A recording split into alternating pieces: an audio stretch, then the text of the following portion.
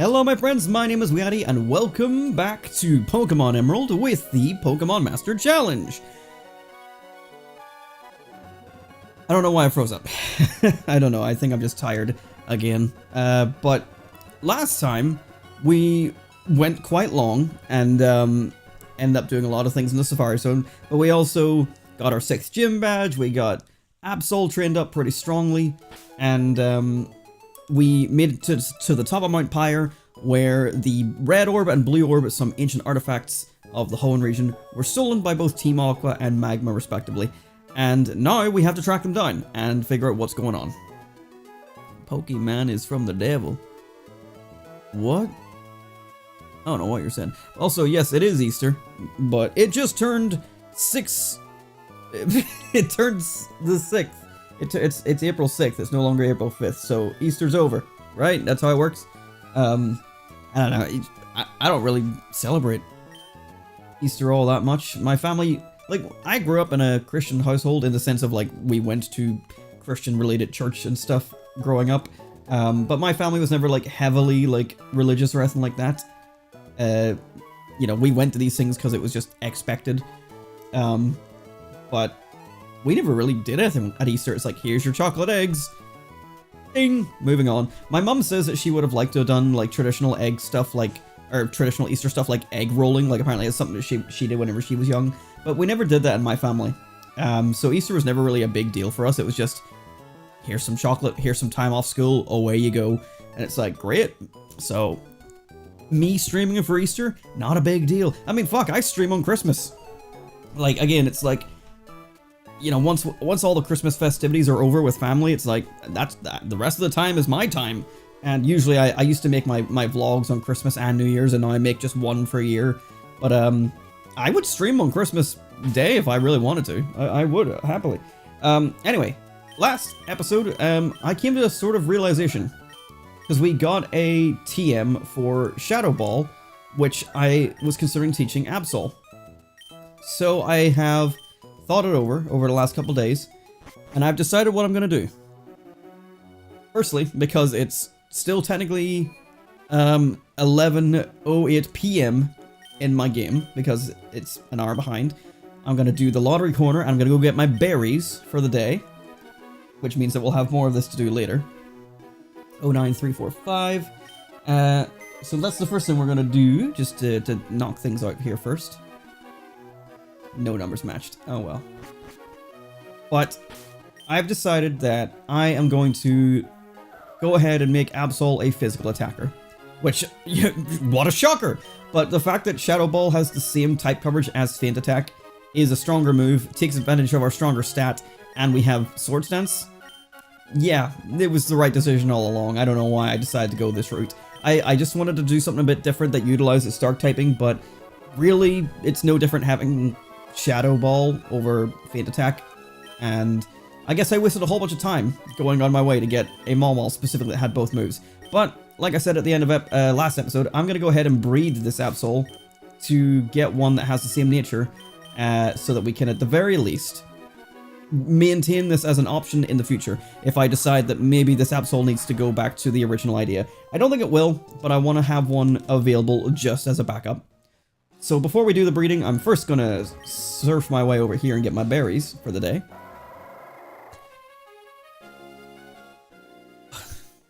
What are you on about?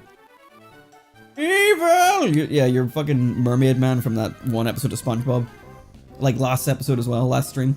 And I'm also going to go ahead and quickly knock out a quick wild Pokemon here with Absol, because with it being level 35...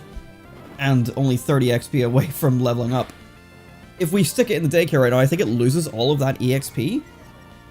I think it does, which might come in handy, because as I briefly mentioned last episode, we're closing into level 50, and we need our Pokemon not to exceed level 50. And I don't know how that's going to happen. We have 2 gyms left. Oh shit, it wants to learn Slash! Oh, fuck, okay, well, that's... okay. The Slash is the normal type move I mentioned. It slashes with claws, etc. Has a high critical hit ratio, which just means that, like, instead of being like a 1 in 16, I think it's like a 1 in 8 maybe? I'm not sure. But, goodbye Quick Attack. Hello Slash. I'm pretty sure that's going to be its, like, best physical normal type move. cool. So that's helpful. And I just did that so that I didn't lose that XP when I stick it into the daycare here. Let's go ahead and talk to the berry master. Get our daily berries. Magost berry. And a grappa berry. I actually should look up and see what the berry list is to see where I get berry number 24 because I have no idea. And I'm gonna need it eventually. Okay,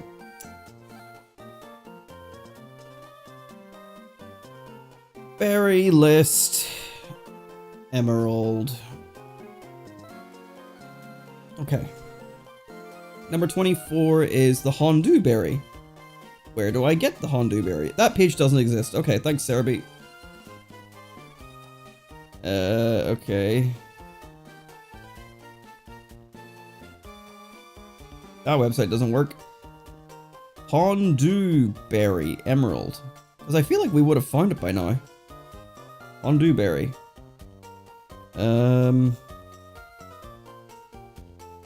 Flavor text. Locations. Route 119. Where's that?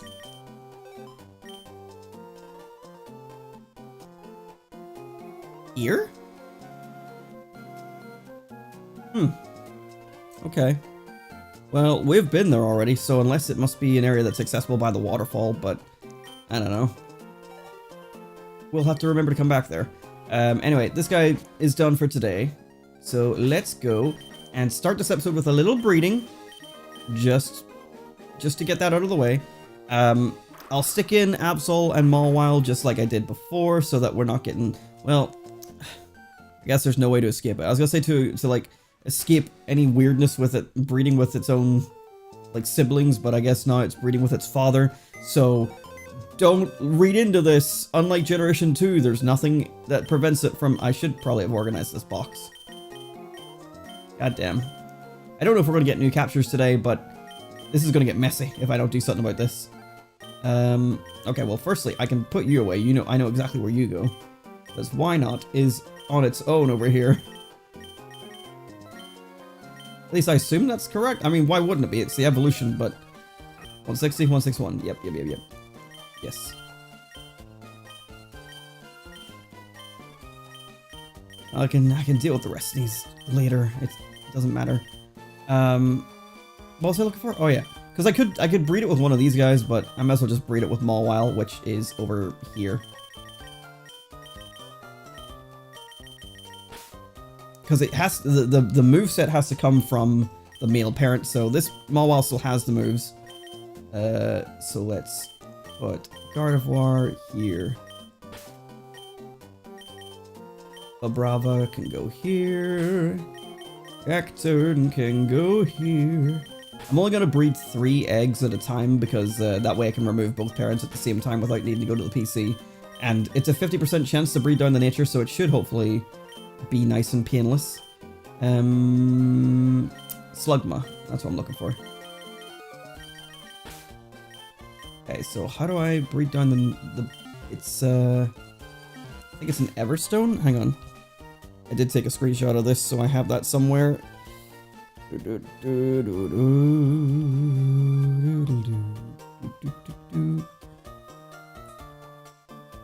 Everstone. Yes, okay. Okay.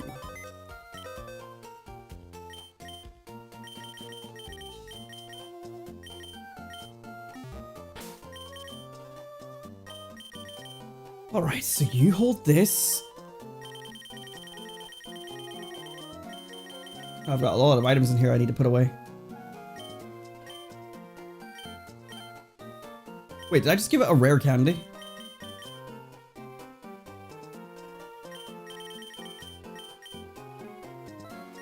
What are you holding? You are holding a rare candy. Did I take the wrong item out? Oh, and the bag, my bag is full. Jesus Christ, what the fuck? Right, here, hold this. Yes. Well, that was coincidental. My bag just happened to fill up at this time. Okay, so rare candy, in you go. Zinc, in you go. Max potion, you can stay where you are. Incense. Repels wild Pokemon, in you go. Black glasses, in you go. Won't need you anymore. calcium, in you go. And you don't really need to be here, but I'll put you away. Or maybe I'll keep that. No. Oh, anyway, Everstone. I swear I withdrew the Everstone. How did it maybe not come out because I had a full inventory and I just did not notice? Whatever. Have the Everstone. And let's put this max potion up near the top here. Here.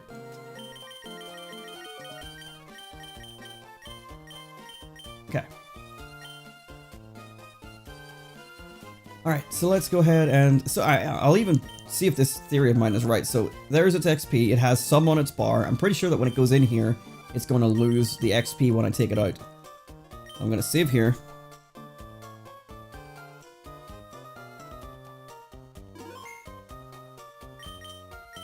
I'm the daycare lady. Hello. You can take my Absol. And my Mawile. I'm breeding 3 eggs just so I have like 3 chances at a time, rather than do a whole bag of 5. I forgot to go switch the bikes, but let's do that real quick. And I think other than, and I don't know for a fact, but I think other than going back to the Safari Zone for that Heracross, we might be done with all the acro bike related stuff in the game. So we could stay with the Mach bike, but I don't know. Right, let's do some breeding. Are you two gonna get along? Okay, they do. Okay.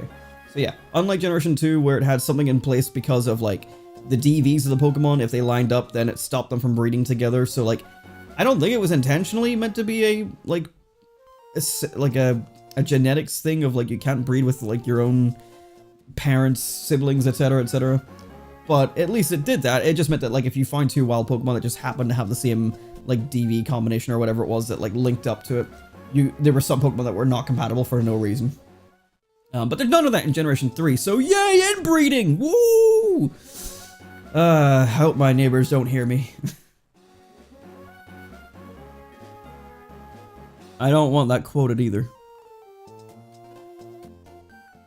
Okay, so let's get this. And this is, as I say, this is just purely because I want a fallback that if I decide not to go with this, I have the right nature, I have the right moveset and all that, I can go back to this. Because I breeded Mawile specifically because of it being the only Pokemon that can learn both Feint Attack and Baton Pass. And I wanted that on my Absol, but changing this plan changes everything.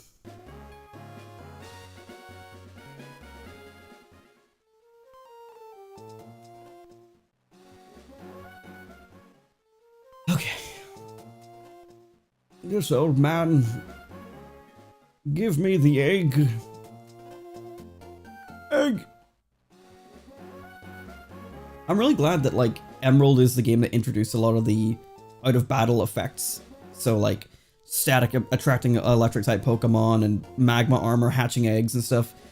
Because like if that wasn't a thing, like, you know, obviously it would be the same experience as playing in Ruby and Sapphire, but like it would just make Generation 3 that little bit more held back. So it's a good thing that we're playing like the 3rd version of every game with Yellow and then Crystal and now Emerald. It just meant that our experience was a little bit better than it could have been.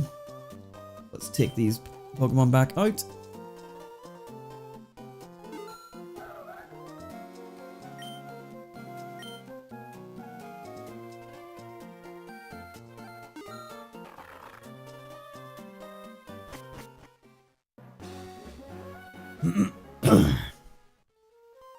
Okay, now we just gotta do some hatching.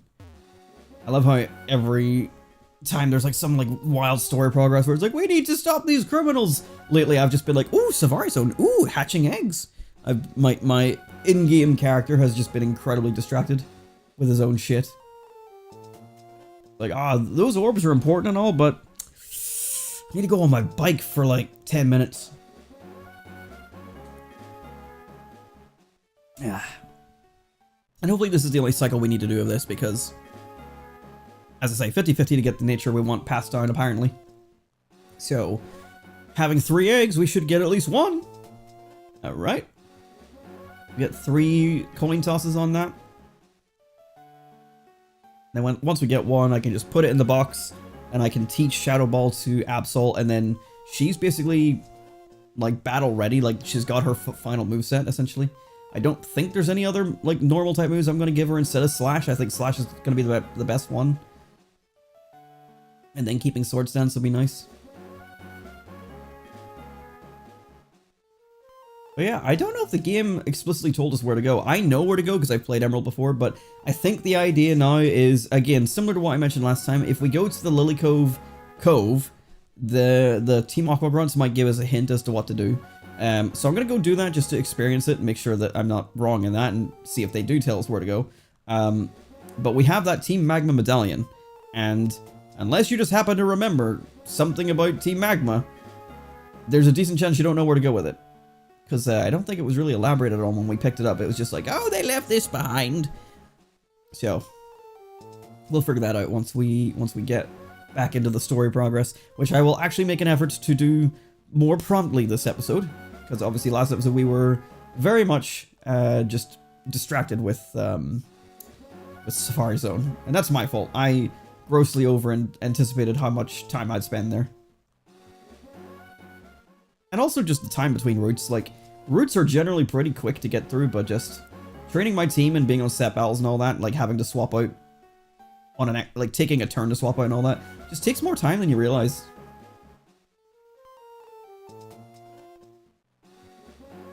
These eggs must be close to hatching.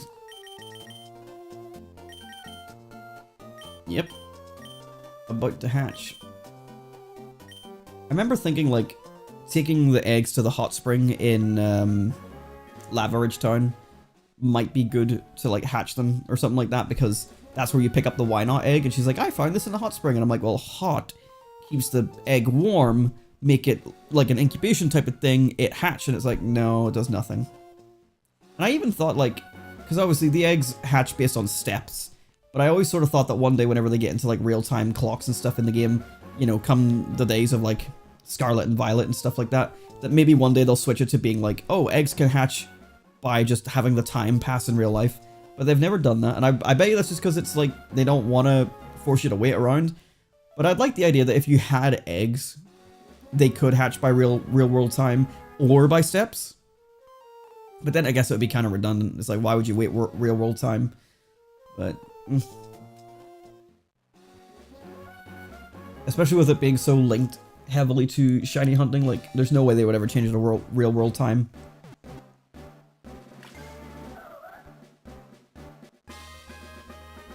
There we go, it's Absol! Then we get it on the first go. Naive, there you go. So this one here has the same nature. Wow, its attack stat is good. I wonder if this one's actually better than the one I have. I'll keep on hatching while I look up what I'm looking up, but Gen 3 IV calculator. Is the one I've been using? No. This one? Yes. That's better.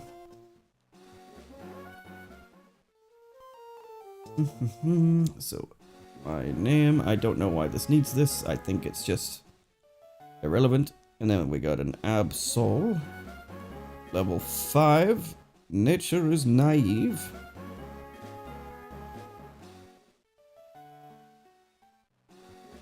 There you are. Okay, I'm ready to calculate these once we're done here. I'm just curious if any of them ended up like way better than my one. And if they are, how? Because it was bred from the parent, which is not that good.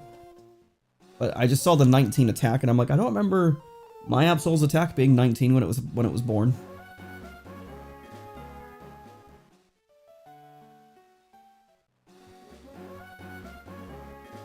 And this doesn't mean I plan on replacing my Absol, unless I go back and specifically go for, like, this is going to be the special attacking Absol that I planned, but we're gonna try the physical attacking one with Shadow Ball.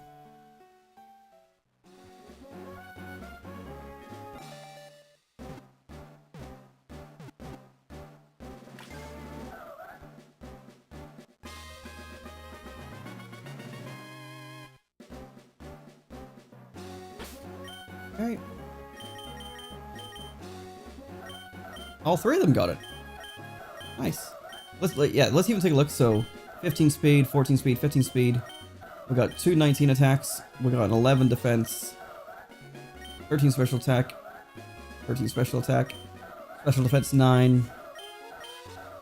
So this one has the best stats overall, apart from HP. So let's take a look and see what it might have. So HP is 21, attack is 19, defense is 12, special attack is 13, special defense is 9, and speed is 15. It has a... Oh wow, this one is way better than mine.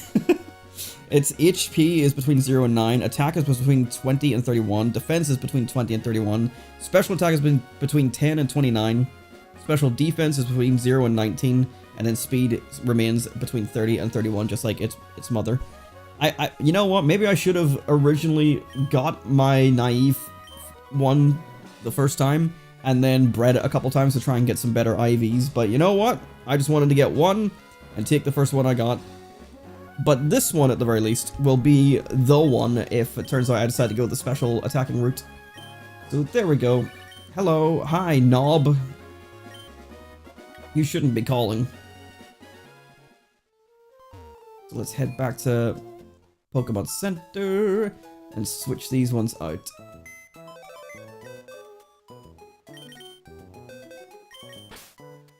So Slugma, you can go back here.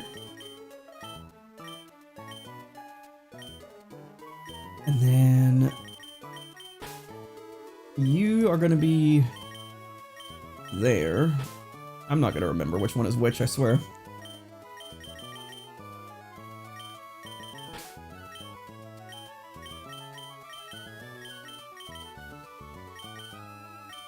Yeah, what am I doing? No. Yeah, these guys do have Pokeburst, don't they? Yeah, they do.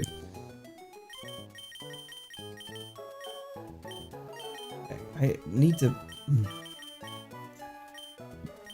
You stay there. And then, Mawile, you come back into here. And then we will place our party.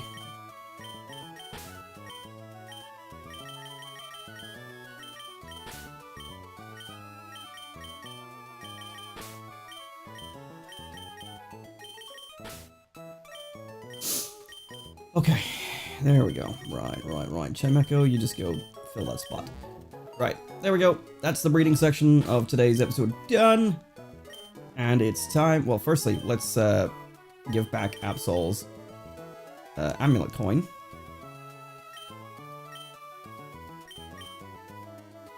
But let's go ahead... Damn it, I pressed done. Let's go ahead and teach her Shadow Ball. This might be the first... Oh, I don't think I've tried out what hidden power is on her yet. Oh, let's deposit this Everstone. Okay, I'm gonna we'll do a quick hidden power test and see first. So let's see, what is the best way to do that? Actually, let me get the Acro Bike back as well, because I used to love the Map Bike specifically for the extra speed, but damn, I don't like how fidgety it can be. Like, you start off very slow. I seem to have converted in my old age. Right, so let's see. To immediately test it out, I'm gonna go back to Old Ale Town. Because when I was originally testing it out, I basically just had to fight Poochyena and Zigzagoon, and I would get my answer. So first let's save, so that we don't accidentally save hidden power on our Pokemon. So let's drop hidden power. There you are.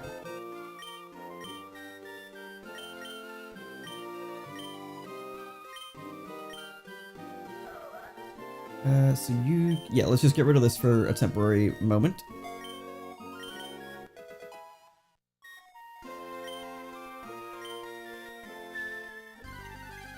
And we'll just fight some wild Pokemon and test it out. So there's a Poochyena. Ah! That was a big crack. And we use hidden power. And if it's super effective, then it's fighting or bug. It's neutral, okay. So let's go, where are we? Poochyena. Poochyena, neutral means it can be a lot of things. Basically, it's not psychic, ghost, dark, or fighting, or bug.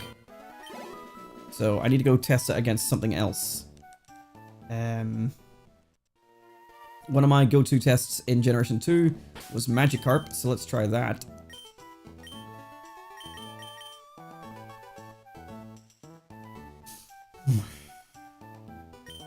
Why?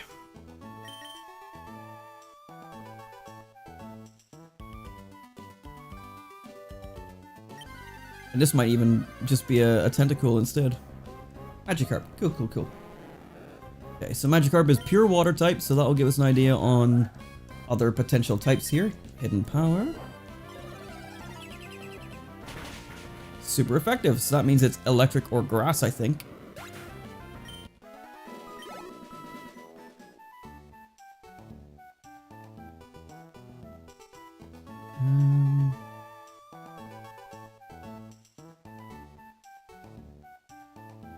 So electric or grass. Yes, it's electric or grass. So I need to figure out which one of the two it is. And my next best assumption is let's take it to the electric types and test it with them. If the electric type has neutral damage, then it's a grass type. And if it takes not very effective damage, then it's grass. Our first, like, non-bug, non-fighting, which means it's a special typing, it's a special typing instead of a physical typing, which, again, for my Absol that is now a physical attacker, is not great.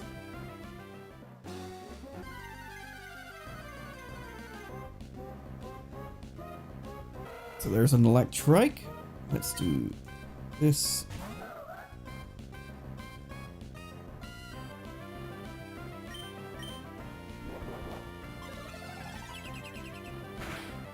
Okay. So that confirms it. It's a hidden power of grass. Alright, then let's soft reset and just undo the additional little bits of XP that it gained. Also, speaking of XP, I forgot to check the EXP bar, but no, it actually went up. So unlike Generation 2, because I feel like in Generation 2, when I put Pokemon into the daycare, it actually lost the EXP it had gained prior to like a level up. So it actually gains EXP one at a time, one step at a time, and maintains it, which is interesting. It means it gained a little bit of EXP being in there, but that's fine. But let's go ahead and teach it Shadow Ball now. Ghost weirdly still being a physical type, attacking move. So goodbye Faint Attack. Hello Shadow Ball.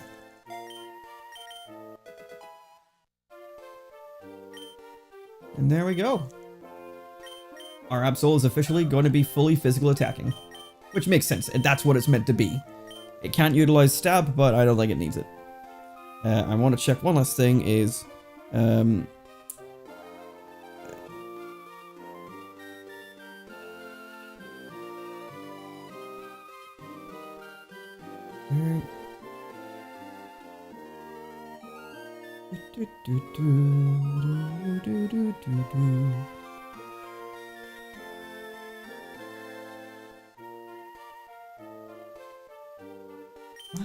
think we just got that.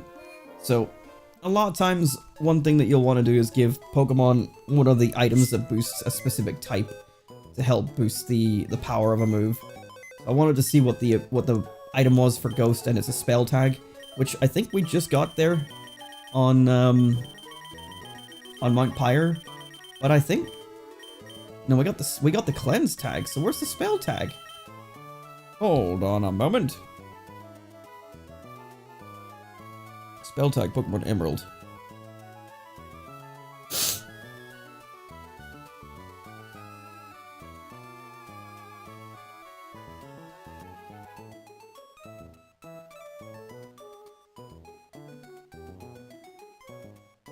Okay, that's not helpful.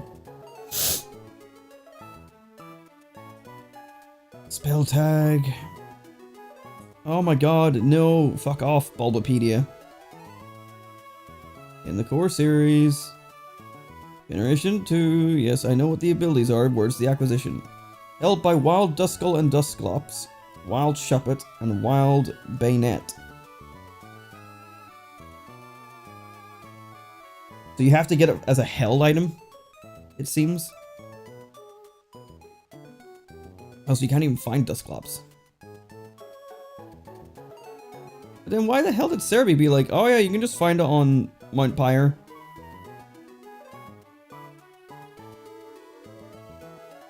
Maybe the remix changed it? You can get a cleanse tag, not a spell tag.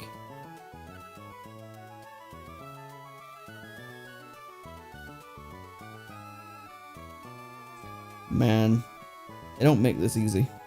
Right, okay, well, anyway. That's not helpful at the moment. I'll maybe have to go do that some other time. Have I deposited what I need to deposit? I have, okay. That's fine. I mean, for right now, we're using the amulet coin anyway, so it doesn't really matter. But let's crack on with story, as we were supposed to have been doing. So let's fly our way back over to Lily Cove.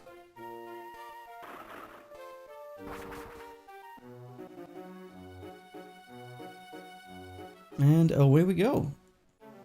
You don't see anything different, do you? No, just stay out of the cave.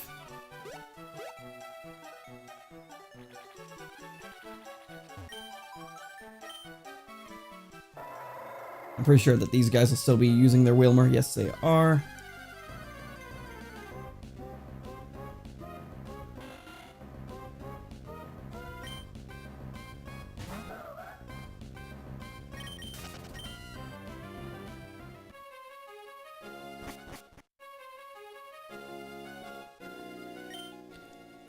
What? Are you a Team Magma grunt? I hear that Team Magma is trying to awaken an awesome Pokemon at their hideout.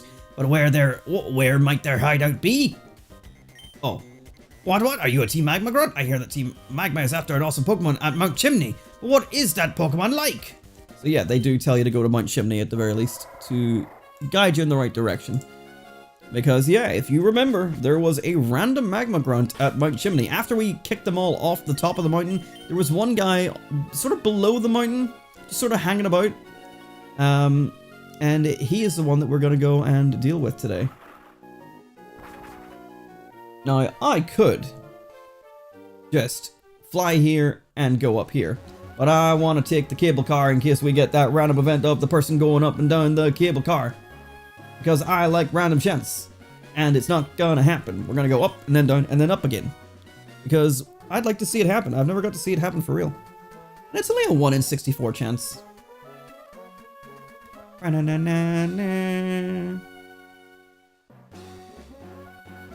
Nothing.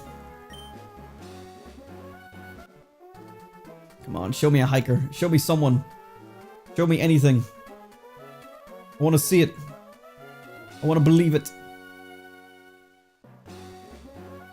This woman's just like, geez, this kid has nothing better to do but to ride the cable car. Look, business seems to be slow for you anyway, so let me just do my thing. I gotta do it one more time. Like, down and up, because I have a fixation, perhaps a hyperfixation, on finding rare occurrences, even though you can brute force it by just doing it over and over and over again until it actually happens. Let me see the rare thing.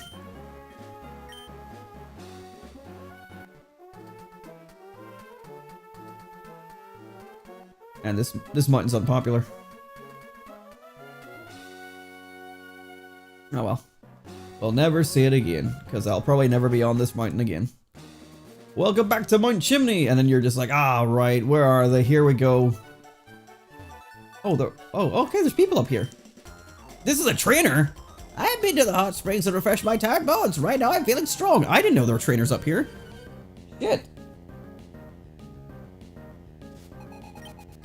Expert Shelby with a Metatite, level 21. Ugh, and I've just remembered that we can now do the trick room again, the trick house. Right, so we got Slash and we got Shadow Ball. How does this work on a Meditite? It's fighting and psychic, so it does work, okay. And it's super effective. Ooh. I think Absol's gonna absolutely fuck things up now that she's got this this Shadow Ball on her. Because now she can deal damage to the Pokemon that she's supposed to deal damage to. But stronger. Excuse me. Big slashies.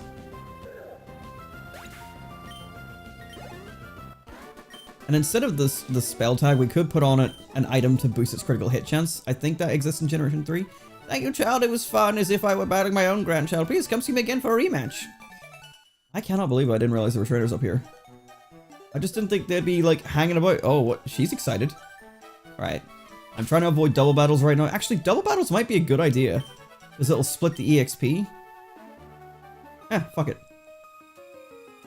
I've got the fire in me, baby. I can't stand it. I have to battle. This is one fine mountain. Plenty of hot people around for company. Sir, that is inappropriate.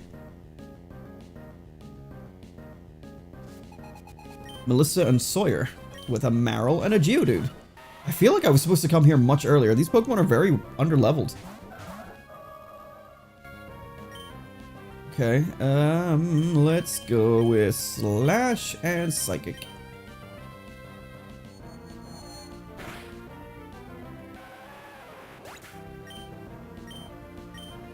At least they're not high level, because I don't mind battling the trainers if they're low level and the XP gain isn't high, because then we don't have fear of over leveling. That was a scorching hot match. Oh, you're a real firebrand too. I like fireballs like you. Let me register you in my Pokénav.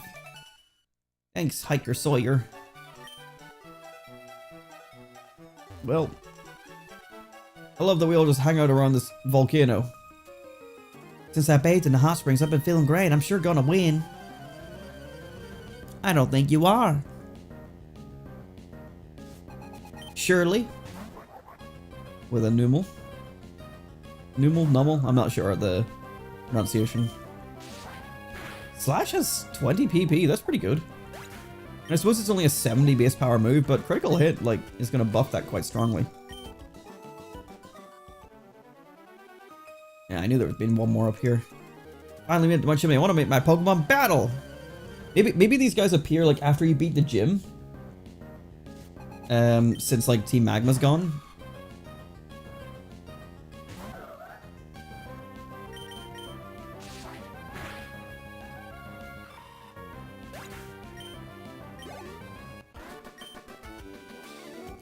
It's like Mount Chimney erupted, I think she said. I don't know, I didn't read. Until I composed a B section to the Hyrule field theme. I assume you were working on music, considering that you mentioned that you'd accidentally made the Sonic 3 level select or something. Okay, so we'll fought trainers here already. Oh! This boulder is shaking in response to the Magma emblem. Ooh. I always thought this was one of the coolest things. Being made to come back to Mount Chimney and discover this secret passage here for Team Magma in Emerald specifically, because this does not happen in Ruby or Sapphire. Welcome to the Magma Hideout. This song, I'm gonna go back out, but I've been listening to the Pokemon soundtracks, like, you know, just for fun during this playthrough. So like during Crystal I was listening to Generation 2 and during Emerald I've been listening to Generation 3. But the very first couple of notes of this song, like it sounds like a bit of like a guitar. It reminds me of the music in the final area of Super Mario World, like where Bowser's castle is. You're not in a level, but just in the overworld. Listen.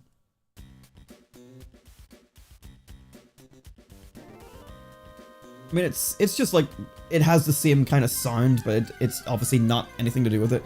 But I always kind of like listen to that when I was at work and just being like, oh shit, Mario World sounding. I feel more unique to this game. Oh yeah, part of the chord progression I wrote is the Sonic 3 select theme. Was that on purpose or just by accident?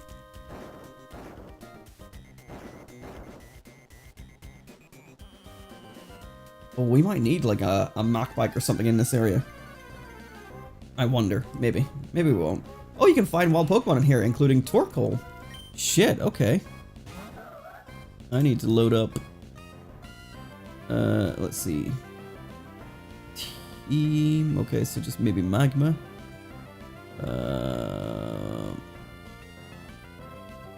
Where is it?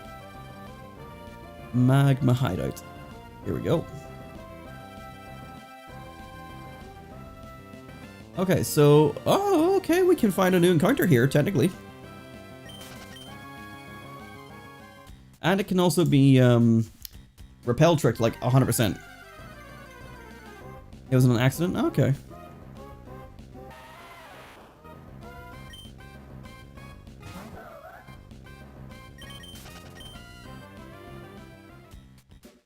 Sound font for Ruby Sapphire mode.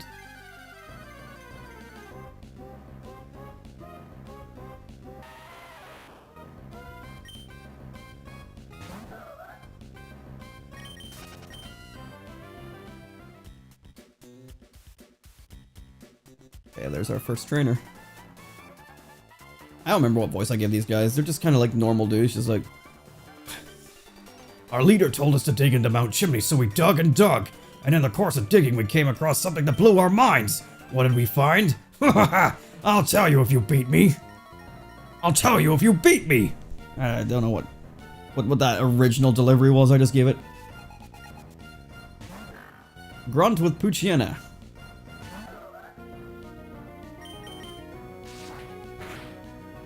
Okay, so we're gonna start gaining levels here because we're gonna be forced into a lot of fights.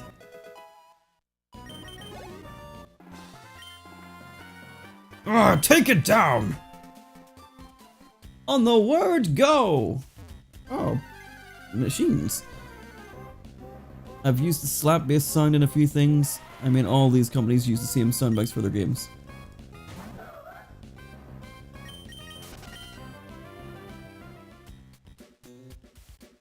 Oh, what's this?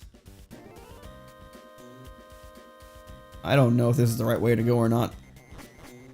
But there's also a way up. Oh, this is a hop down. Okay, so we probably come here afterwards. Torkoal! Absol! And like, Absol's absolutely just reached the level of our other team within one whole episode. Yeah, I can't get up there yet. So, I just want to check. Do I come in from like an entrance up here? Yeah, I do. Okay. This game, I'm up to 3, use the same soundtrack. Oh, okay. Or sound bank. Today I learned.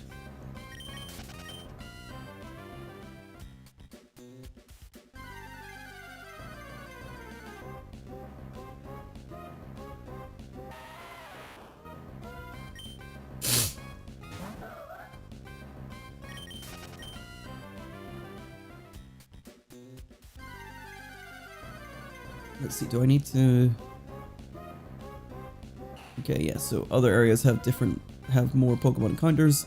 They don't seem to have any different encounters so far. Nope.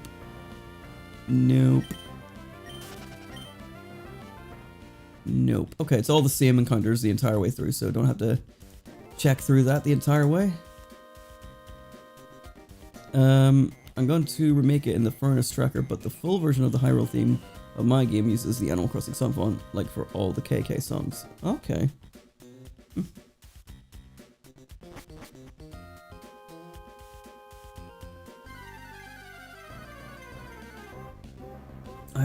Oh, there we go. There's the new encounter for this route, or for this area, is Graveler. I imagine this thing can self-destruct. So let's hopefully get some good damage done. I imagine Shadow Ball's gonna kill it.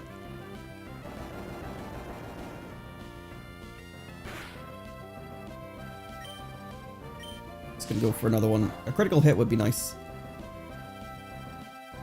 Roll out. Okay, so it's stuck doing this for a minute. 61 down to 46. I think I can survive one more and then I'll swap it out. Well, there's the critical hit. I could toss a ball, but I think Absol is in danger. Oh, never mind. Okay, still in danger, but let's toss a... Oh, that's right. I used a bunch of these. Let's toss a ball.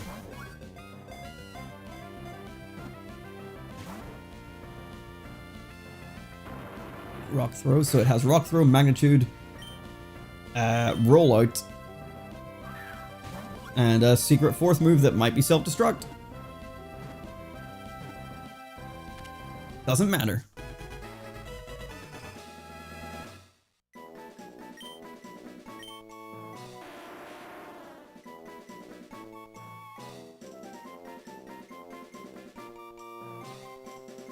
Nice.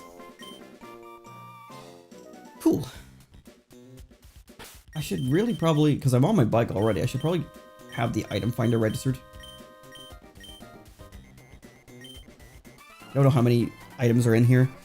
Hold it right there. You don't really expect me to keep my trap shut and let you waltz by me.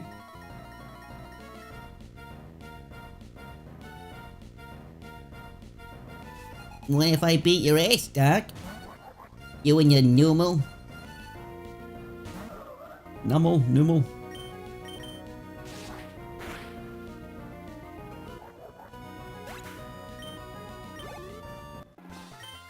One Pokemon. Oh, wow, I concede. One Pokemon, and you were like, ah, you don't expect me to be quiet, do you? My guy, you barely protected anyone. Linoon is not picking up any items anymore. She is... I think she's done. I think she's sort of had her time. Let's see. Where is the Soda Pup? Big gulpies. Get that used up, I think, while we're in here. Nope, nothing over here. What? Who is that? That's Kyle's mum from South Park. Only Team Magma members are supposed to... I really tried to do, like, my shittiest impression. Well, not shittiest, but, like... in a shitty way, I tried to do an impression of Kyle's mother, and I just can't. Only Team Magma members are supposed to be in here, but you're not dressed in Team Magma's uniform. You rouse my suspicion. Battle with me.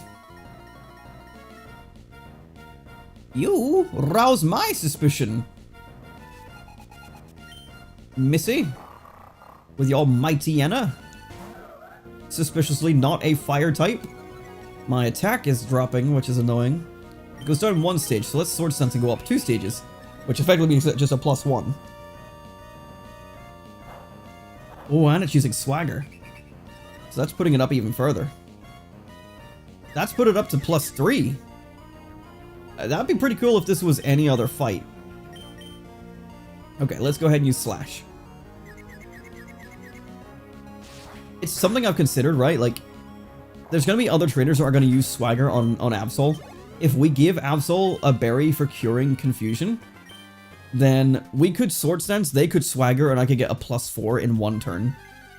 That'd be sick.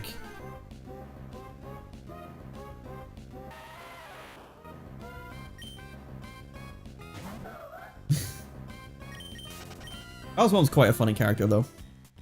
I liked the recent episodes where she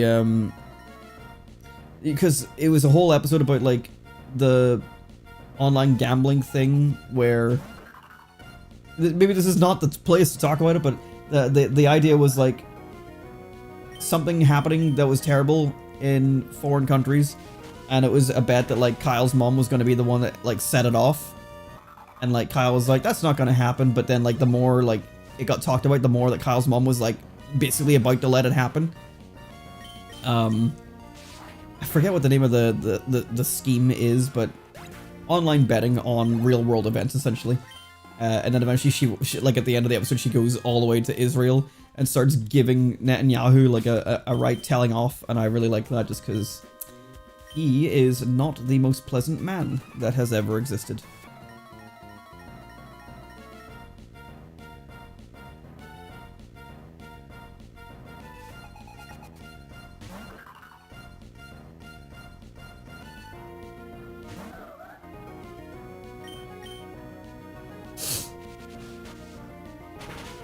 I can't remember what the hell the name of it is. It's like, I feel like, yeah, that's the one. The second one, Polymarket, that's the one. It's like something like predictive marketing or something like that, they call it. I don't know, it's a bunch of exploitative and probably very illegal and rigged shit, but I don't look into any of that stuff. I just know it exists and that the world is pretty fucked.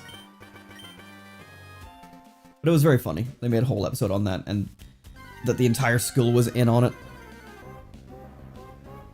Oh, another Graveler.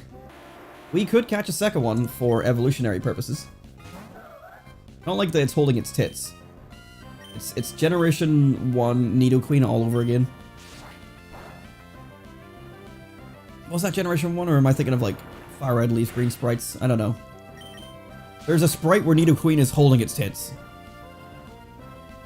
I knew it had self-destruct.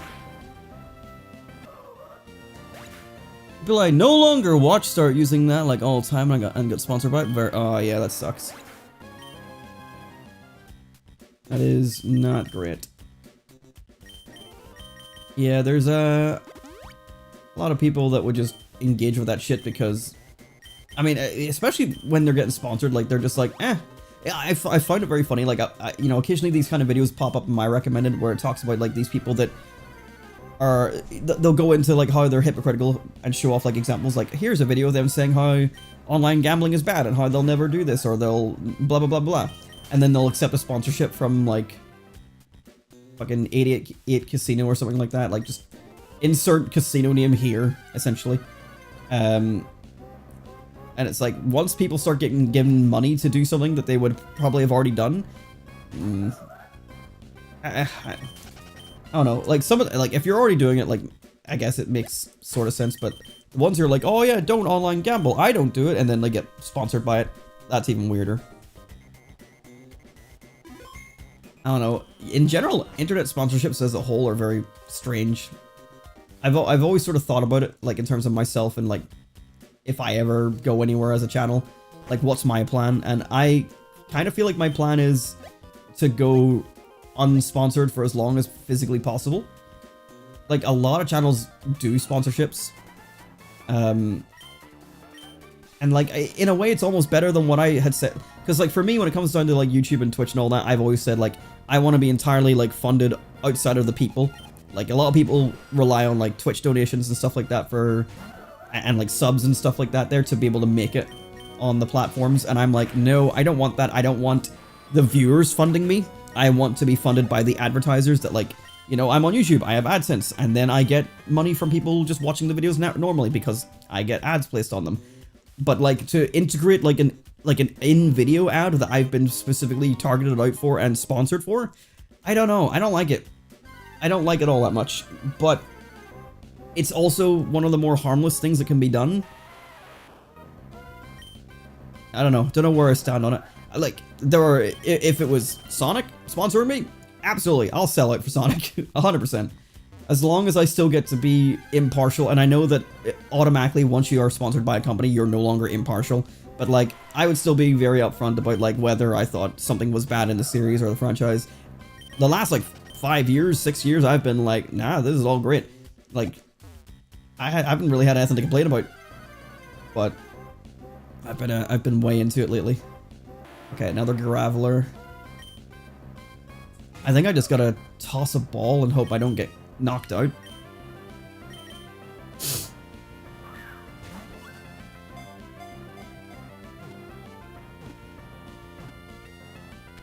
I can't believe that worked.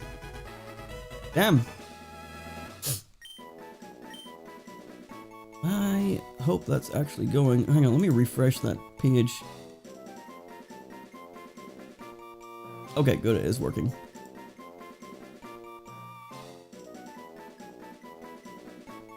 Oh god. Twitch, fix your stupid fucking website.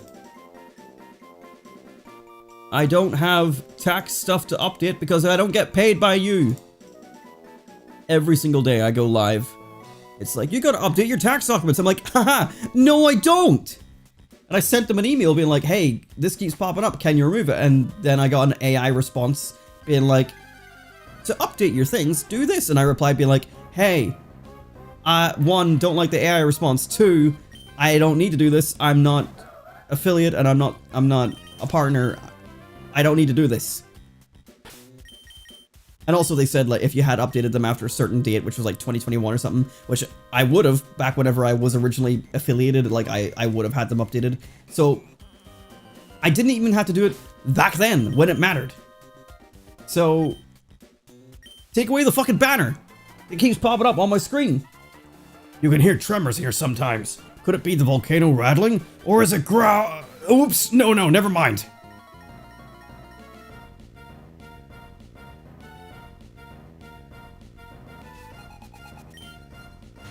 Zubat.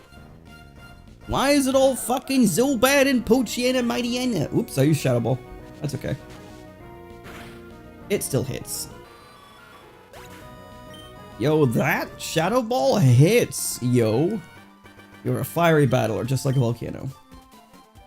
The general landscape of, like, online content at the minute, I know this is a weird tangent to go on, but, like, just in the realm of talking about the likes of, like, you know, sponsored content and all that, it's just so fucked at the minute. Like, I don't follow a lot of the douchey people online that, like, go and do the horrible shit I'm about to talk about. But, like, occasionally I'll get pop-ups on my YouTube recommendation of people talking about things that happen. So, like, you'll have a streamer that is currently going through a court case for whatever, and it just goes over the drama for, like, an hour, and I'm like, I don't know who either is I've maybe heard of a person, but I don't, like, follow their content or anything like that. And I'm like, okay, let's see what this is about. Or, like, again, I'll have heard about an online person. Excuse me. And it's like, oh, this person did something stupid. I'm like, well, let's see what they did today. It's like, I don't care about these people, but I'm curious to see what's happening. And then I listen to it and I go, oh, okay. So, like, these are the people that are getting followed in droves by people online and are becoming millionaires. Like, people that are going out there and crashing their cars on stream or running people over, running into the back of other people's cars, doing dangerous stuff, openly taking drugs, doing online gambling, like, and yet this is encouraged. This is just the way that the internet is now. You have to do these things, otherwise you're never gonna make it. And it's like, why is this the way that the internet is now? Whatever happened to just, like, having fun and doing stuff that was, like, just kind of like a niche little hobby? That's why I'm kind of, like, still doing, like, the whole Let's Play thing. It's like, oh, I didn't want... No! Shit! Okay, that wasn't intended at all. Did I make a mistake or something there? I don't know. Well, anyway. Like, Let's Plays are nice and harmless. And I mean, like, that's the thing. At the end of the day, you can still have drama with Let's Plays. Not the Let's Plays themselves, but, like, gaming creators are definitely still, like, heavy in drama. Like, the amount of... Like, I came across a channel the other day where it was a guy being like, I'm here to air my side of the story. And it was some Minecraft YouTuber who was like, oh, I've done this, and I've done that, and I've cheated on my girlfriend before. Yeah, I've done that. But I'm getting ahead of all this before they come out and try to tell me what... Tell you why I'm an asshole. Because they're more of an asshole. And I'm like...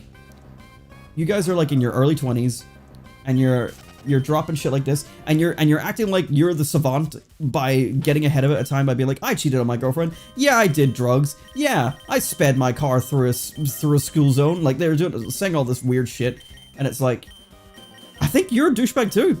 I don't think either of you should have a platform. And then the comments are like, oh, bravo for admitting your faults first. It's like, we shouldn't be applauding these people. They shouldn't have platforms. The second that we find out people are douchebags, usually we just stop engaging with their stuff. Whether that's stopping to buy their music or stop watching their films. That's usually what happens. Why is that not what's happening when it comes to YouTubers?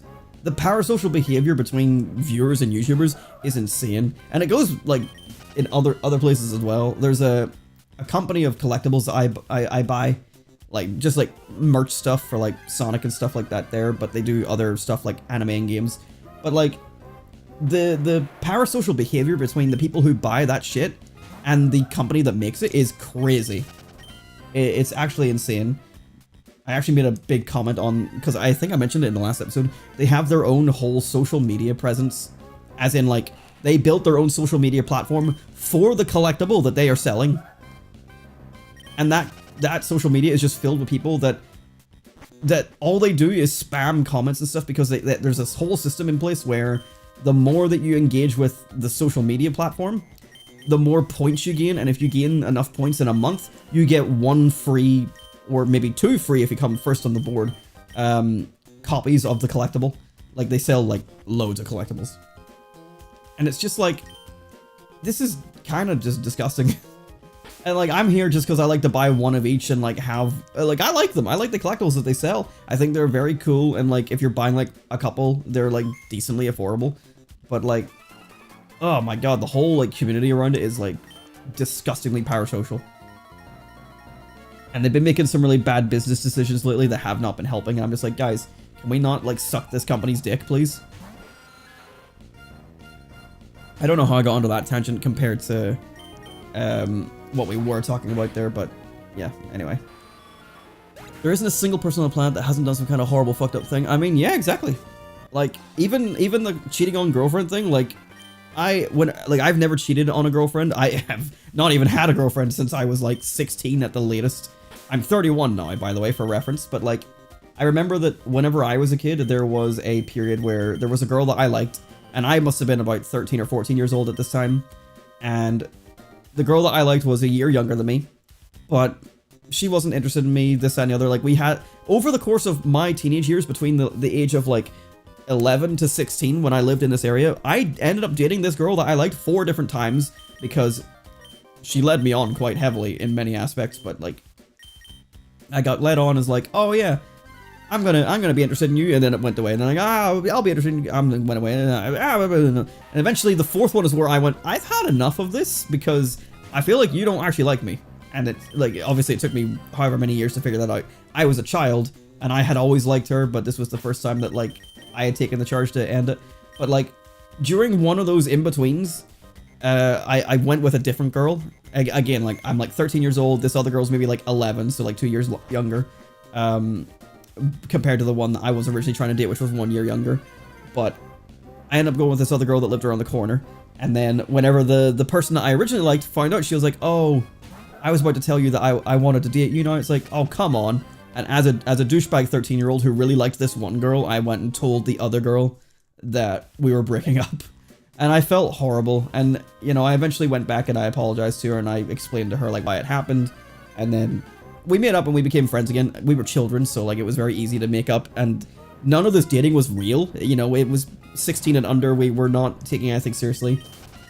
You know, when I say it wasn't real, the best I got was a peck on the lips, that sort of thing. Like, I've never had a real girlfriend. What a shocker.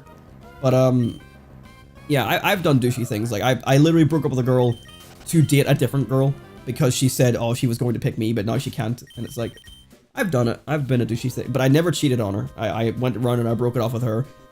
Like, verbally, I was like, we're not dating anymore. But again, I was 13, she was 11. Like, we were never really dating anyway. And none of my girlfriends ever lasted more than a month. I think me and her lasted a few days. And even like the girl I went with afterwards that I was on and off with over the course of 4 years, that one only lasted probably a couple weeks as well. My childhood was fucking weird. But yeah, I mean, I've done other douchey things as well. Like, again, as a kid, I remember me and some other friends, we were like throwing stones at someone's window. But I don't know why, we just wanted to see if we could hit the window just for fun. And not realizing where the stones were going after they missed the window, they were going down into a driveway, hitting this guy's car. And at one point he yells up, he goes, hey, you fucking wankers, I'm gonna come up there. And then he drove around, but at this point, we were just sort of walking around with like our hands in our pockets pretending that we had nothing to do with it. You know, I was a douchebag kid. We've all been douchebag kids. Being a douchebag adult is something entirely different. If you're an adult and cheating on people, or throwing stones at people's windows, you know, that's more of a kid thing anyway, but like cheating on people or, you know, driving recklessly and doing stuff like that there, you're a prick and you need to reevaluate your life, quite frankly. But yeah, we've all done douchey things. I thankfully grew up a little bit and wised up because I felt horrible. That's the only time I've ever done something like that to a person. But she forgave me. Like, she was with me on my 16th birthday. The person that I stopped dating. It was just me, her, and another friend of mine, just the three of us. So like, you know, it all comes around. Things get fixed. It's just turned into people now having the power to air out insanely personal, private, dirty, alone, and no one should ever know, nor would they ever know if we're, you know, to ruin the lives of whoever's scoring them. Yeah, and I mean, like, I understand that to a degree. People have a fucking hate boner for vengeance. And like, I know I personally am a big fan of like justice. Like if someone has fucked someone over, I want the person who's been fucked over to know, and I want the person who's done the fucking over to be held accountable. I very much, I mean, yeah, you're not wrong. It basically is. I very much do not like people getting away with shitty behavior, no matter who it is. But the world doesn't want justice a lot of the times. So it is what it is. Is that where yeah, that is where that was just for one item. A PP max, by the way, is what we picked up there. So that works like a PP up, but it does the entirety of, essentially it's 3 PP ups in one, because each move can only be PP'd up 3 times. A PP max does the entire thing at one go, so that's pretty sick, actually, to find as an item. I did not realize that existed here. I've not found a single floor item, so I'm assuming they don't exist. We joined so we can help our leader achieve his fantastic vision. I don't care. I know this is a female sprite, and obviously I've been doing the same thing with Team Aqua. All the females have the same voice, and same with Team Magma here. But I always thought that this girl had a beard because of the way her hair is like coming down past her head. I don't care if you're with Team Aqua or if you're just some kid passing by. No one interferes with us and gets away with it. And yet we treat those people as victims despite the fact that they are the perpetrators of a different slight against someone. Yeah, I mean, in general, everyone's a wanker. Everyone's a wanker. You just gotta try and be a good person. And everyone's gonna, like, everyone is hated by somebody. Like, you might be the nicest person, but someone's gonna hate you for it. They're gonna hate you because you're nice.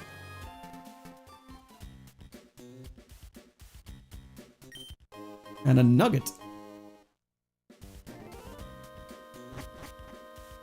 Where are we now? I was just thinking there because I got sort of wrapped up in the conversation. I was like, oh yeah, I need to find a way to get to that top area in the first room, but we already got there, so I'm good. I just need to keep progressing. I don't think I've missed any secrets yet so far. Hello. I want to see Groudon too, but they won't let me even see its tail. It's got me feeling really frustrated. Oh no, I blabbed about Groudon! Groudon, you say? What is Groudon? Hello, Dizzy. Oh no, Dizzy's in her please pet me phase. It was like that earlier. We were just sitting here watching some YouTube and she started like turning at me, and anytime I took my hand away, she was like, no, I'm not done. She's so needy. I've ever watched has either been cancelled or survived a cancellation attempt. Yeah. I think even Markiplier at some point has like had like a thing like been like, oh, people said this about him, but then like with Mark it's always been brought back as like, no, this was bullshit, or it's been misinterpreted, or it's been something that like the community, like with Poppy's playtime for example, people just blew something out of proportion. He goes on stream and goes, I don't care, I just don't like the game, it's not that big a deal. It's like, it isn't a big a deal. Yeah, I think I've been rather fortunate. A lot of the channels I watched thankfully haven't been weird douchebags. You know, Chugga Conroy was probably the only one where it's like this one was brought up and it's like, oh, this might be a thing, but he was able to like come back from that and sort of prove his innocence on it. And like, yes, we all still now know about his weird shoe thing, but you can kind of just brush that aside and be like, people have their things. It's a bit weird as long as he doesn't like make it weird in his videos and all that and force it on other people. The whole Chugga thing was so sad because like he took it really badly and like understandably so, but I don't think it was fair the way he was sort of treated. But I'm glad that he was able to clear himself and get help and whatnot as well. I think other than that, the only one I've watched that I actively watch that has like controversies would be like PewDiePie, but that's pretty obvious, and obviously that's all quelled now that he's had a child and lives in Japan. People have kind of like backed off on him finally, which is good because I think he did a good job at like rectifying his mistake. And I think even he would admit, like, yes, I should be held accountable for the stupid thing I said, and if people don't want to watch me for it, that is fine. But all he can do is try to continue to make things better, which I think he's been doing. I think he's been doing a good job of it. Maybe Game Grumps. Game Grumps have had a lot of controversies, like, back whenever John left the show, for example, and other things with like I even had a point there where, did I say porn? A point there where I was upset. Oh, Maxie went to Groudon just seconds ago. It's going to awaken real soon. I had a point there where like Grumps were doing some really questionable things, and I was like, what are you fucking doing? And I remember there was one thing that was circling around for a little bit there that was, I think it was proven false pretty quickly, where it was apparently that Dan from Grumps was doing inappropriate things with, you know, fans at live shows and stuff, but there was never any like evidence to go with it, and like they never even addressed it. I think maybe Dan did like mention it once, maybe somewhere, maybe in like a YouTube post, maybe in a video somewhere, but like it was all bullshit.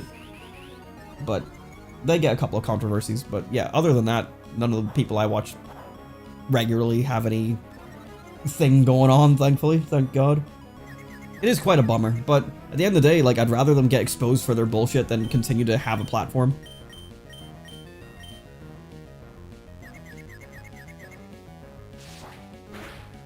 What's going on? Level 39. Except you, I guess. Every large YouTuber. I am small. I mean, yeah, I don't believe I've done anything that warrants a random cancelling, but I'm sure someone will find one day. Once I, if I ever get big enough. Like, because that's the thing, right, is some of them get brought up because people just want to see you fail. So, like, even if there's nothing that has been done, people will just twist it and make it into something that you have done. The thing that bothers me, right, because, like, a lot of times what ends up coming out is, like, X YouTuber was weirdly, like, whoa, holy shit, was weirdly harassing, like, this girl, you know, that's usually that. X YouTuber was being weirdly harassing towards this girl, and it's like, or was talking to, like, underage, etc. And I'm just like, how the hell do you even get in that position? And not because I want to, but like, if I was to ever get in that position where like an underage fan is talking to me, or like a girl is talking to me, and like, how do you get to the mindset where you go, I know what's appropriate, talking to them like this, and like, you know, either talking in a harassing way to someone like of equal age, or talking in an inappropriate way to someone of a younger age. Like, how do you go in your brain like, this is going to be okay, no one will find out about this? I can't fathom people doing that and just being like, yes, I'm okay to do this. It baffles me. It baffles me that it happens so often. And I mean, obviously we hear about it more online because of just the nature of the internet, but I'm just blown away by it. I can't believe that that's a thing that people just go, this is okay. But isn't it a thing? It's for a lot of people, it's a power thing, isn't it? Like, they're like, they like the power they have over people to feel important for themselves. That's why a lot of them do it. I don't get it. I don't get it. Chugga Sing was literally like the most fucking obviously manipulative one. I wasn't going to bring up Chugga, but that was literally the one I was talking about when I say dirty laundry, I guess specifically. I'm gonna tie myself over that one. I cannot seem to ban myself. Oh well, it gets stuck with me. Yes, Brisk, I am always stuck with you, but that is okay. No, I mean, like, the Chugga thing, like, at the end of the day, like, if he was being strange and all that, but I think, like, if you read the things, like, it's kind of, like, obvious that, like, things got weird and could be interpreted as uncomfortable, but I think once it all came out, like, exactly the context behind everything, it cleared a lot of things up. Yeah, I don't know. I can't remember most of it. All I know is he was accused of a lot of things, and eventually, it all got sorted out, which is good. Because, yeah, he's one of the ones that, like, not to say that he doesn't deserve it. Like, if someone has done something, they absolutely always deserve it. But it was just kind of like, damn, Chugga, of all people, really? So, I'm glad that that's not the case, but it can be anyone. Hi, Dizzy. Alright, I'm gonna drop a save again here. I feel like I'm missing... Oh, that's what I was gonna do. I was gonna change my select item back to my bike, because eventually I'm going to be getting out of here, but also there was no floor items in here. Okay. Before I battle Maxie, I'm gonna go and let Daisy out because she just hopped off the sofa and I think she wants out. So, BRB. I still don't know what that symbol means, Brisk. BRB. Oh. Oh.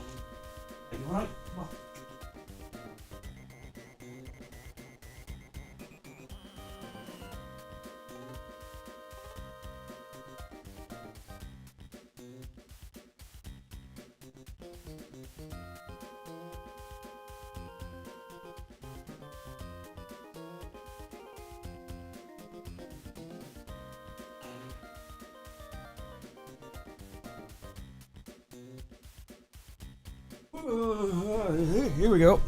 I thought we got mad at people didn't stop. Huh? Oh, hang on. How did I miss? Chugga was being weird, but I'm pretty sure it was literally like, does weird thing, gets asked to stop, does. Oh, yes, yes. Yeah, that, I think, yeah, that was a lot of the thing, isn't it?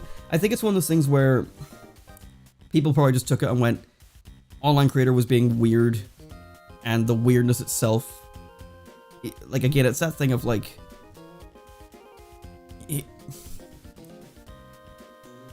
person that you don't know does weird thing, has done weird thing, here it is. And it obviously exposed, like, a thing of his that was more of a personal life thing. And he had to, like, come out and sort of explain, like, oh, yeah, I'm autistic, and I didn't realize that XYZ thing was being interpreted in this way. And I think that's not fair for him to have to have done. Because, like, I don't know if before that point he had mentioned being autistic. I'm pretty sure that's what happened. I can't remember. This Chugga thing was such a long time ago.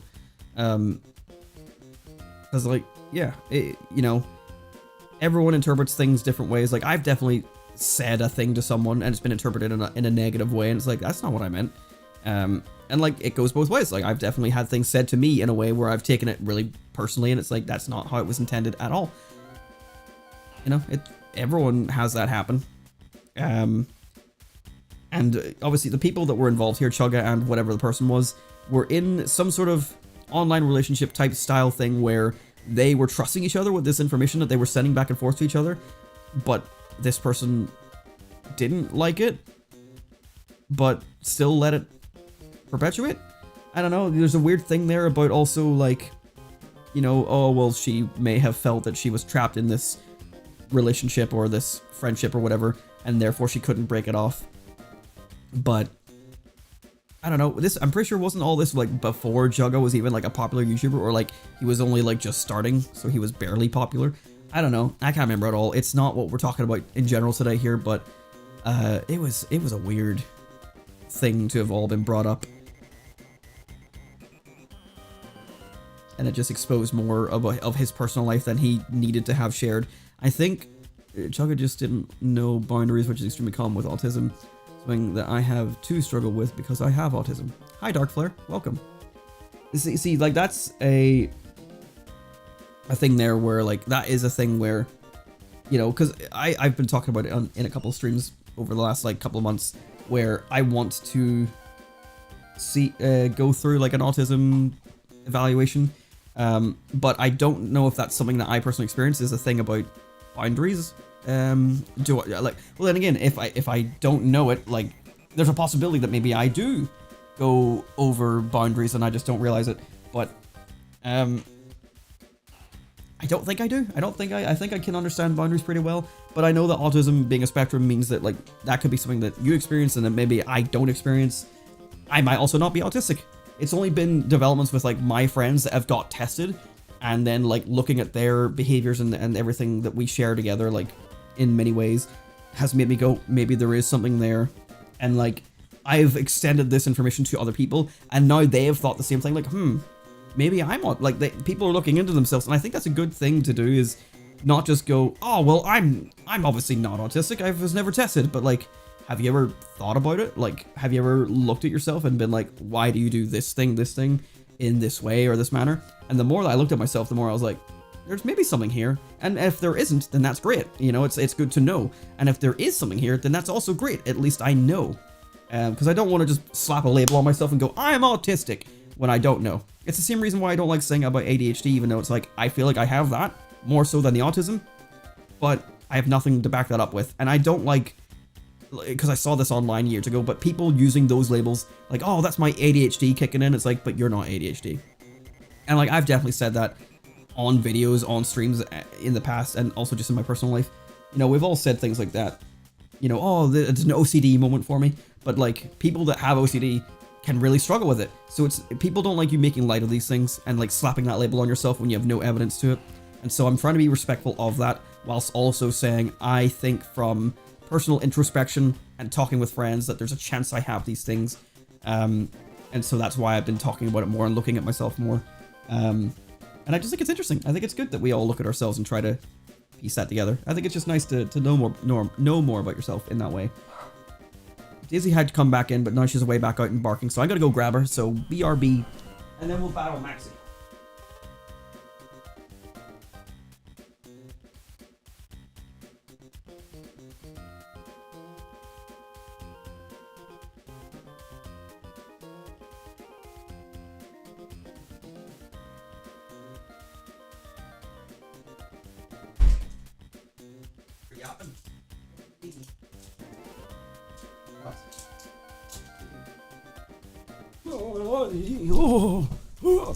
Here I come.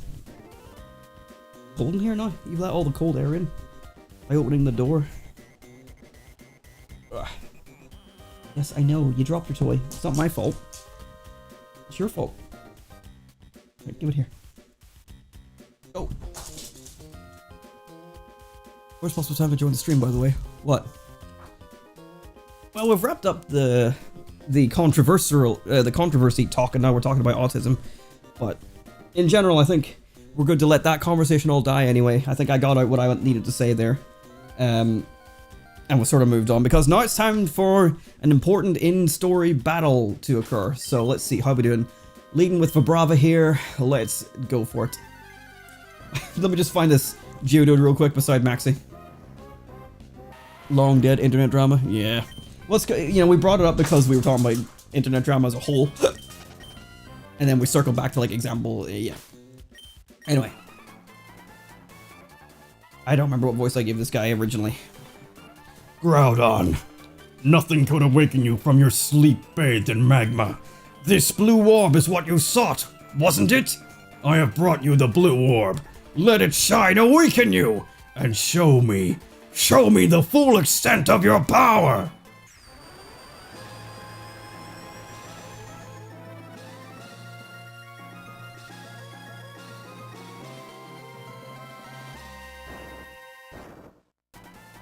And it flew away!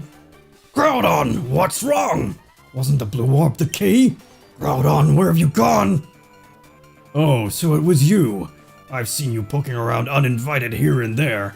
I get it now. You must have pulled a cheap stunt.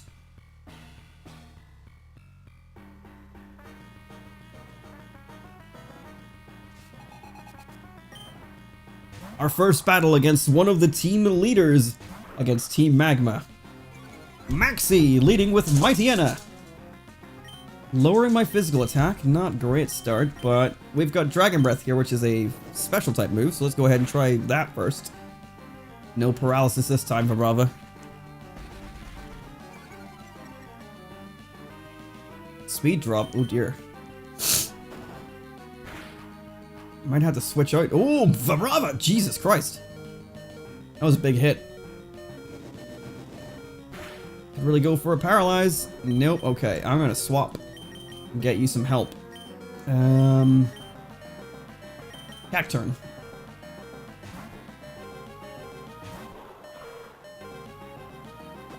Oh, you're using a super potion. Okay, fair enough. Okay, let's pop a leech seed.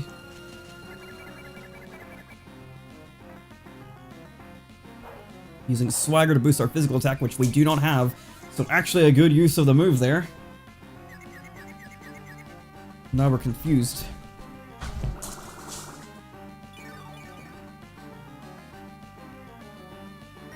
Let's hit this bitch with a Giga Drain. Our first use of the move. Big suckies. Very good. Very good. Brava and Cacturne get some XP there. Second up, we've got Crobat. I was not expecting Crobat second. Let's Leech Seed him as well.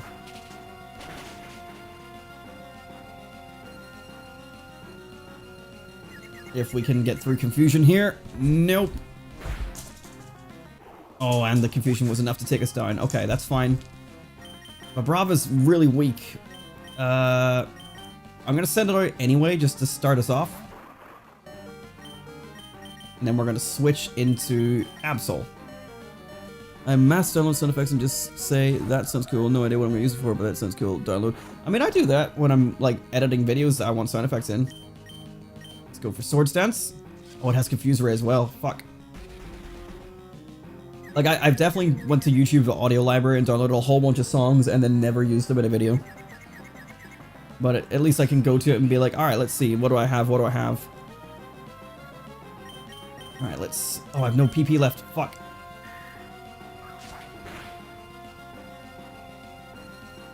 Fight through it, Absol. Shit, I think that's gonna KO it. Damn it. Okay, into Gardevoir.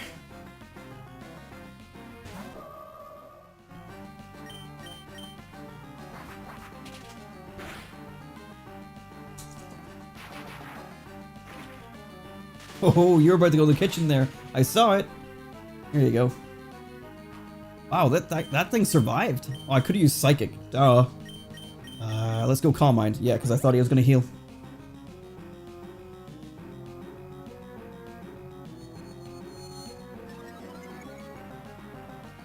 Special attack up and special defense up. Let's go for Psychic this time.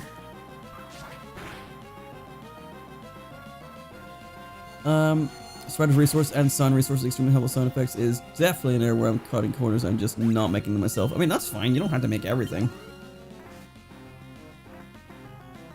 Spider's Resource has been huge. Obviously, I've got a lot of sprites in my thumbnails, and they come from Spider's Resource almost 100% of the time.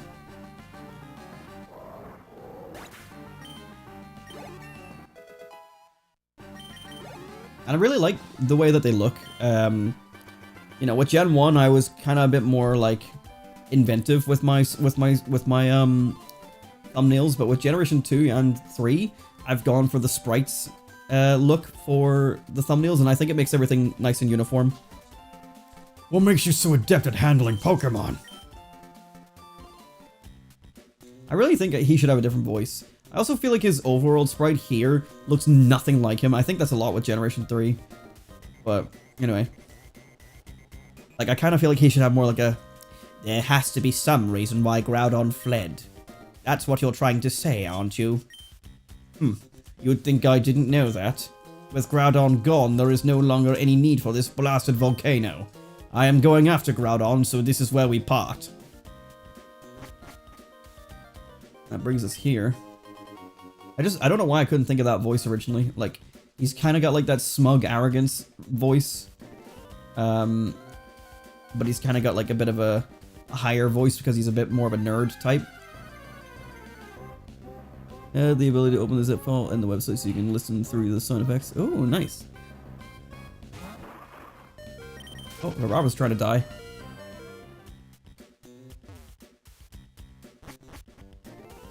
And that brings us here, which means that we're all done in the Magma Hideout. Which means I think what happens next is... Because again, it doesn't tell you where to go from here. I know where to go from here, I'm pretty sure. But I believe what we would probably need to do is once again go back to Lily Cove Cave and be told by the grunts where to go next. Single Gris update delivery in this entire decade. And it's only 2026! There's still so much time left!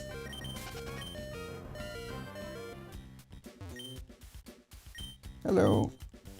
Izzy's under my little movable desk.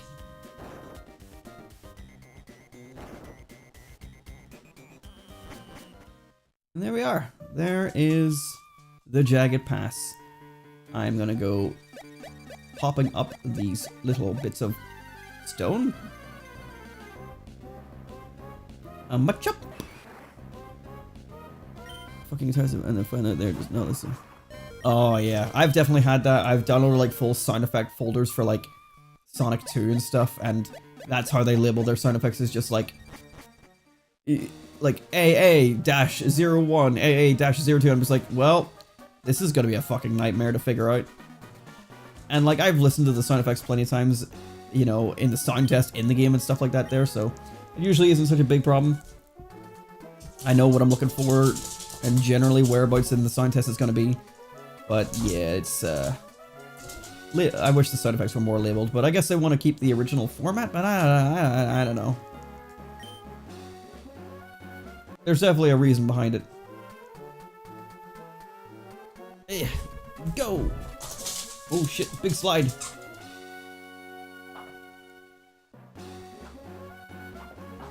That is nice. That is good.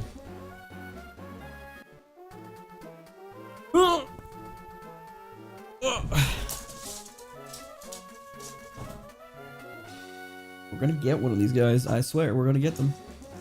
This girl's just like, oh my god, he's back. He comes here every day. Go. I'm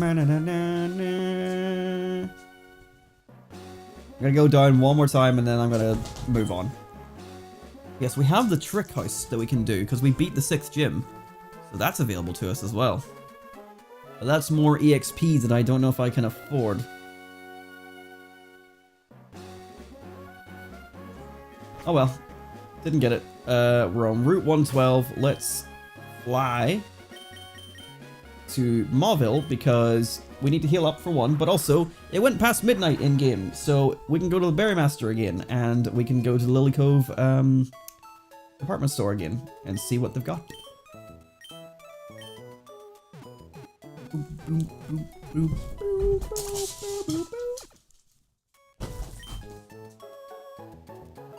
Thank you, nurse. There's an extra sound channel that can make waveforms that the NES can, and they sound really weird. Oh, hang on. I'm trying to use as many Famicom sound effects as possible. Okay. Where was I gonna? I'm gonna go check in here to see, like, is there anything on the TV at the minute? No, there isn't. Right. Let's go to the right, get ourselves some berries.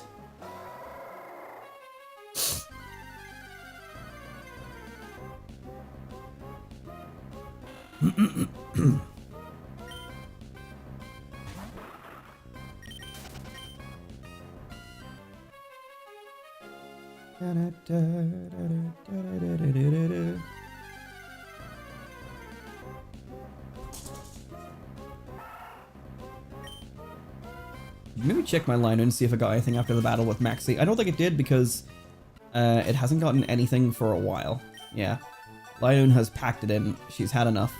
She said, I've done plenty for you for this, you know, this entire adventure. It's your turn to do everything.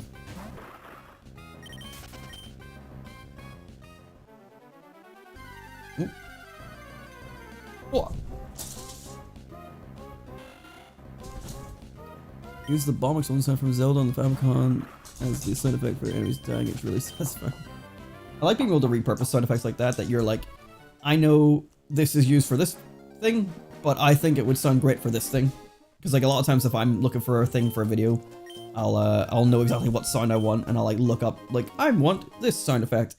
And then I'll look it up and I'll be like, this is gonna be perfect. It's like, yes, here's a sound of me, here's a sound, like I've used a sound from Ruby, Sapphire, and Emerald. I think the applause sound effect from that game as a backing applause for like a video of Mario Kart 8 with me and Matthew. And I know that's using an applause for an applause, but like I just was like, I know the exact applause sound effect I want is this one. I like that. I like knowing what I want to do with things. Let's go gambling! Which is probably also why the lottery corner doesn't exist anymore. It's effectively gambling as well, but with ID numbers, but let's see what we have today. Please pick a lotto ticket. It doesn't help that they're literally calling it a lotto. 62386. Oh, we've got 386 at the end of it. A very insignificant number, I'm sure. No numbers matched. God damn. We need more IDs. I gotta start like different save files just to get more IDs. I could. I've got all those Japanese games I could start save files on. Maybe. Maybe in the future. I bought a whole bunch of Japanese games a while back when I think it was Game Explain got like an advertisement for some company that ships from Japan, that does like buying and selling from Japanese like eBay essentially and other like various Japanese like stores, and they had like big discounts and all that.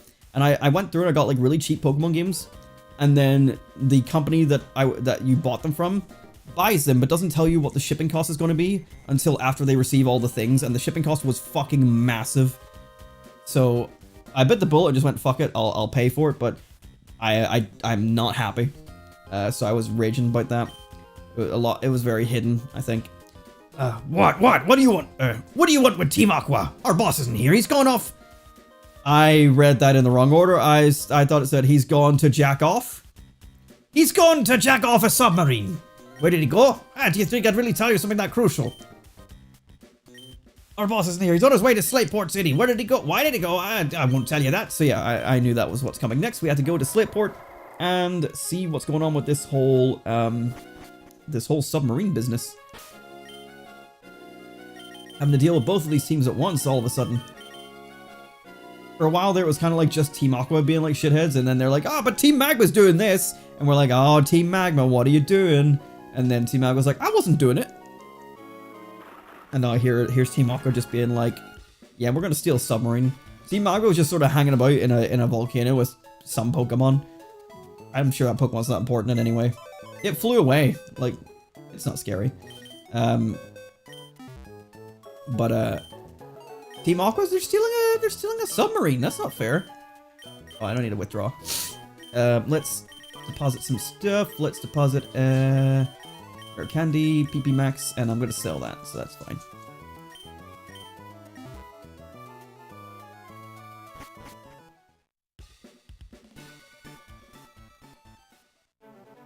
Yeah. Oh, let's go. Let's have a wee look around here, because I feel that with how much we've progressed in this game and the fact that we have Pokerus, I think we might be able to get something cool here.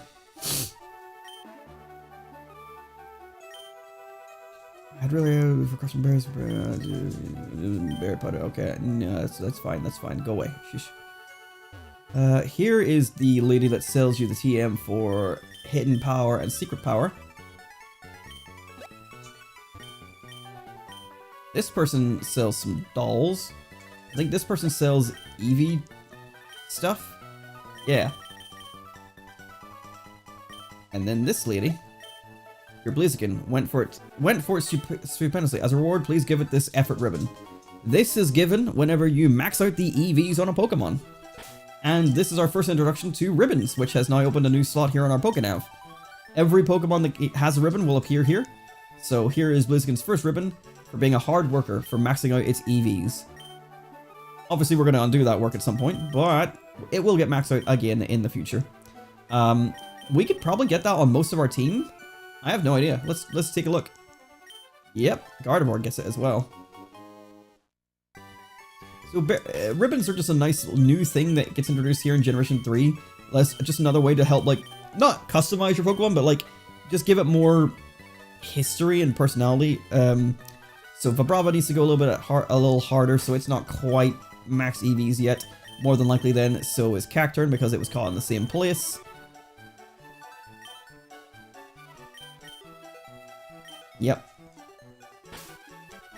And I would say Absol's nowhere near, because although it's level 39, most of that was from like a couple early battles shooting up its a little harder. Yeah, it shot up its levels way high, but you know, even if one battle shoots you from level 1 to 100, that's only one battle, so that is only going to be like one set of EVs from that one Pokemon, so that doesn't make it any better. Okay, so let's see. Let's put Brava back in the lead here.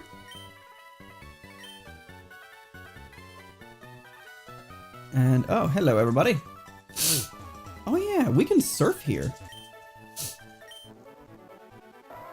Let's see what's out here. Route 134. Ah, it's just a current. But yeah, they prevent you from coming out this way. Unfortunately. Which means to get here, you have to come from the other direction.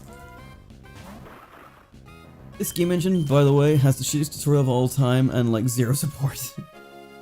Damn. Okay, Captain Stern, a big smile for the camera. I see, you've had the most invaluable experience. Yes, indeed. We intend to move ahead with our exploration.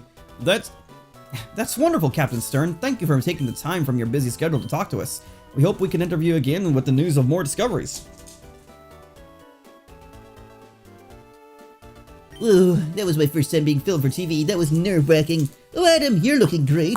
We made a huge discovery in our last seafloor exploration. We found an underwater cavern on Route 128. We think it's the habitat of a Pokemon that's said to have been long extinct. Oh, I have an idea. Yes, okay. Captain Stern, I presume. We of Team Aqua will assume control of your submarine. Your objections are meaningless. We expect your total cooperation. Just watch and learn what Team Magma has planned. What was that all about? It sounded like someone using a megaphone. Where did it come from? Where did it go? It's from the harbor. The submarine, they're trying to take it. Adam, please come with me. Oh no, we must stop them. Oh, not you again.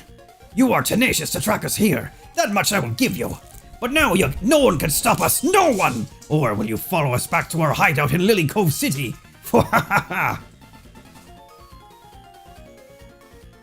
Why would Team Aqua steal my Submarine Explorer 1? They can't be after the submarine Pokemon at the bottom of the sea. But even if I were to chase them, I don't stand a chance against them. Oh yeah, there we go. There's the image of the thumbnail, but in 2D pixel. I mean, I had to go there. I didn't realize there was no scientist class in Pokemon Ruby, Sapphire, and Emerald. I had to grab a sprite from Fire Red and Leaf Green to make the thumbnail today. Very funny. Even though there's clearly a scientist here, I guess unlike those other games, you just don't fight scientists in this game, which is interesting. I never realized that. You definitely fight like nerdy characters, but not scientists. Right. Let's. I think I want to save the Trick Master for the moment. Let's go to Lily Cove. Oh, hello, you got send little messages. The entire collection of online support tutorials is done by one single guy. He even answers the official fucking emails. This one guy is the only source of help for this program. Generally, it's not like RPG Maker. Absolutely no one uses the program. It's kind of dog shit, but it's far too late to switch now. It's shit, but I like it. Well, at least there's someone, and he is willing to help, so that's nice. Okay, we're gonna keep the Brava up front here. Yes, now we've been actively told that we need to go to the Lily Cove. So, let's get ready for another team base, which, in Ruby and Sapphire, this is both the base of both Team Aqua and Team Magma. For whatever reason, you have to surf into the Team Magma base in that game. Obviously, they didn't think a lot through. Again, it seems like Team Aqua is kind of like the main designed team. But Team Magma didn't have its own base. It just had this base as well in Ruby and Sapphire. But this is the base. And another thing in Team... what? Team? Maybe I'll talk about it later. No, I'll talk about it now, because I don't know when we're going to look at this again properly. But another thing about this base is you want to explore properly. Collect every item here. Because in Ruby and Sapphire specifically, I don't believe it happens in Emerald, but in Ruby and Sapphire specifically, once you have finished this section of the game, they close the cave. For some reason, you can never come back in here. And as a child, I missed something very important in here because I didn't realize that the cave gets closed. Why would they close the cave? That almost never happens. So, word of warning, that will happen. So, it's just another area that we have to go through. No wild encounters this time, but also we can't run. Ay, suspicious character spotted! Oh, I missed some stuff. More Puchianas. My only issue with it is performance issues. Like, wait. Sorry, I need to fight. My only issue with it is performance issues I can't really fix, which performance is not as bad as the videos I send. Those are just recorded with default Windows sniping tool and a few things that I haven't been able to do because of the devs didn't think of someone doing that. For some reason, they also no longer update, I think. I lost it. I took the loss for the team, but I did my job. Did like a Godot thing, which I might switch to, but it's expensive. They stopped updating, so you would buy the new version, which the new version seems to have worse reviews than the one I use. Oh, I fucking hate when things do that. Literally, like a game that we bought on Steam has intentionally like it's Ticket to Ride. It's a board game. It's just a digital version of a board game. But the Steam version of Ticket to Ride that me and my friends bought has stopped updating itself, so that you have to buy the new version. And that's so shitty. And everyone in the reviews of the game is talking about it. Alright, let's go down here. We've got a little warp puzzle here. So let's go this way. And this way. And I believe it's left again. And then left again. Nope. So let's go left. Alright, well that's wrong. Let's go right. Let's go left. And then let's go far left. And this brings you to a very important room that you do not want to miss. Because you can find wild electrodes. So you could find them eventually. I guess I just got it wrong. Oh, we can't escape. Shit. Yeah, I thought that was going to happen. So you're going to survive that, right, Vibarva? Yes. Okay, well, we're going to get some XP from a self-destructing electrode. There are 2 of them. They are the only wild Pokemon in this area. Vibarva's not going to survive this one, so I better run. Nope. Sonic Boom. There we go. Just wanted to clear them out. And then we have here a Nugget. So you love that. I didn't steal my last one. And a Master Ball. I think this might be one of the only times you don't receive the Master Ball from the Professor. But yeah. As mentioned, in Ruby and Sapphire, this area gets locked off after the first time you come here and complete this area. Which means if you don't pick up this Master Ball, you just miss it. You can miss the Master Ball in Ruby and Sapphire. So don't miss it.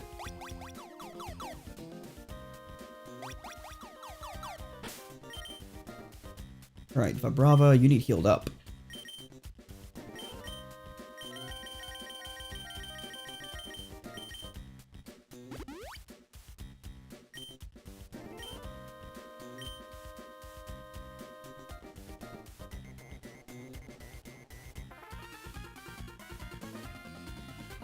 I respect it, but the version I'm using isn't even done. There's shit that I need fixed because it's an engine issue and not my fault, and it just won't happen. Character movement isn't handled in decimals, despite the fact you can input decimals into it. If you input a 1.5, the character's movement speed switches between 1 and 2 every frame. And I cannot do things based on the character speed, because it switches every frame. Like, what the fuck? Why would they do that? Maybe they didn't really know what they were doing, but I have no idea. Oh, I lost. Oh, we got a double battle here. Okay. Easy. If you want to know the secret about our hideout, you have me to beat. Hey, you there, which do you think is cooler, Team Aqua's uniform or Team Magma's? I don't really care for the piratey sealer theme, like the stripy, like white and black shirt that they have. So maybe Magma?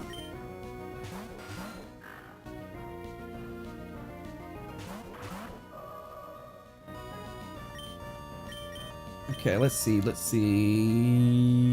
Yeah, let's go this way on them. Give that to me, Daisy. No! Oh, Jesus.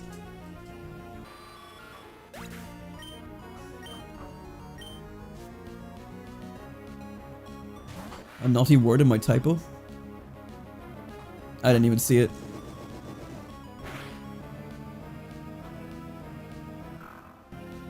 I don't know why if you get to retract a message, I don't get to see it. I'm the channel host here. I should be able to see the messages get deleted.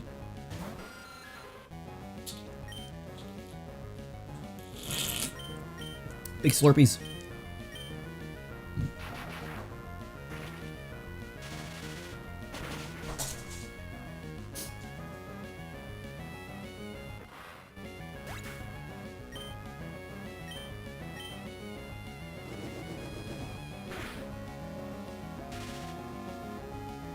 Ooh.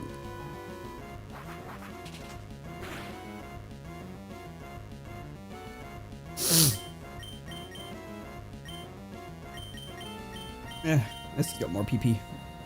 PP, I got some more PP.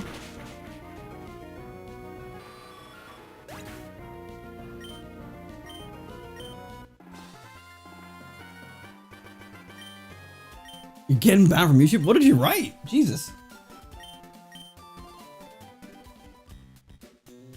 Our hideout secret? Well, let's just say there's a submarine at the far end. But by now...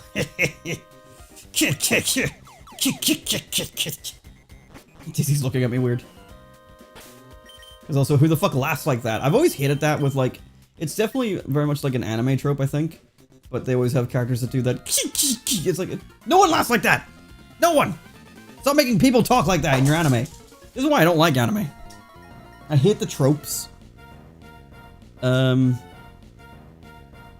and L are too close together.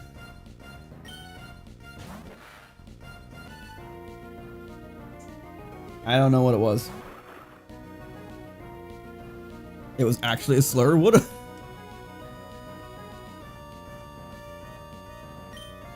Oops. I think you would get banned if someone reported it. I don't know if YouTube has like automation for that shit. Boss, is this good enough? This is the promise I made to you. Hitting us with a fucking Maria, this is what you wanted, right? a nest ball. Okay. We have a master ball here, and this one gives us a nest ball. Not quite as epic.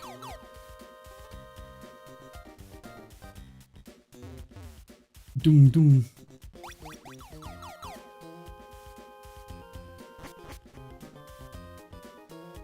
I think this might be the correct way to go, actually. First cancelled. I don't even have a career. That's how over it is. Over before it began. Oh, it is the correct way. Okay. I thought there was like a door there, but nope. Or like one more item. Why has this machine got a face? Fuel supply loaded A-OK. In-cruise snacks loaded A-OK. Nothing left to do but KO a pesky meddler. I can't even come close to what slur it was. Damn. I can't believe, after all these years, my YouTube chat is dropping slurs like casual words. Just like it's okay to do. Unbelievable. I thought you were all better than this. I did. But here we are. I should have known. I should have known that no YouTube or Twitch community is ever safe from being toxic, and that I would one day have that same audience. I just thought there'd be more people here to do it first. This was supposed to happen. My mission was just to hold you up. Another double battle. Yeah, I can give you Big Sippy with the soda pop. I put the pop in soda pop. What kind of audience you have cultivated?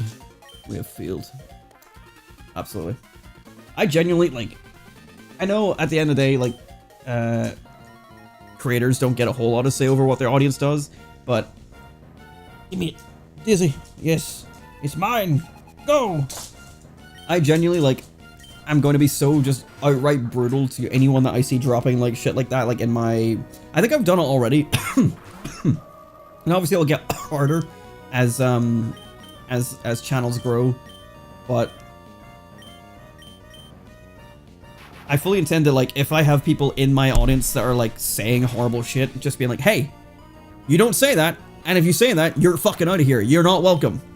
Like, I do not want people in my audience or community that like think or act certain ways. And obviously, you know, that can be like quite echo chambery. I basically just mean don't be a prick. You know, don't, you know, that's basically the full circle picture of it, is don't be a prick. I'm pretty sure there's nothing in these bins. So people saying like horrible shit to one another, it just won't do. I really like this guy because for whatever reason, he's like one of the only NPCs that has an interaction like this where he has like that exclamation point above his head and you can still just like walk away. And every time you come in here, it triggers, and like, I don't understand why it works like this, but like he just turns around and looks at you and he doesn't do anything till like you have to talk to him for anything to happen. I could believe.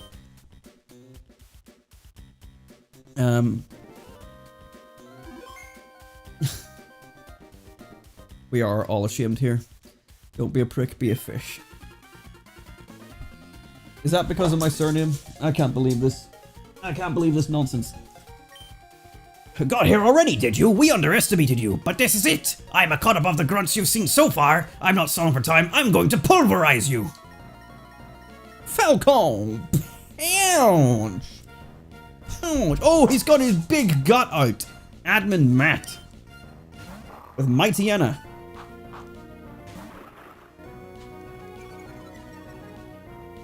And like his overall sprite doesn't even look any different. Like this is the thing about like the admins, they don't look any different in the overworld, so like you won't recognize them as being unique characters.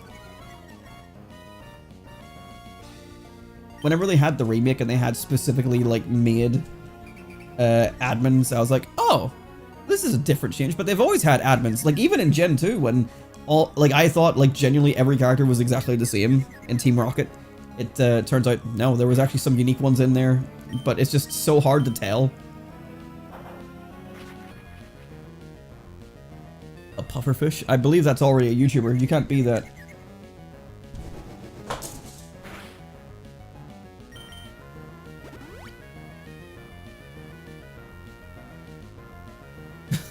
A base. No, but my surname is already the name of a fish. It's not like it's private data. My surname is like publicly on my profile and all that shit.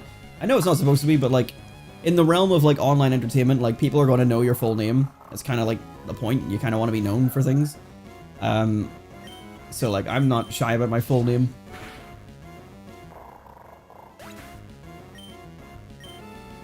I'm pretty sure I've had it in videos. Like originally the DuoShock like intro had our full names in it as well, but we shortened that just the first names.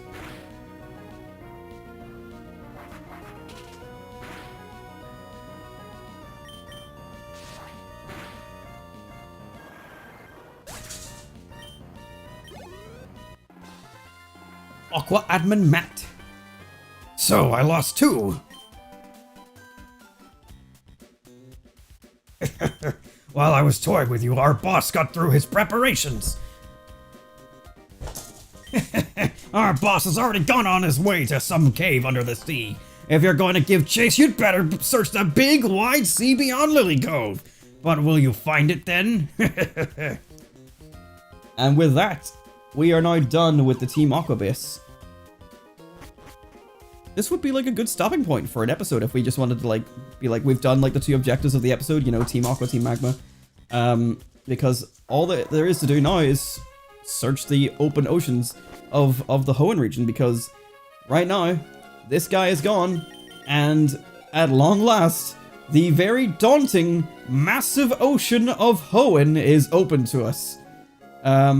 This is a lot. It looks like a lot. It honestly is not as bad when you start surfing it. Like if you stuck on a rappel, it is really not that bad. Essentially, it gets cut into a couple of different sections. Like all of Route 124 feels more like a straight line. Then you sort of reach Moss Deep City, And then there's like a little bit above here that is Route 125. This whole map makes it look a lot bigger than it is, but it's really just a straight line.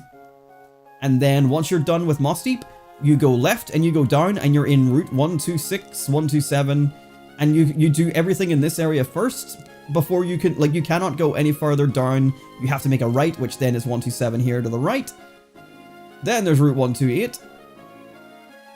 I don't know why there's a Route 130 here and a Route 129 here. Like, that's a bit strange. But it looks really bad, but, like, honestly, it's basically this whole section is just a straight line. And then you get to Moss Deep. There's a little bit of things here to the north, but, like, honestly, it's just nothing. It's just some optional stuff.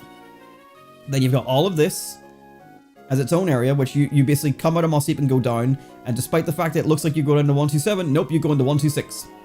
As soon as you leave Moss Deep, you're in 126. And then you're in 127. It's really straightforward. People give the Hoenn Ocean a lot more flack than it's needed. And I've even, just to make things a bit easier, because I'm going to be looking for all trainers and all the items and stuff, I've pulled up maps on a separate screen that I'll be referring to, so I can easily scan through the area and get the trainers and get the items and stuff. But we won't be doing all the trainers and stuff right away. I think what my plan is to go straight to Moss Deep City and take on the gym, because that is the home of our 7th gym. And I don't feel like stopping yet, so I think I'm going to keep going. Although, I think what I'll do now is go back to the Safari Zone, because that's kind of what my plan is right now. With how things is going, no, but nobody will be anonymous anymore. Yeah, that's also true. Like, anonymity on the internet is impossible. Which I suppose is both a good thing and a bad thing. Like, we all deserve our internet privacy. But, again, people should be held accountable for their actions with the way they get on online. Some people get a little bit too... what's the right way to say it? Like, not afraid to be shitheads on the internet.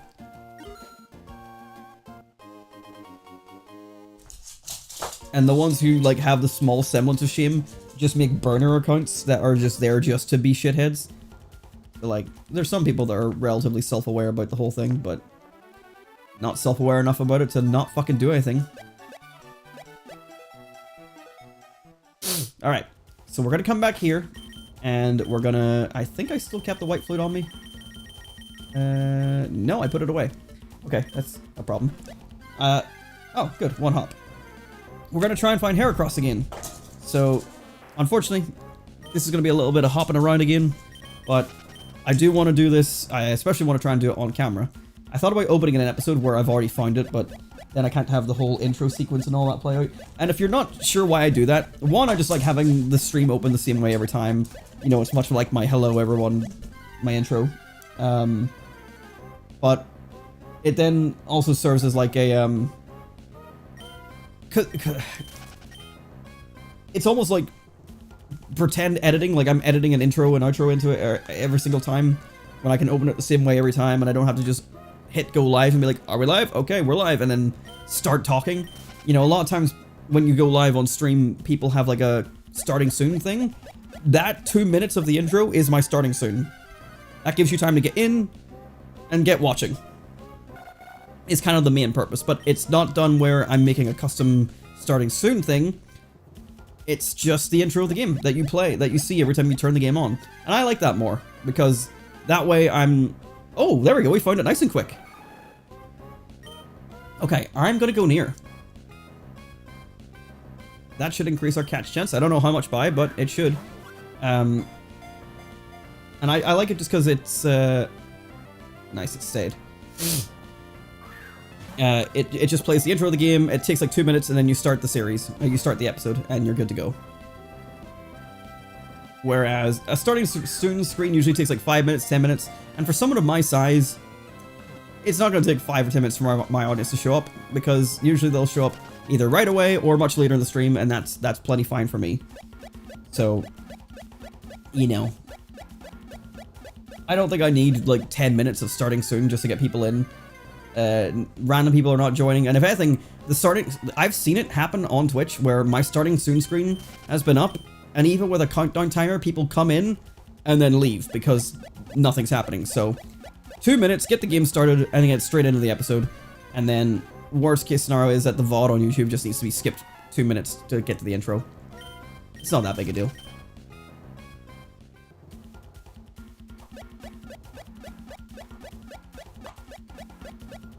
You didn't know that there was a YouTuber with the pufferfish name? I mean, if you don't know the tuber, like, you don't have to be stupid. It's just you didn't know the guy. I only know him because of a different channel. I watch a guy called Smitty, and Puffer is one of his friends. So it's like, if I didn't watch Smitty, I wouldn't know Puffer. All there is to it. If you don't know something, it's not a matter of being stupid. It's just, you know, you haven't been introduced to that.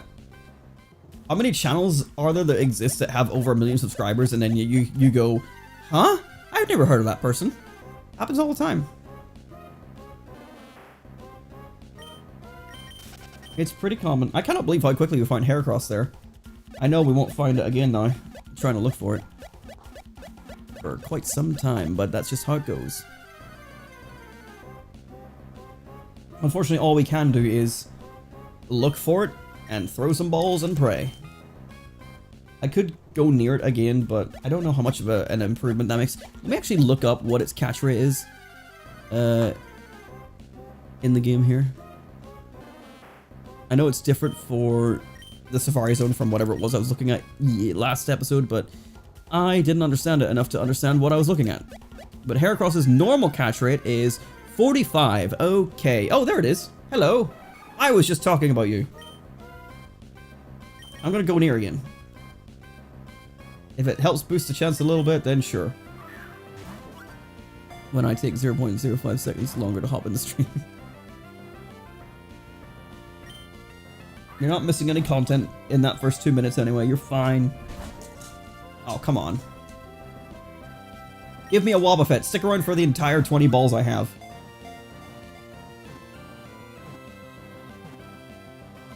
Yes! Oh, thank God. I really didn't want this to take the entire, like, next hour. Heracross has been caught. Hell yeah. Okay, so that's cool. Heracross, Heracross, Heracross goes where? What number are you in the Pokedex? 214? 214. Boop. Okay, nice. Well, that is us done with this area of the Safari Zone then. I don't think there's anything else we need to do, so let's retire. $500 for that one capture, but that's okay. And I believe we can go switch bikes now. Let's go do that. And I may as well go to the other area of the Safari Zone and finish it off while we're here. Just as a little extra thing to do. I do... My plan is, because I'm not tired, I do plan on going to Moss Deep on this in this episode, since I'm feeling awake and up for it. So it's not going to just be Safari Zone and then we'll wrap up. I just want to do this now as like a little in-between point. So let's go to Mauville and grab the Mach bike. You can literally count my reaction time by setting a timer between when you send the Discord announcement and when I hop in chat. I probably could, yeah. You are on that shit.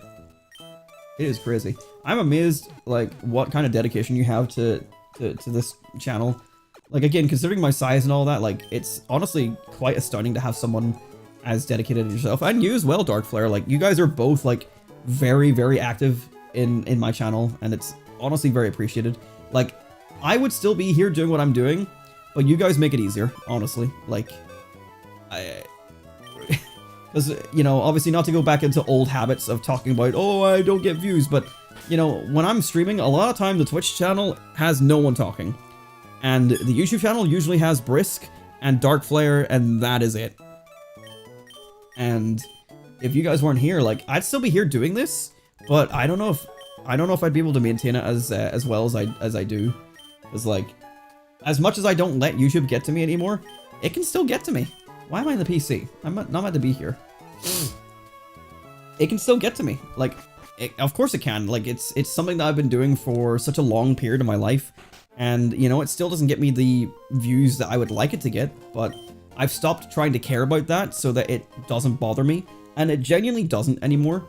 But I think that's because I've got you guys and anyone else that sort of hops in, like Nate, like one of Paul's friends, Nate, like hops in and like hangs out every now and again, and occasionally like people that used to watch like hop in and be like, oh, you're still doing this? And I'm like, yeah, I'm still doing this. Like, that shit's so cool to me, that people are willing to, like, come back and say hello after, like, a long time, or, like you two, like, to come back and say hi, like, almost every stream, and honestly, genuinely appreciate it. Thank you so much.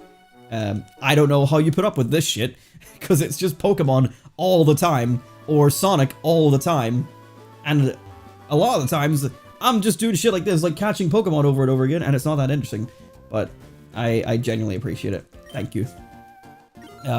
Anyway, enough of the fucking sappy shit. Let me open up the map here for the Safari Zone, because we don't have many new Pokemon to catch here. We just have to go to the area that needs the Mach Bike, and there's a couple of encounters in there that are unique. So let's go. So let's see, which area is that? That is northwest. So we don't need that. I do think we need that. We do need that. We do need that. So there's 3 Pokemon we can catch in the northwest area. And I think there's also an extra one in the surfing area. Yes, there is. Okay. Okay. There was no water in the area that we were just in, but this next area also has an extra water encounter. Alright, up we go. And also, I don't know about what items there are, but I'll need to look around. And since we don't have the acro bike anymore, we can no longer just hop in place. So we're actually going to use steps to do this. I made it out of here, but I'm exhausted. I don't have the energy to catch Pokemon. I'm just looking for items. I'm pretty sure there's got to be some. Oddish is still here, unfortunately. YouTube has been recommending me really small channels like videos with generally fit views. Honestly, I've been seeing stuff like that myself, and it's been honestly great to see. I love that that's happening. Every time I watch a video, the first 3 videos that pop up on screen. Ooh, Solar Beam. The first 3 videos that pop up whenever the video is over and it shows you like what to watch next, like on the video player, it's like 2 recommended videos that it thinks I'm gonna watch, and then 1 random channel that the views are like 20, and I'm like, not bad. And like, even after my F-Zero video went up there like a couple days ago, after a video I watched, I scrolled down in that list and it showed me my own video. Like, I'm getting advertised my own video, which is pretty funny. I'm like, why am I gonna watch my own video? I made it. But it's very cool to see it alongside other videos and see it like out there in the wild as a potential thing that people might click on. So that's really cool. I really like that YouTube have done something to make smaller channels more in your face. It might not be on the homepage. I think it is on the homepage as well. I've definitely seen more small channels on the homepage, but I've definitely seen it very reliably at the end of videos as well. And it must definitely be giving me a chance at getting out to people. It definitely gives me more of a chance than I used to have. And I mean, like, I don't know if it was after the F-Zero video or after my last stream, but I jumped up from 1,010 subscribers to 1,013 over like 2 days, and it's like, that never happens. And that'll probably go down again. I lose subscribers all the time. But, you know, that was pretty neat. I don't really ever like gain subscribers that quickly. Like 3 over 2 days. It's pretty neat. Oh, there we go. One of the encounters here is a Dodrio, which I was going to try and catch a Doduo and didn't succeed. So I'm glad that I didn't, because I didn't realize that this was found here until I looked at the map last time. And it's gone. There's actually a video with 78 views in my recommended on this stream. Yeah, it's cool. Oh, Pinsir! Pinsir is the 5% encounter of this area. So is Dodrio, actually. We got 2 5% back to back. So just like the other area has Heracross, this area has Pinsir. Watching carefully. I'm gonna... Oh, careful. You nearly hit my drink there, Daisy. I'm just gonna toss balls at this one. Let's see. Dodrio can actually be... Shit, okay. Dodrio can actually be Repel Tricked. It's the only Pokemon that can be found at level 31 in this area. Level 30 or 31. So we could Repel Trick Dodrio. So if we can catch Pinsir, that's huge. Come on. I don't want to go near on my first one. I just want to throw balls and pray.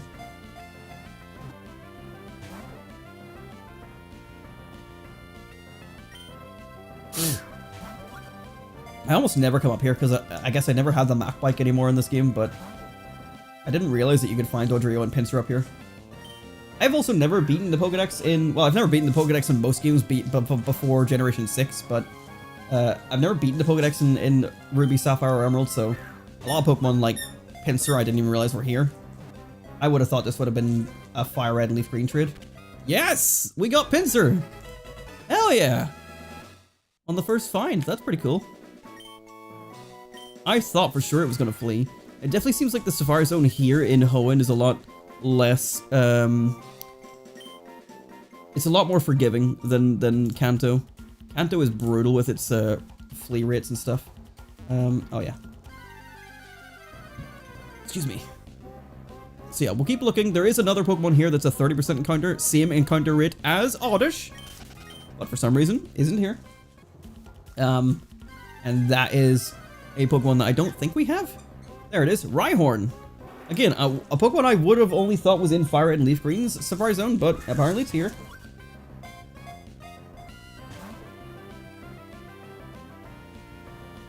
Where are you going with that?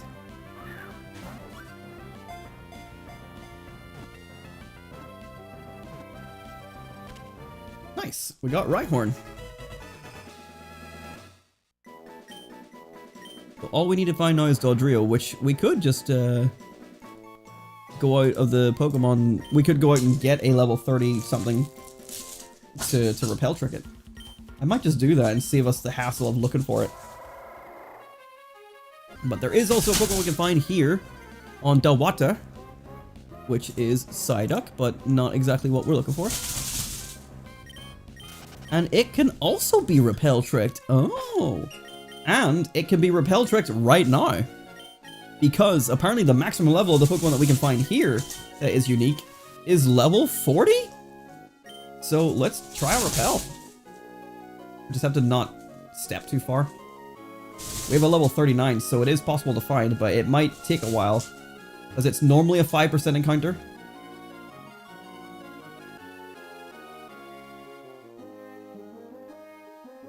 I wonder, hang on, what else do we... I think everything we have is level 39 and higher. Yeah. This is sort of the best I have. It doesn't tell you your steps in this game. Damn. Oops.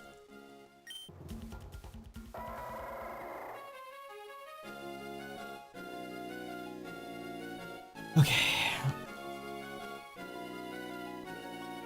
Just have to hope we get lucky. This is why we need the white flute to boost the encounter rate. It would help out big time doing this.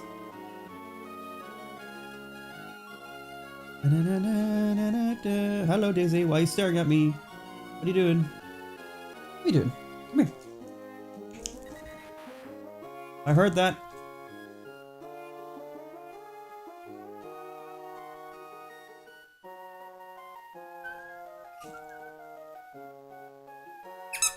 Oh. Just brought her big squeaky one up. Gotta change hands. My thumb's getting sore. No!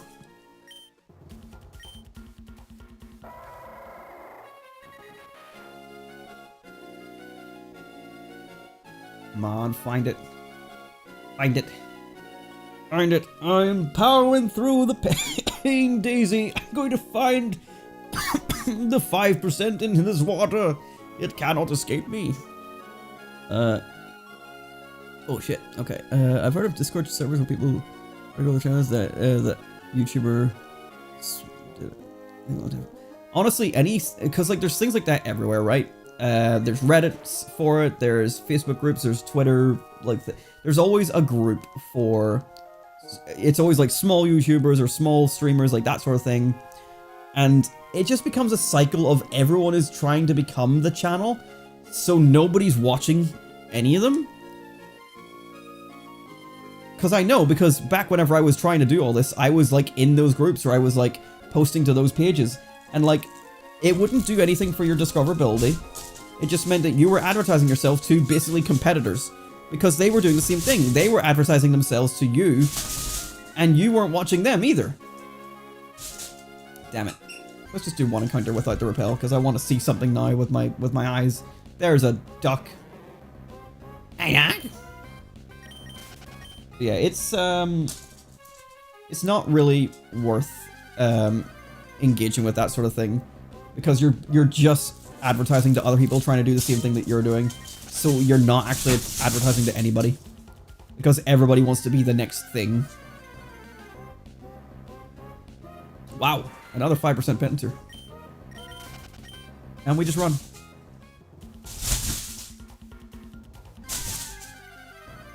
I don't think we're talking about the same thing. I mean, what you said to me was, I've heard of Discord servers where people try to grow their channels. That, to me, is talking about people who make a Discord server to grow their channels. Right? Like, advertising themselves. Well, maybe not that specifically, but like I say, like groups that are just like, hey, if you're a small channel, join this and advertise yourself. It was generally like people giving advice about how to make thumbnails and shit. My bad. Okay, that's a bit more. Yeah, that's a bit more like advice on how to do. Yeah, that makes more sense.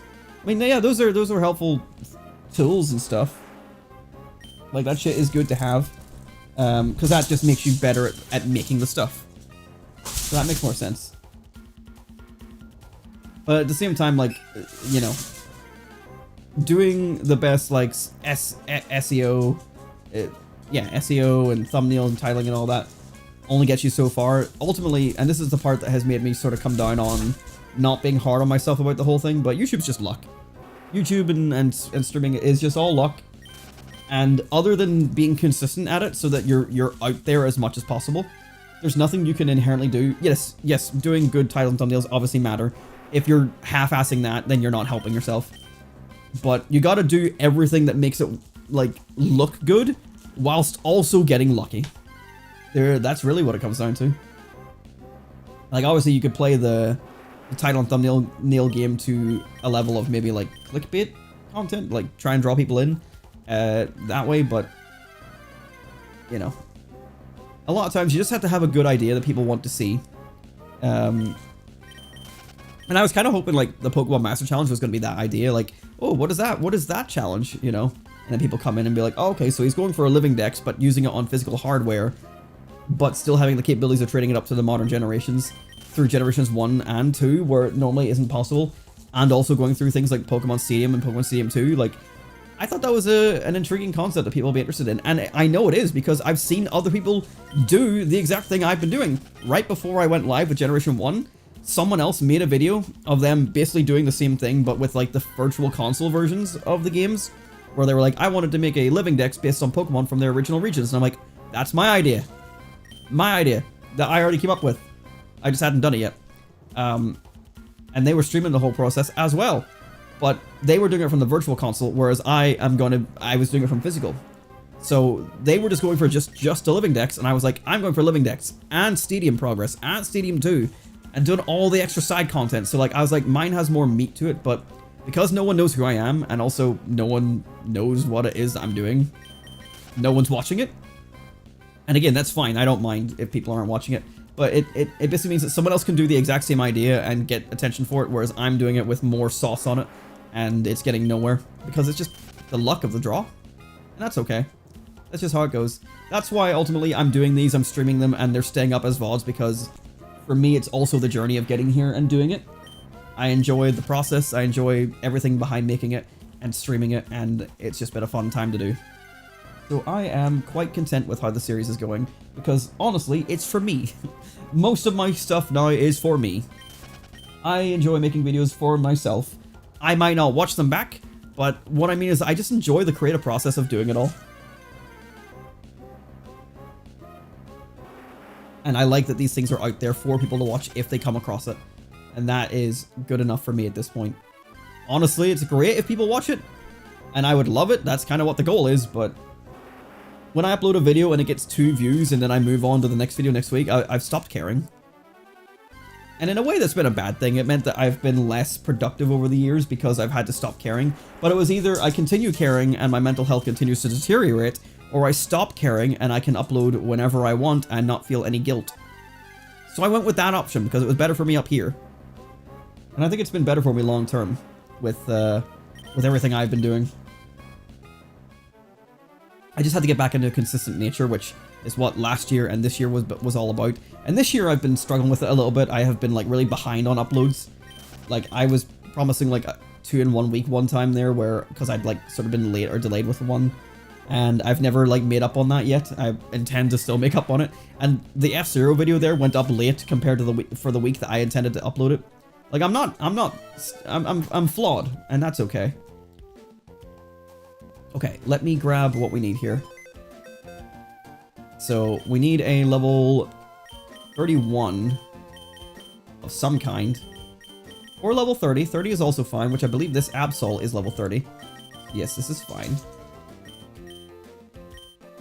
I'll put you there. And then we need a level 36 or higher. Which I don't... I mean, we've got our team, so that's really enough, I think. I don't think we have any, like, wild... Yeah, I don't think so.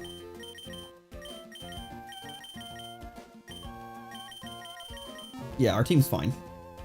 But I need to take the white flute out to make this more bearable.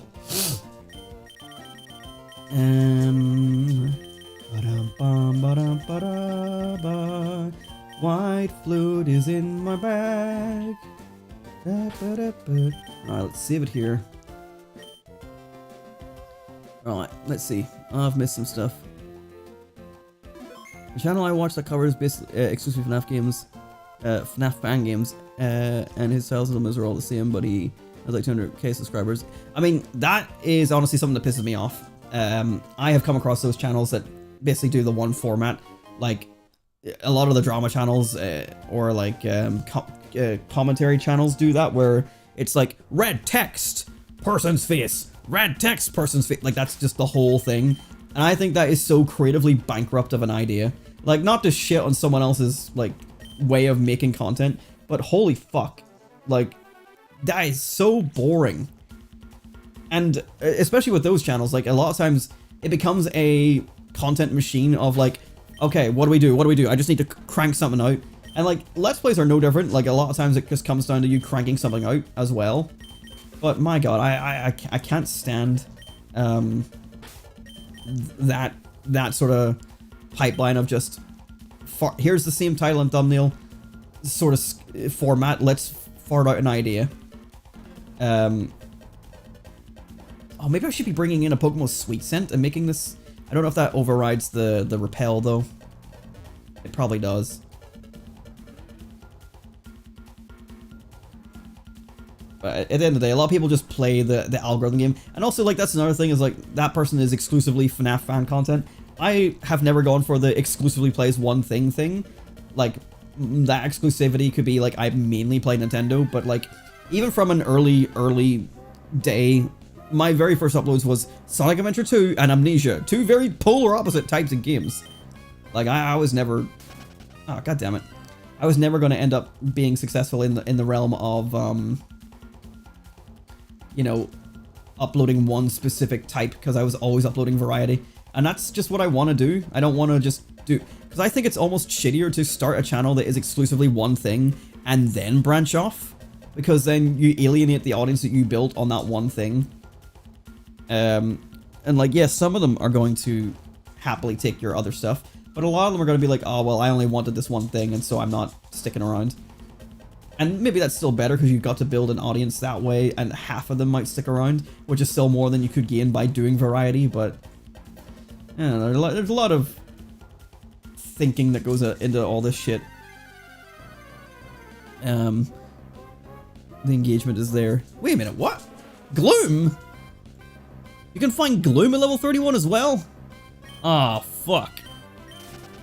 So we're dealing with a 15% Gloom and a 5% Dodrio. I didn't realize. Fuck. Okay, well that's okay.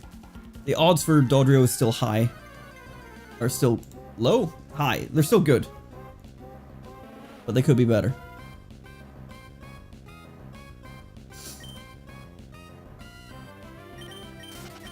Easy. What are you doing over there? Back in that corner. Okay, it's actually correct. Engagement like 50 to 100%. Oh, god damn it. Why is scrolling on the YouTube fucking chat always send you right to the bottom? I just want to read the next message. Okay, subs, 200k views per video, but I think bro has a niche too. Because I don't know who covers FNAF games like he does. Consistently has been doing good, I think. I mean, the backlog and all. It's duty feces, but I think it's just the name of the game. YouTube doesn't give a fuck about crudity. It's just slop content. Yep. I've been blackpilled to the point where I don't think it's very likely anymore to be able to hugely sleep and not both still part of your soul lives, but to a certain degree. Yeah, I understand that. But that's the kind of mentality that has put me in a bad headspace in the past, so I've just decided to go, I'm going to do it my way, the way that I've always done it, and the way that I enjoy doing it, and if it works, then great, and if it doesn't work, then so be it. I think that's the only healthy way to do YouTube at this point, and so that's what I do. And for me, it's been great. In terms of, like, how I feel. But I can't deny that I've noticed that, like, you know, the actual output has suffered. And, like, even... I've been thinking about it recently because the backlog has been slowly getting dwindled away. At least, like, the DualShock stuff, I haven't really done a whole lot of my own backlog. Like, part of this whole thing was so that I could finally finish things like the Among Us streams I did with, like, Niall and Dry and Jay and all that from years back. And I have not even looked at them. Like, I maybe looked at them at one point during last year, but I haven't looked at them at all properly. Because they need a lot of time for me to, like, go in and edit because they're big 2-hour... Daisy! Don't go under there. Come on. Come on, up. Don't do that. Why'd you do that? Silly girl. I don't know why. So, here she is. She, walked through the base of the little desk I have in front of me, the little movable desk, and under the tripod. And that's not a big deal. But the problem is, it's just a little bit triggering because when Sybil, when it was like really experiencing her dementia episodes before she got put to sleep, she was constantly standing in the little bar because like the desk that I have, it's a little desk that's on wheels and I move it around in front of the sofa here, but like it's got bars to connect, you know, the frame of it connects the desk to the bottom frame. And so there's like little metal bars where the wheels are. And so she would stand in between the two wheels and just sort of trap herself there. Now she could obviously just walk past, but she just stood there and stared at me the whole time. And then I couldn't move the desk because she's standing there. It's like if I move this, she might trip or I might run over her paw or something. So whenever Daisy has rarely walked over that part of the desk, it's just like brought out an uncomfortable trigger in me where I'm like, do not become like Sybil. You know, I know she's hopefully far too young to get dementia, but it's just a wee bit triggering because it was very upsetting when Sybil was doing that. I don't think she meant to be doing it. I don't think she knew what was going on, but it fills me with a very hard to describe discomfort that I don't want to feel. And every time Daisy does it, it makes me feel it. So she doesn't do it often, thankfully. But when she does, it just sends me a wee bit. And also just going under the tripod just means that she can bump into the tripod, which Sybil did do a bunch. And then it's like, well, now you fucking moved the camera. Yeah, I'm also just trying to avoid unnecessary, I guess, trauma from the last one. Because it's sad. I don't like being reminded of it. Right, so if we're gonna do this one next. So I'm gonna put Blaziken up front, level 40, which is the max level this other one can be. I forgot entirely about my white flute, god damn it. And then we'll use a regular repel. And hopefully we'll find what we're looking for. I feel like it would be more effective to use a Pokemon that's level 36, but we don't have that.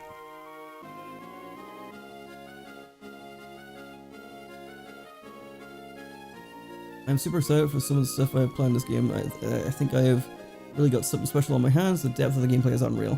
Cool. I intend to try it whenever it's available. Although, I'm not sure if I'll be the right audience since I'm not a Zelda person, but at the same time, I'm sure you wouldn't mind me playing it. I hope you're not gonna mind me playing it. I don't have to play it if you don't want me to. If you don't want me to play it, I won't play it, because I know that might be like, oh, I don't want you to play it. But if you'll allow me, then I'll play it. This is gonna take a while. We could improve the encounter rate more by using a Pokemon with Illuminate in the front of our party, but we don't have any. I am going to open up my encounter thing just to make sure I'm doing this right. Pokemon, encounter calculator. Why wouldn't I? I don't know, it's like because obviously I record and stream things, and it's like, obviously I could play it in my free time, but you could be like, no, I don't want you to play it. Like, especially on stream or something, but, I don't know. You might just not want me to. Like, I could make a video and be like, and like tell my friends, I made this cool video. They're like, cool, I'll watch it. I'm like, no, don't watch the video. Northwest. Yes. Surfing. Repel, level 40. It's 100%. Oh, wow. The encounter rate is 0.06. Holy shit. Right. What if it was level 36? It would be 0.31. It is 100% encounter, at least. 100% find, at least. But wow. This is going to be agony on my thumb. Well, at the very least, let me check. So north. No. Northeast? No. They haven't labeled this very well.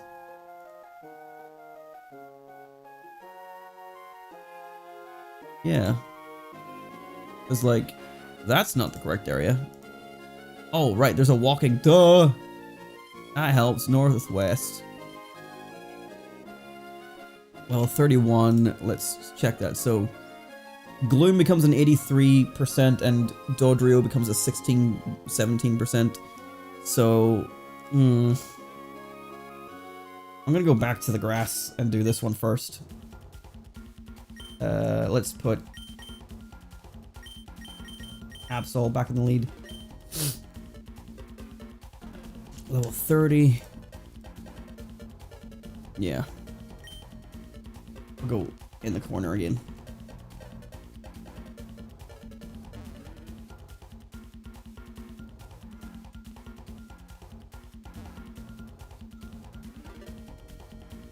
This better be worth it.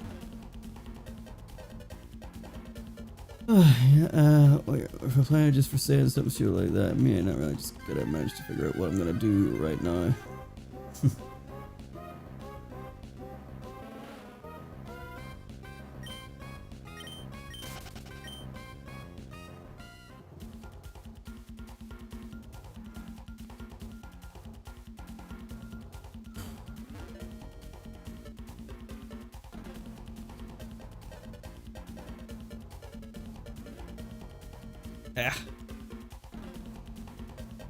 My thumb is going crazy on this D-pad.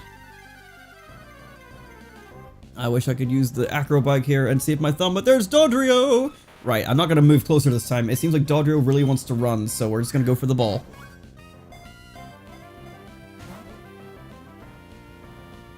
Okay. I should look up Dodrio and see what its chance at fleeing is. Or not chance of fleeing, its catch chance is 45. It's the same as Heracross and presumably Pinsir as well.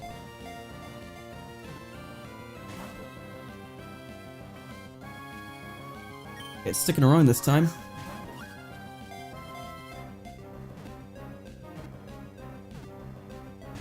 Oh.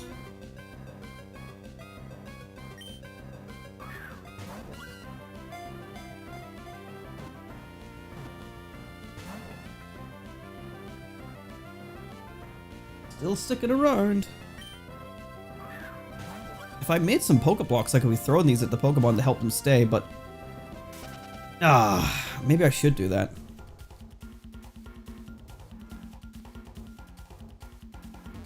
I don't know if the Repel trick is really worth it.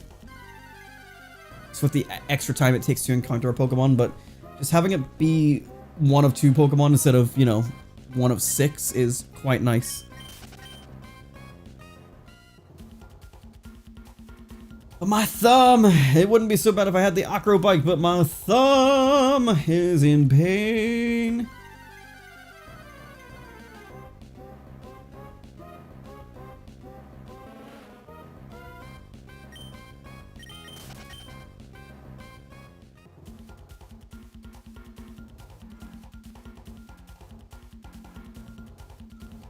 Come on. Give it to me. Give me the fucking Dodrio.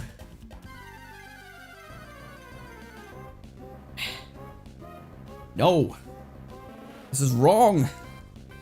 This can't be happening.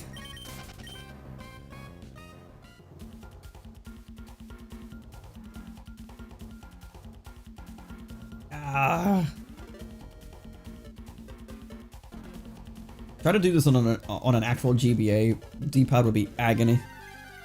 GBA SP at least is quite alright, because it's nice and firm. And try to do this on GameCube controller. I'm sure this would be maybe easier with the stick, but probably be quite annoying. Because I think you'd end up holding a direction too long and walking. Don't even start me on the GameCube D-pad. That is just not worth it.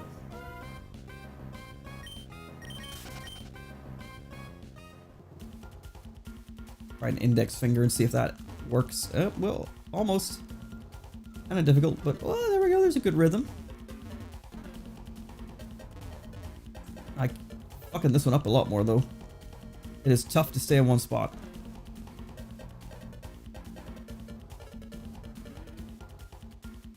Come on. There we go. There's one. It expands. Let's just go for balls again.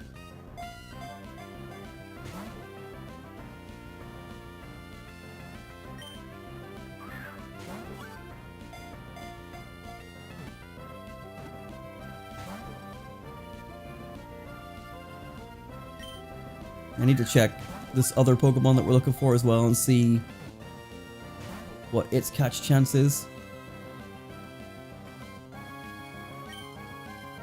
It is 75. Okay, that's a bit better.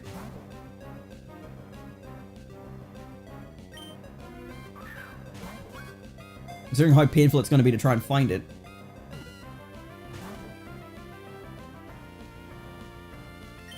Come on.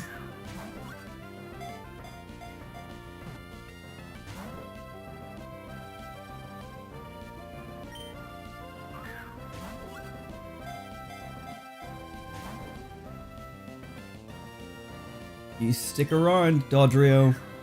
Just hang about a little bit longer till the ball catches you.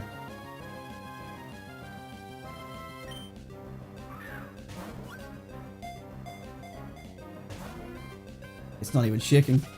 And it's gone. That was fast. Oh, back to back. Okay, nice.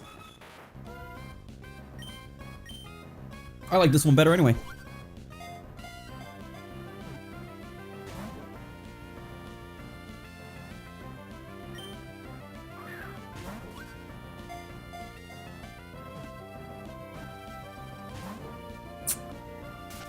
Fuck you, I hate this one. I hate this one too. The next one I find I'm gonna go near. And see if that helps in any way.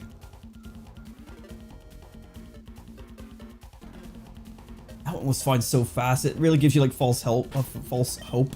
You know what? Now that the repel's gone, I'm actually gonna go in the water and see if I can find anything. Because we've got the improved. Oh, that ripple effect was bigger. Oh, damn it. Oh, it's because we're still using Absol on the front of our team. That's all right. We don't need to switch. But I'll do a couple of encounters here. We've got the white flute on. Maybe just having a higher encounter rate means that we'll find the 5%. Because like we're finding Pokemon faster. We're bound to get to the chance of 5% odds coming up sooner than having to wait on the 100% encounter rate, you know? A 0.06 chance at finding it with that repel trick versus doing this maybe 20 times. This will probably be quicker. I'll probably find 20 encounters faster than I would find that one.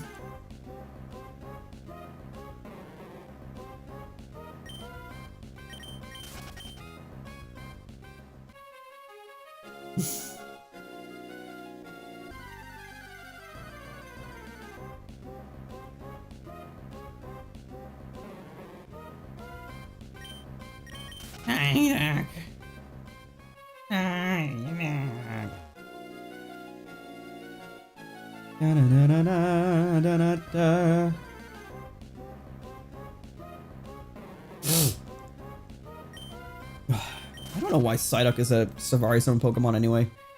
The fucking Psyduck.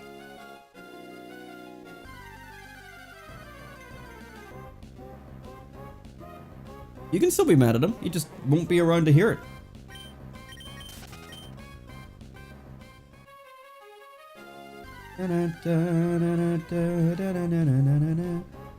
I'm on 5%, I know you want to show.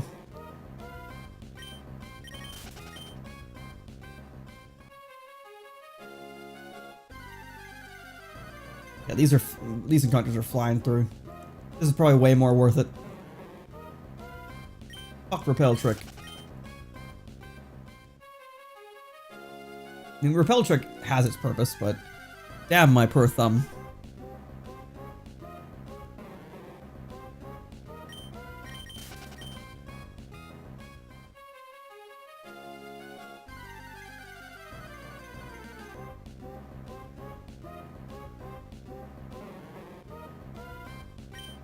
I've also just looked at the stream time and noticed that once again I've gone for like an hour in the Safari Zone, almost.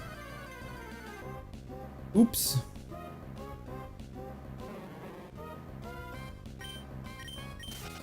Was not the intention. I'm still not tired yet, so I still intend on going to Slateport City.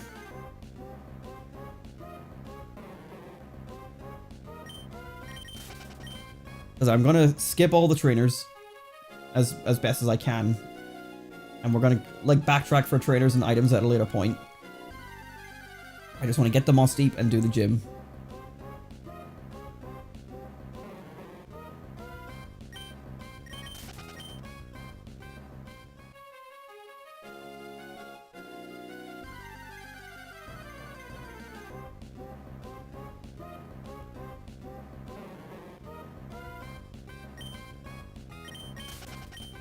Yeah, it is really cool. I think, like, in one of the more recent episode of Game Grumps, you were talking about, like, some sound effect that was in some old game, and how Dan was like, oh, I never realized that, like, it wasn't just someone speaking it into a microphone and then it being, like, you know, compressed and digitized down for an NES game, that it was actually just sounds that were made to sound like the words. I think it was talking about Punch-Out! Or something like that. And, like, yeah, it's just cool what they were able to achieve back then. I mean, they could obviously still achieve it now, but, you know, you don't have that limitation anymore. But that limitation bred a certain type of creativity that was needed at the time.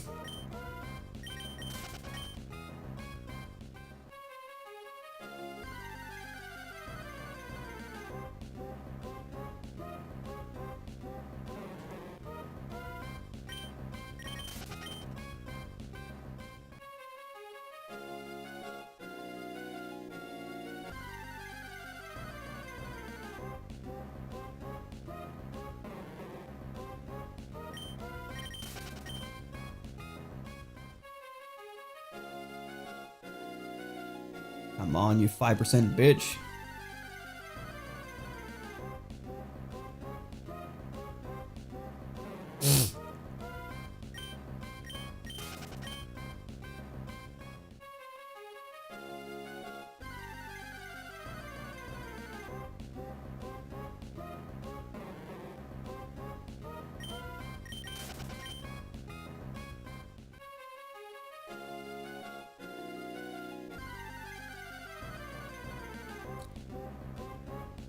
It was a recent one, but I think they were talking about, like, maybe it wasn't even Punch It, but that's what comes to mind.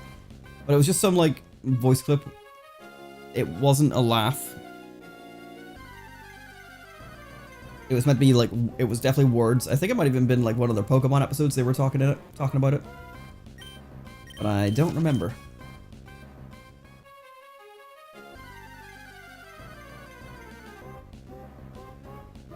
And obviously, to, like, find it, you'd have to search through, like, a 50-minute video, so I don't think it's worth looking for.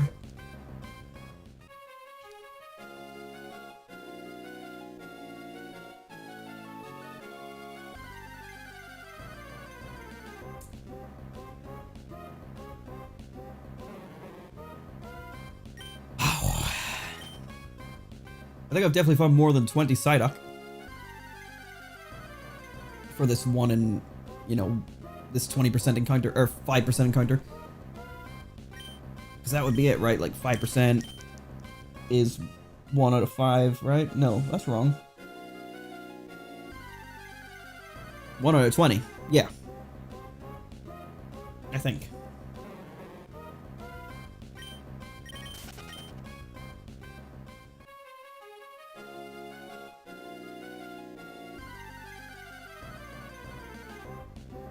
Yeah, 1 to 20, because then if you multiply by 5, that's 5 in 100.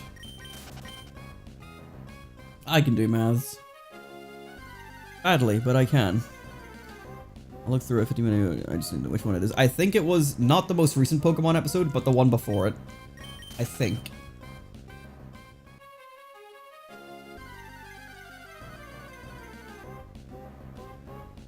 And I think if it is that one, it's near the start of it, but I don't remember.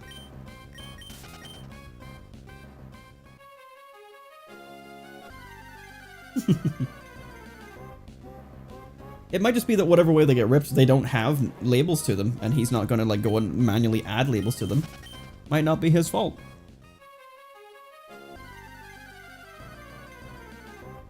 I mean, on the plus side, at least someone has ripped them, and you can use them.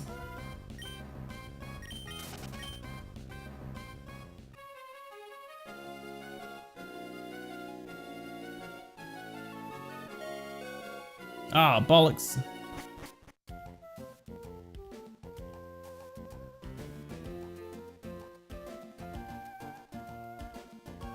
I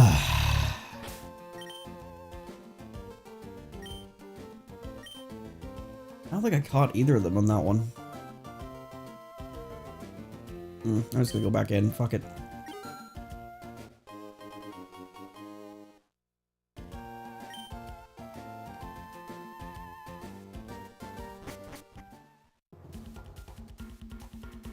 Yeah, exactly. And also because, like, the way that that person would label them might not be the way that, like, the composer of the sound effects would label them. Like, you could label something as, like, explosion, but they might just label it as, like, boom 1, you know. There's probably, like, some reason behind the choice.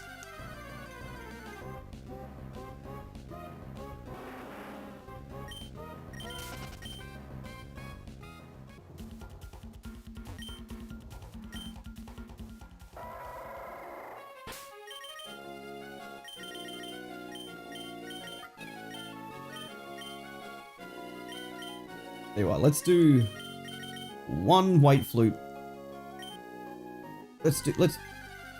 I just found it. Right, wait, what? Oh, I didn't use a repel. I thought for a second there I just found it, like, immediately. Okay. Let's use a repel. I was gonna say, let's use 1 repel. Like, obviously if it expires, then we'll go back to just encountering, but I'm gonna try and rotate my thumb on the D-pad and not move. It's not going very well so far. And try this 0.06% chance of finding it. Which I think the white flute just doubles that, so 0.12 at the very least, but... Well, I'm doing a terrible job at not moving. Which is to be expected considering the fact that my thumb is in agony from doing this already. For fuck's sake, it's so easy to move too. Ah! I'm just gonna keep on moving normally. It's gonna run out, I don't care.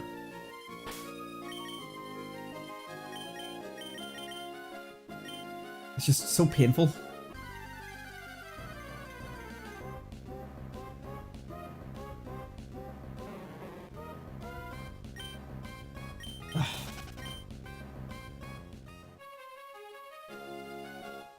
And this Pokemon's a 5%. It's the same encounter rate as the Pinsir and the Dodrio and all the other rare ones we've been finding that, like, just are not showing up.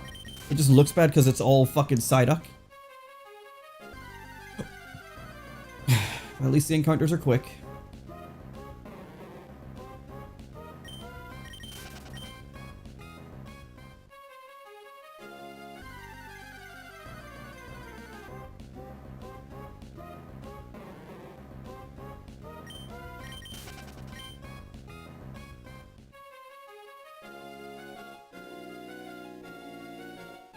And no, they're not quick. Come on, really? You're not even going to give me a normal encounter? Jesus Christ.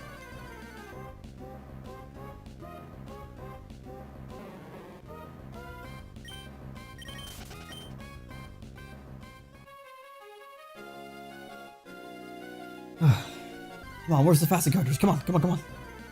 Speed run. We need to keep speed running this. So there it is. Golduck. This one decided to pop up at level 35. Has a catch rate of 75, so a little bit easier than all the other ones we've been finding, but still gonna be tough. Please just get in the ball. After all the time I've had to waste looking for you. I was wondering which blue duck would cross my screen first. The shiny one or the Golduck, and there goes the Golduck, just like that. It's gone.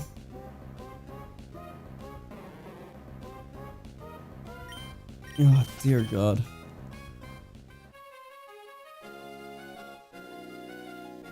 Well, I had a chance at least.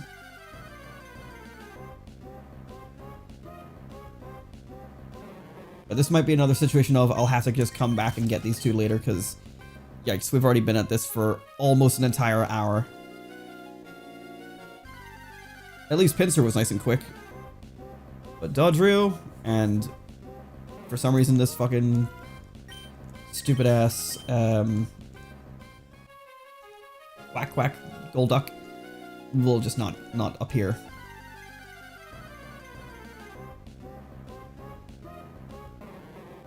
So at the end of this one, I'll call it here and go to Mossdeep City like I said I was going to an hour ago.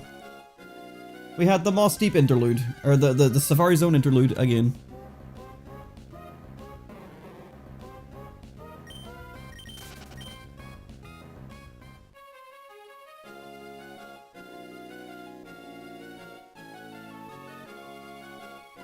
I'll do like 3 more surfing encounters and then I'll go back to looking for Dodrio.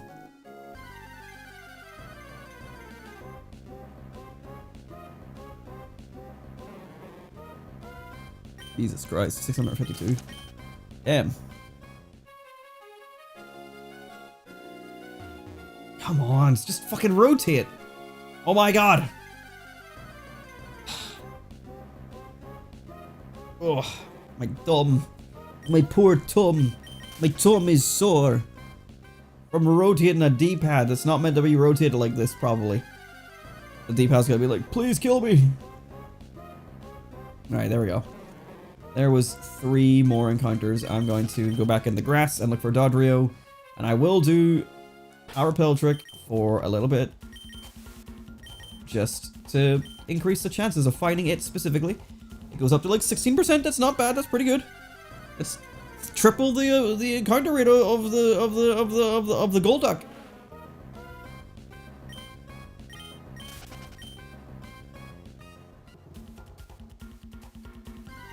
At the least, I can always find the pre-evolutions and evolve them, but I would like to catch them in the wild. It would be neat.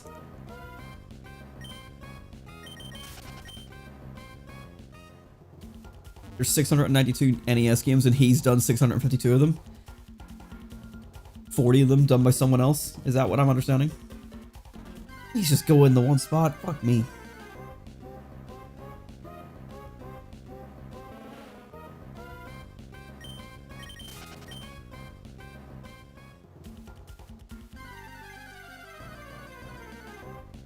Ow. Owie. I don't like it. My thumb. It hurts.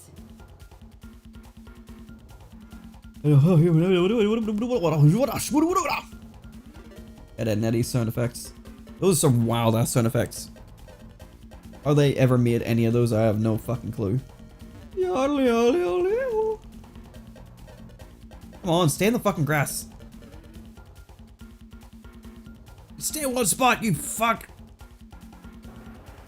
Ugh. I know that's a Rhyhorn cry, but it sounds just like Charizard. My God, stop moving! Fuck me, that was agonizing. And we found it, at least. I'm gonna go near. No, I'm not. Fuck it. It takes me so long to find these motherfuckers. Just let me catch. Let me smash. Please, Becky. Let me smash. Oh, no! Why? I mean, fair enough. If he has the capability of doing it, at least somebody did it. Can't knock that.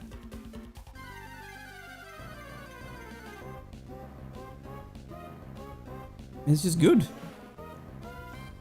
The guy obviously had a passion of preserving these sound effects, or obviously wanted to use it for use them for his own purpose, or something like that. Like, at least somebody did it. I think it's almost better one person doing all of it like that than having multiple different people rip them at different qualities and different. Because like, imagine some of them being labeled, some of them not being labeled. Like, at least they're all uniform. I like things being one way. Like you do one thing and you get the result, and then you do another thing and you get the same result. You sort of know what to expect, which is not what you would get if you had different people ripping. You might have worse quality, you might have worse formats, you might have this, that, the other. I don't know what I'm fucking saying. Not knocking it, I'm going insane. I mean, yeah. A lot of work, that's for sure. I wouldn't have the patience. Which I've already decided that I've had enough patience. I'm gonna get on my bike and start encountering these things this way, because quite frankly, my thumb is in agony, and I'm done with Safari Zone. It's been a full hour. I'm done with it. I just want to get out of here.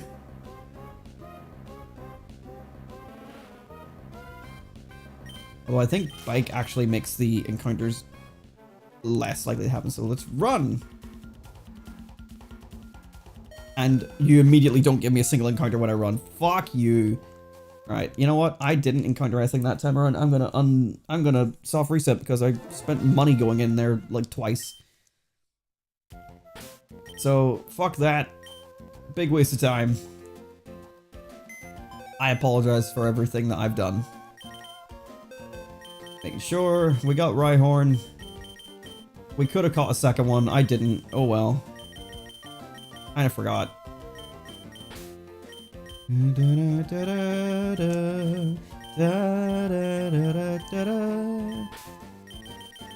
I'll have to move these guys around off screen because these guys are taking up too much box space. Give me these fucking raspberries.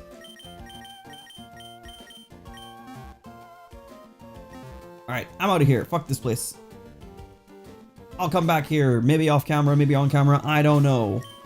I like to catch it all on camera, but Jesus Christ. That sucked.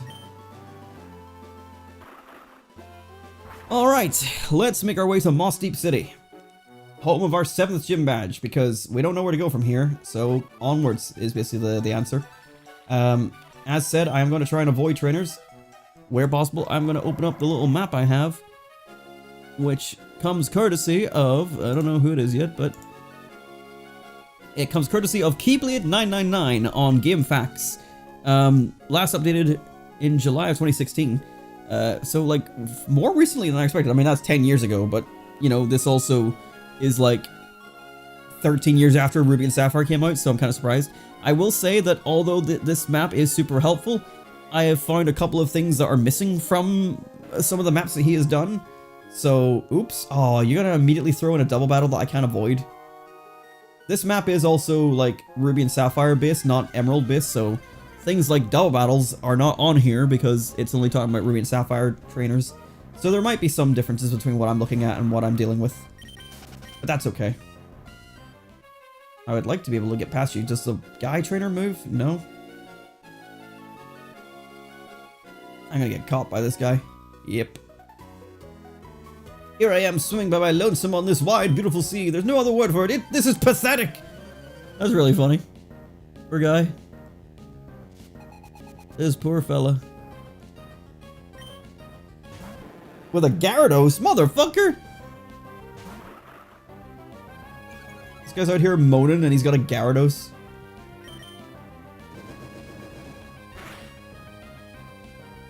I think Vibrav is in trouble. Let's try and get a Paralyze out of this. It's lowering our physical, not great. Gyarados, I think I mentioned it in Generation 2, but Gyarados is another Pokemon that unfortunately gets fucked over by the physical special divide in Generations 1, 2, and 3. Because... oh, I didn't think that'd be enough. It was like a low damage roll in that third hit. Because, Gyarados is a water type, which is special, but it's a high physical attacker just like Absol, so it unfortunately kind of gets shafted just like Absol does with its main typing. And then, like, the other half of it is flying type, but although flying is physical, it really doesn't learn any flying type moves. I'm feeling blue. Blue is the sky and the sea. Go, go, go, go, go! Don't get caught. Okay, good, good, good. Right, so I think there's another trainer coming up.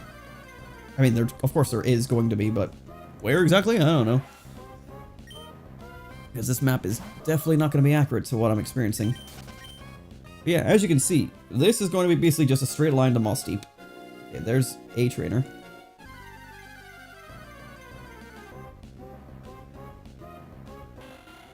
But my thumb is so sore after all that. It's just the constant, like, motion on the D-pad. It's just, like, wearing down the skin, and it gets, like, raw feeling. Okay. And here we are at this little island. Is there anything on here? Nope. And there's another little island here. Oop.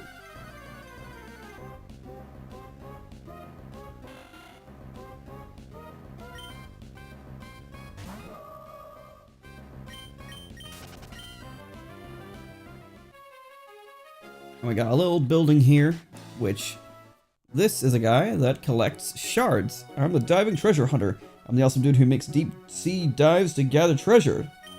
Treasures resting at the bottom. If you haven't got any treasures for me, if you see any shards like the red shard, you've got to trade it with me. Basically, he'll trade you the evolution stones for each shard's color. So that's pretty neat. You can get different evolution stones here. Although I think you can buy them at Lily Cove. Maybe you can't. I don't remember seeing them when we were there. Not sure. Let's see. Let me open up this again, and this again, and this again. There we go. Okay. And here we are at Moss Deep, just like that. See, it was basically just a straight line. I can't do this anymore! It's utterly hopeless! I'm a fighting type trainer, so I can't win at the Moss Deep gym no matter how hard I try. Ah, punch, punch, punch! I'm right here. Don't look at me that way, I'm only hitting the ground. Or do you want me to teach your Pokemon Dynamic Punch? No. Maybe? Hang on a second. I just punched the microphone. Let me see what Dynamic Punch is.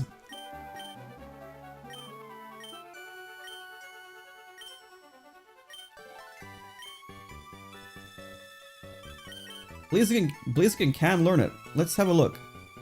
I think it might be a fighting type move. It is. Powerful and sure to cause confusion, but inaccurate. Yeah, it's a 50% accuracy move.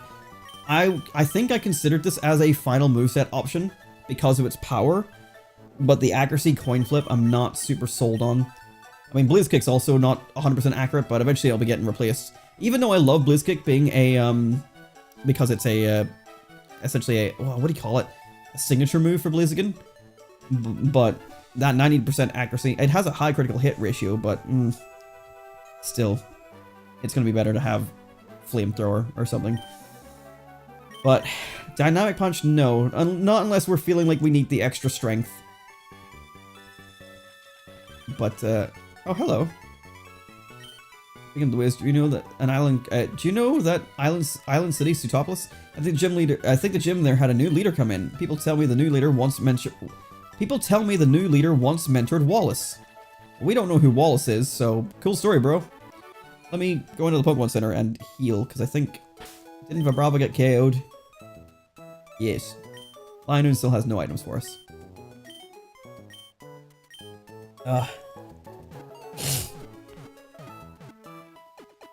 Bum bum bum. The gym leaders in this town are a formidable duo. Their combination attacks are like excellent and wow. Depending on the special abilities of Pokemon, some moves might change or not work at all. Let's explore the city and talk to people. Around Moss Deep, you can see Wild Wilmer. It's called, what was it now? Wilmer watching. Ha ha ha! Funny kid.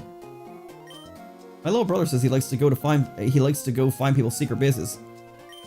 You should make a secret base somewhere. I'll go find it. Yeah. If you don't remember where you've built your base, this guy will tell you, basically. He'll tell you what route it's on. And this room is empty. Collection of rare rocks and stones assembled by Steven. Huh. Interesting. I think in Ruby and Sapphire, coming in here gives you something, but not here. It also doesn't label that it's Steven's house. Your Vibrava, it likes red Pokeblocks, doesn't it? I'm positive it definitely likes red Pokeblocks. Oh, cool. So I can tell what kind of Pokemon likes at a glance. Huh. Ah, fuck. I think it's based on the nature of your Pokemon. The Island Space Center has been launching huge rockets. There's been some kind of an uproar over a letter they received recently. I heard from a sailor buddy that Team Aqua set up shop at Lily Cove. I also heard that someone came along and wiped the floor with them. Moss Deep here has been targeted by that Team Magma. If you want to know what they're up to, go visit the Space Center. What? I don't think I remember this.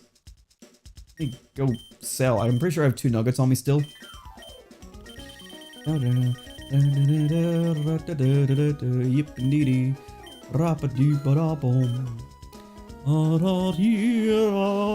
do you say? Revive is fantastic. Give it into Pokemon, the Pokemon will arise! Careful, Revive doesn't restore the used up PP of moves.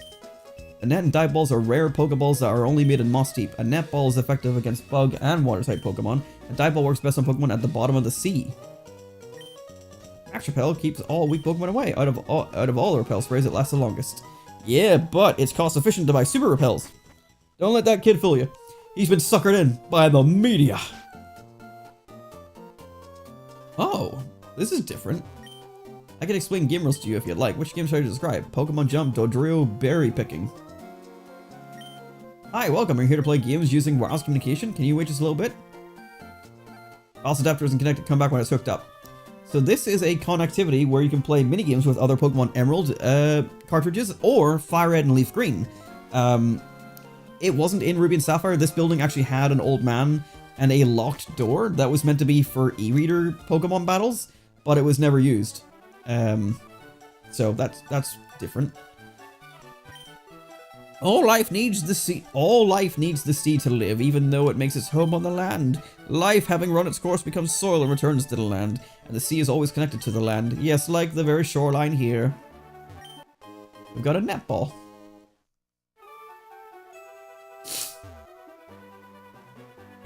Oh, hi, Scott. Adam, feeling good? I'm doing great. I heard Moss Deep's gym leader is pretty strong, so I decided to come take a look-see for myself. But there's something wrong about this town. People are going on about a warning letter in the Space Center. I don't think it concerns me in any way, though. Don't fucking see ya! Wow. He's been kind of cool the whole game and then just turned into a massive prick there at the end. Sounds like your problem, bye. Wouldn't it be nice if the whole world was covered in plants and flowers like this island? And wouldn't it be nice? Hello, sir. A voyage on a ship is fine, but crossing the sea with Pokemon using surf, now that's an exhilarating trip. Wouldn't you agree, youngster? Yes, I would. Hey there, trainer. A super rod really is super. Say all you want, but this baby can catch Pokemon off the sea floor. What do you think? You want it, don't you? Sure. You bet, you bet. After all, Super Rod is really super. And just like that, we've got our Super Rod. It's much easier than Generation 2. If there's any water, try dropping your rod in and see what bites. And now we have all 3 rods. Don't have to wait till the fucking... I mean, I guess this is kind of endgame. We're at the 7th gym, but... Generation 2, you had to wait until you went to Kanto to fucking get the Super Rod, so... That's nice, at least. Right, what's going on at the Space Center? Also, hello.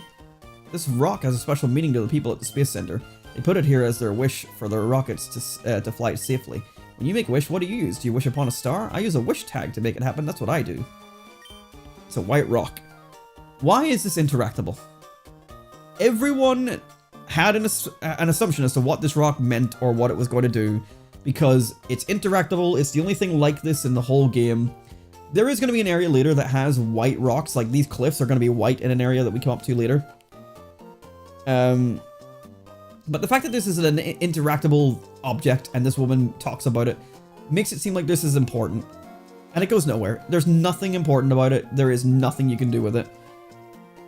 So any rumor or speculation you had about it was all entirely misfounded. My little sister exchanges mail with her boyfriend in Fortree. I don't envy her one bit at all. Even though I can't see my friend in Fortree, my Pokemon carries mail back and forth for us. I'm not loathsome even though we're apart. And then you talk to Wingull and it leaves. That's the Wingull that we saw in Fortree. I don't know if it's going to do anything, but let's go back to Fortree and see if anything happens from interacting with that kid again. Yeah, it flew all the way from Fortree City to here. That's quite a fly. Not that we can't do that. Like, I'm actively doing that right now. I just clicked on the wrong place because I'm an idiot. But I'm curious because maybe there's something to this.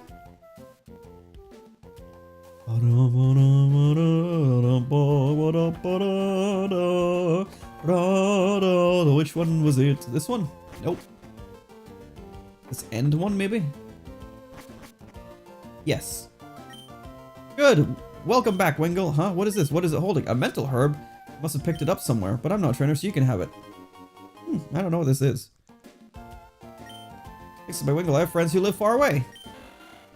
And that's the end of that little mini adventure. Hold item that snaps Pokemon out of confusion. Oh, okay. Well, there you go. Just like the berry. I don't know why you need that if you have the berry. Alright, back to Mossy.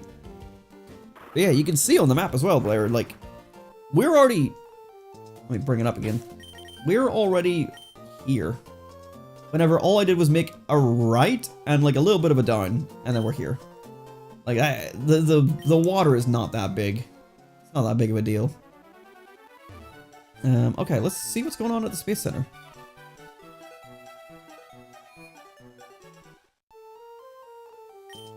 I was taking a stroll down the beach when I found this. It's not anything I need, so you can have it. I wish I could just do that. Just be like, I have this thing I don't want. I want you to have it, just as some stranger. The Hoenn Region has been famous for its meteor showers for a long time. Okay. A rocket launch demands perfection. Not even a 1% margin of error is allowed. Even if it's 99% okay, the whole thing is useless if 1% happens to be no good. Despite that, we never stop trying. Why? It's a dream that never ends. The rocket launched safely. That's successful launch number 3. I believe this launch, this number goes up for something to do with the clock. But again, as a kid, this was believed to be another like potential thing that if you got it over like 1,000 or 999 or some sort of number, you'd get something special to happen. It doesn't. A giant chunk of metal bursts through the skies and flies into space. It boggles my mind. Technology. Some people claim that Pokemon came from space. Could it be true? All Pokemon or just some of them? Because some of them, yes. But are they trying to imply that this world used to not have Pokemon? I don't know. I wish ordinary people could go into space one day.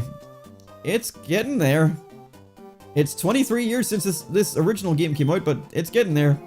Moss Deep has mainly sunny weather and its winds are stable. It's an ideal location for launching rockets. If only I was a little younger, I would have liked to be an astronaut. No, it's not too late. I can and will try. Oh, my heart. Alright. Steven, I couldn't help but notice that you're over here and this suspiciously Team Magma looking letter.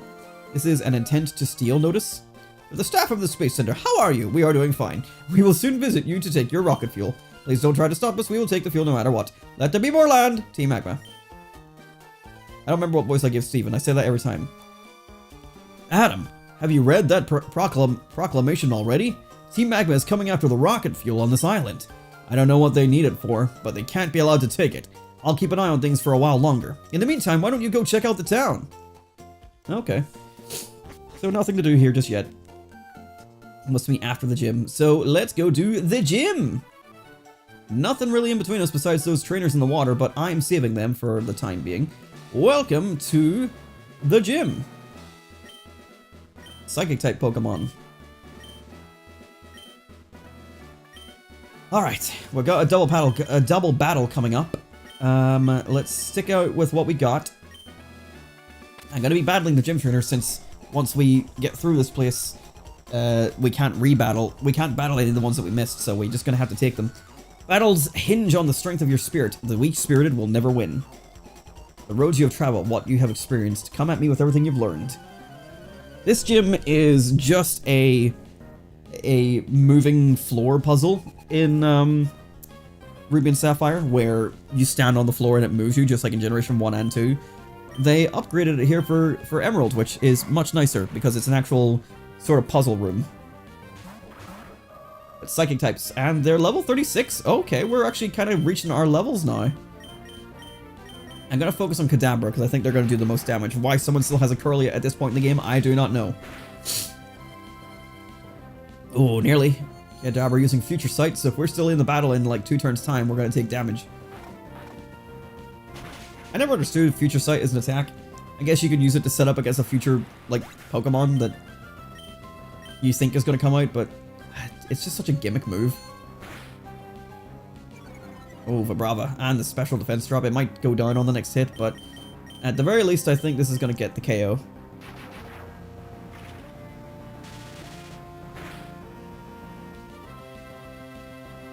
Definitely with a critical hit. Level 40. We're all getting too many levels, guys. I need us to chill. I must temper my spirit again. We've traveled a path of greatness. So let's go through this teleporter. Okay, just gonna have a look around. See, every time you press a yellow switch, everything on the yellow switch moves. Where's this one go? Different room. Okay. I'm gonna be doing a little bit of back and forth to get from point A to point B, and to battle all the trainers as well. Okay, so I want to... No, we will do doubles because it will split the XP. I mean, it basically works out the same, but it makes me feel better.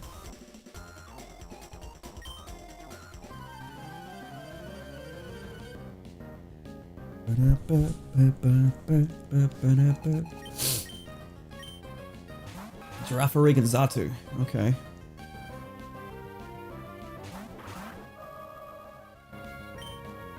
Let's use Crunch and Thunderbolt.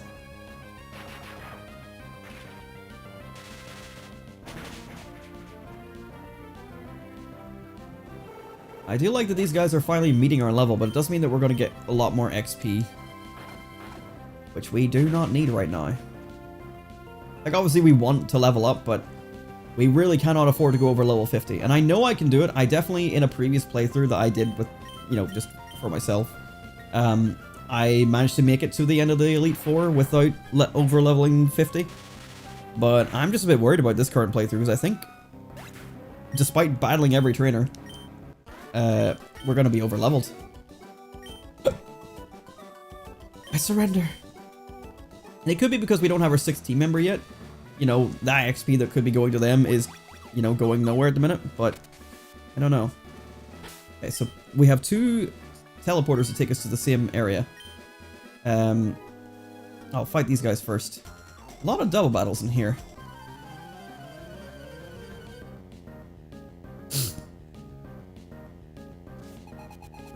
We got a Maniac Kathleen and Psychic Nicholas. With Kadabra and Wobbuffet. Oh, Wobbuffet's gonna be a problem. Let's focus on Wobbuffet just to get him out of the way.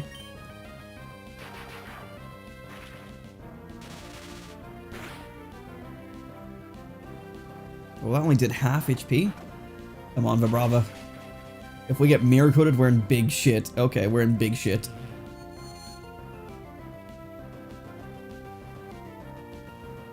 Yeah, that is handy. Okay, that is good. So you go there. You use Psychic.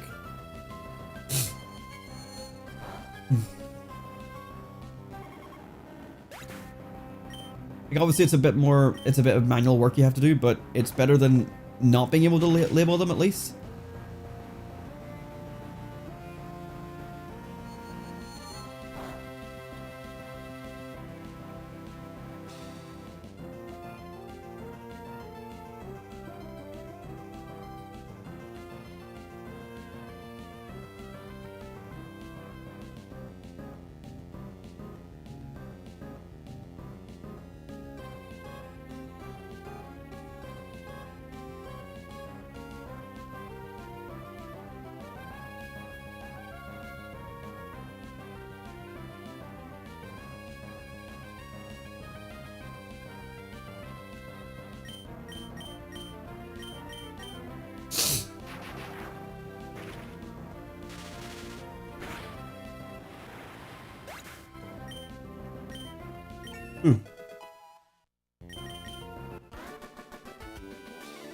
But even just like giving them your own generic names maybe would be a way to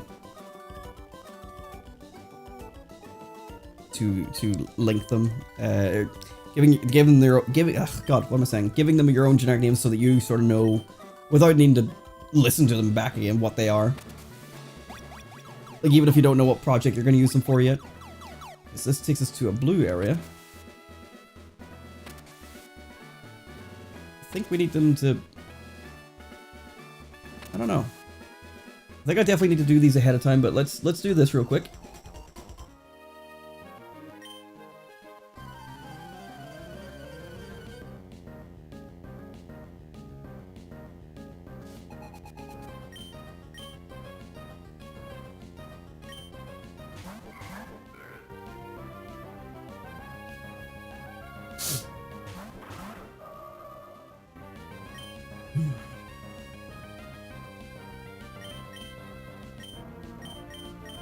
I don't know why these guys have some really weak Pokemon. Magic Coat. I don't know what that does.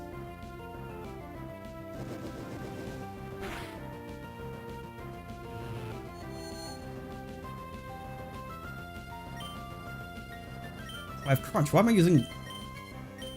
I don't know. I always hate whenever their HP is so low like this, and it's like, man, I could use anything and kill it, but I wish I could just hit both of them.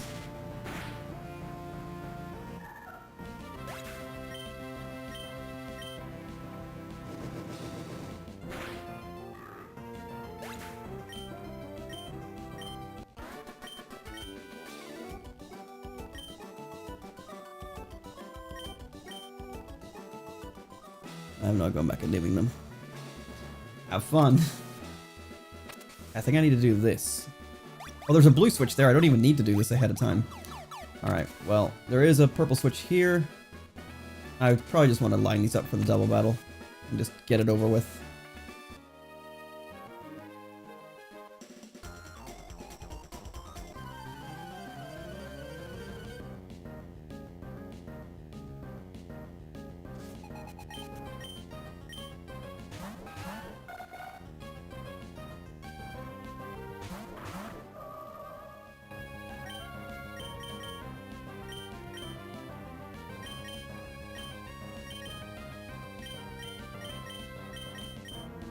I don't think Vibrava's Crunch is going to kill Girafarig, but this will definitely kill Natu.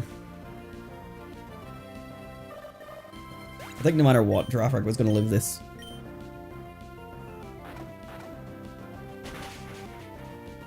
This Chimney is like, the Rumbler and Blagao. You're going to look at that in like a month's time and be like, what the fuck are any of these? Unless your mind kind of works like mine and you go like, oh yeah, Blagao, duh. Undertale Heart Shatter, adjacent, yeah. I definitely had to like save sound effects with like that kind of naming of like, yeah, this is what it is, or what it sounds like to me, but this is good enough. Green button. Green button. All right. Ah, yeah. Right, we haven't seen that area yet. Let's go this way and this way. Yes, okay, that's what we need to do. I'm probably supposed to have come in here a different direction. Yeah. No, this is right. Okay. Yeah, I'll keep these two in.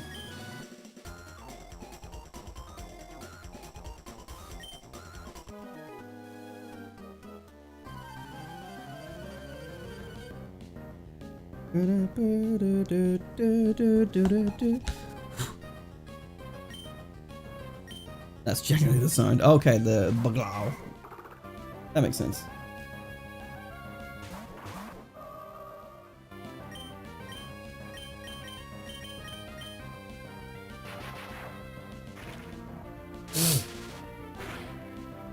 I need to remember to take the amulet coin off of Bravo whenever I switch it out here, because I'm gonna probably lead with I might put Cacturn in for the gym fight. Maybe I should use Absol as well, considering that this will be its gym debut. That'd be pretty neat.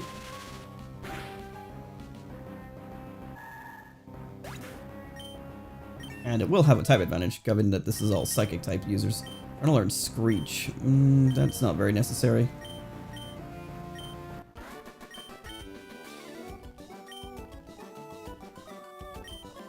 What you do, it horrifies me. Jesus Christ. What did I do? Oh, I see. Hang on. Yeah. Okay, and then we gotta go bleep. And then we go bleep. And, bleep. Oh, yeah, duh. Okay, I assume that we're approaching the gym leader after this. I'm pretty sure, like, yeah, this takes us to this area. And that's the final room that takes us to the... Yeah, there. Yeah, that was easy. Okay. So, let's swap Vibrava for Blaziken. Just put it in its regular place. Let's take the Amulet Coin. Let's put Cacturn up front. And Absol up second. And here you go, have yourself an Amulet Coin. And this is going to be an easy breezy battle, I think, with two Dark types. Here we go. Doink, deep doink, ba-boom, step, ka-thunk, literally everything, yeah. Were you surprised? Were you surprised that there are two gym leaders? We're twins! We don't need to talk because we can determine what the other one is thinking, all in our minds. This combination of ours, can you beat it? A double battle gym leader, which is pretty cool considering that this is the game that introduced double battles. Tit and Liza. Starting out with Claydol and Xatu, level 41. So despite all of our over-leveled feeling, we are actually equal level here. So let's start off with, let's go Growth and Swords Dance. Let's just do a buffing turn, which we probably don't need. Going for Confuse Ray on Absol here to start off with. And Claydol's using Earthquake, and with Xatu being a flying type, it doesn't get affected. Cacturn, not very effective, but decent damage on Absol. Oh, nearly KO'd. Okay, that's not good. Cacturn goes the slowest, so I basically need to use Feint Attack on Xatu, Shadow Ball on Claydol, and hope that we get through this Confuse. Fuck. Damn it, Absol, I really wanted to use you in this fight. Okay, that's... Oh, I didn't heal. Shit. Vibrava, because it has Levitate, so it won't get hit by Earthquake. The one time I've realized that it's going to be useful. Xatu is setting up Sunny Day. That's not useful. Yet. We might lose this fight, because I didn't heal ahead of time.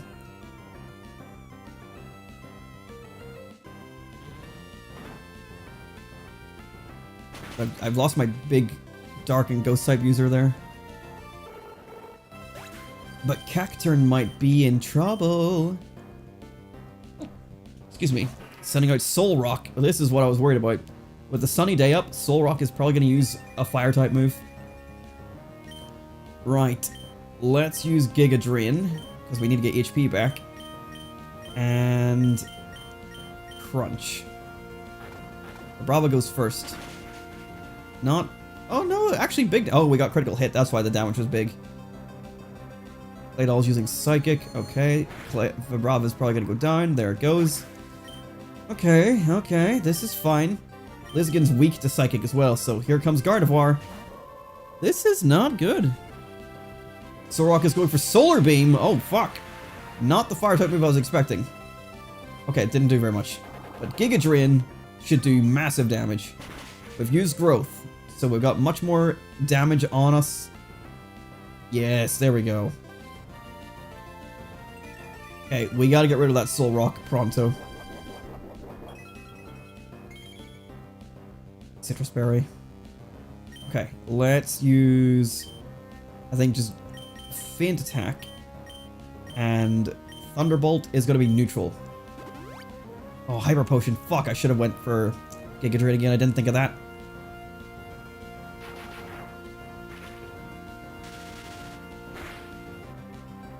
Okay, that was enough for Soul Rock, so that's it, darn. And I think that was only one of the twins. Nope, never mind. Oh, because they're treated as one trainer, so they're... Oh, okay, cool. That makes sense. Nice. Good damage. I don't believe Lunatone can use fire-type moves. I don't know if I can use Solar Beam, though. I'm gonna use Giga Drain, just in case they heal again. Which they did.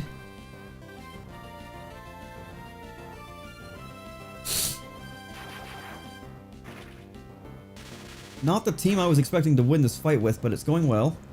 Lunatone is using Calm Mind, which is going to boost its special attack and defense. We could use that with Gardevoir as well, but I think we'll hold off for the moment. She's already, like, on the verge of death, so I don't really want to waste her like that. Okay, I think what we should do now is switch targets. So, I'm going to use Giga Drain on Lunatone, because I'm expecting to get hit. And I'm going to use Psychic on Claydol. Another Hyper Potion? Jesus, Tate and Liza, come on.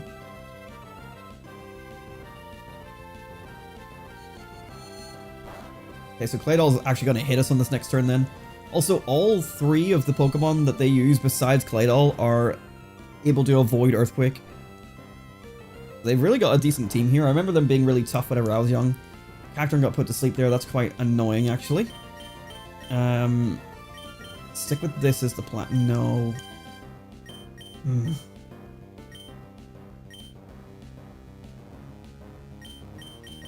Gotta just stick with this as the plan.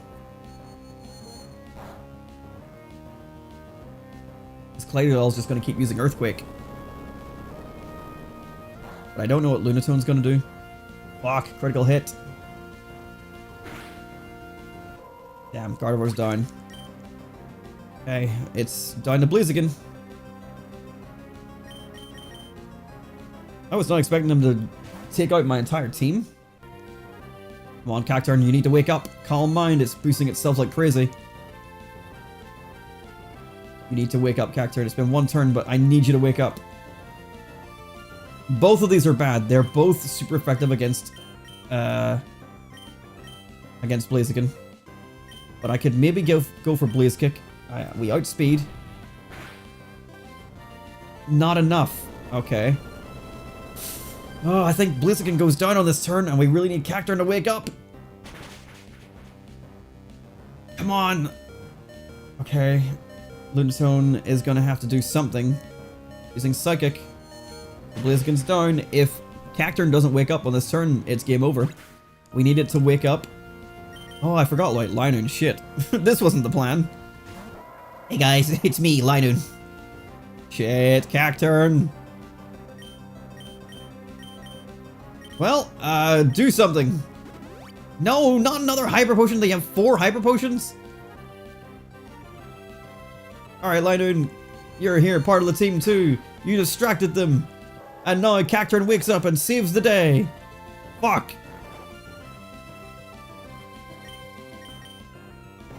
Well, that was a shit show of a run.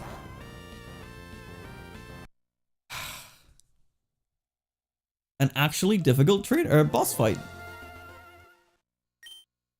Even the dog is laughing at me. I bet you'll never guess what that one is. It's never generally made new sound effects since this game. I mean, I think they have, but like a lot of them definitely get repurposed from these older ones. Right, let's actually go into this with a healed team this time. That might help us a little bit.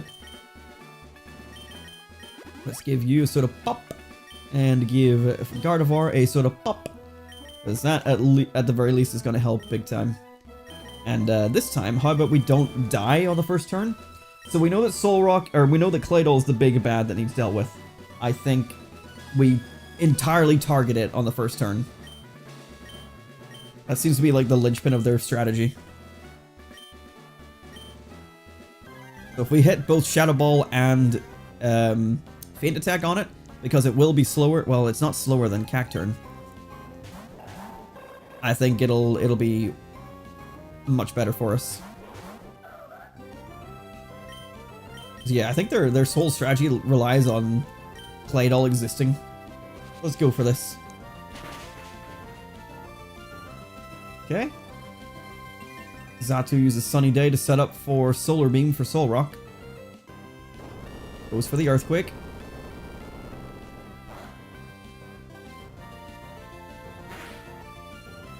You can see that frailness from Absol coming out here.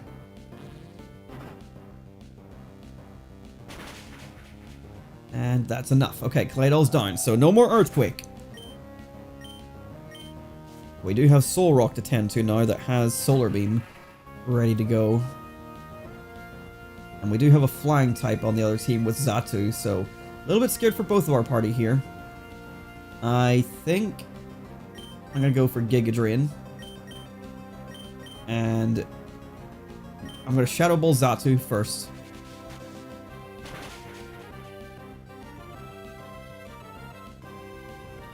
Using Calm Mind, okay.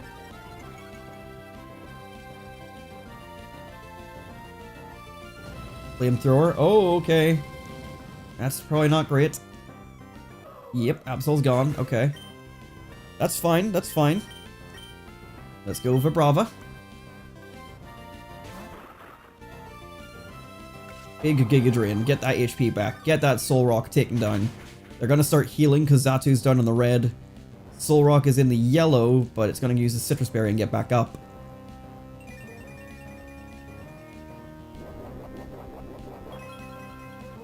We could take out Xatu here, but I feel like we need to focus on Soul Rock.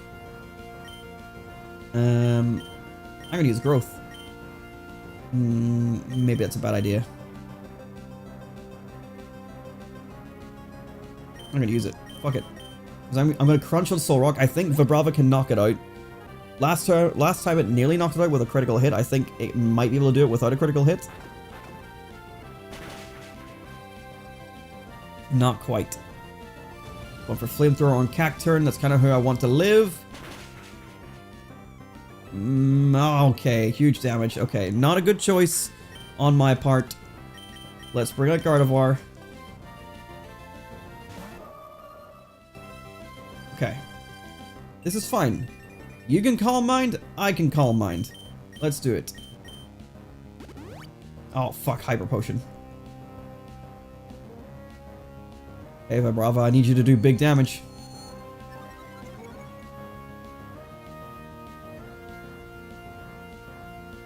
Xatu using Psychic, which is probably also massive damage against Vibrava. There it goes. Oh, fuck me, this is tough. It's starting to Blaziken again, which it's not going to do well. Sunlight is strong, so fire types are boosted right now. Let's use Thunderbolt on Xatu, and we'll go for Blaze Kick. It is neutralized by the rock typing, but maybe the sun will help. It got a critical hit. So at the very least, Solrock is going to be trying to use a Hyper Potion on this next turn. And a critical hit from Gardevoir as well. Good stuff. The classic OG duo here up at the front. On to Lunatone. Is going to be spamming Calm Mind.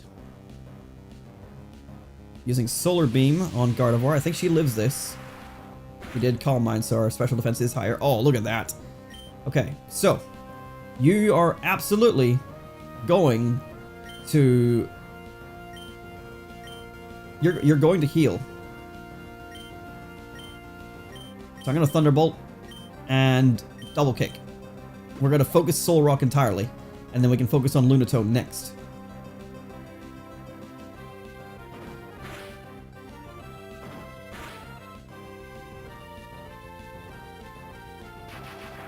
We have one Thunderbolt left. Okay, Soul Rock down. Lunatone's going to use its Calm Mind. Blaziken's probably not going to get another turn after this, so let's utilize it well here. The Thunderbolt and Double Kick. And hopefully Thunderbolt is enough. Ooh, critical hit on the second kick. Nice. I think that's it.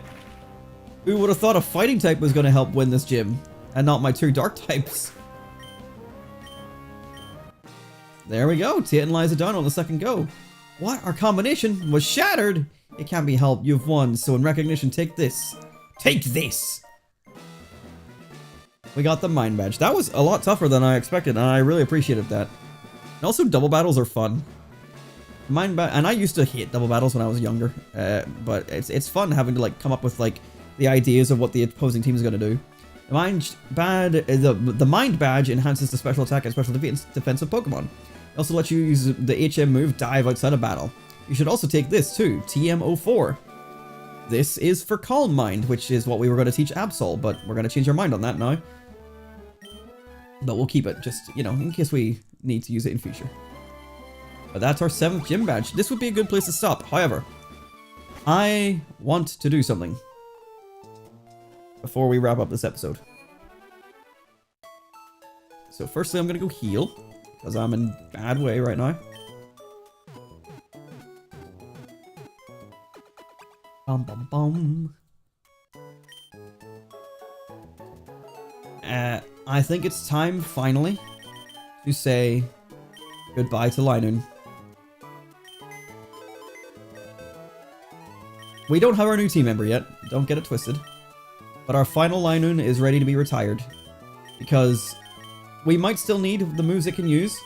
However, it is no longer helpful because moving forward we need to be able to dive. And to dive we need a water type that can actually use dive. And that is Psyduck. For some reason, Psyduck is the next best thing for us to use for HMs. It'll be able to use Surf, it'll be able to use Dive, it'll be able to use, I think, Strength as well? I'll just double check that part.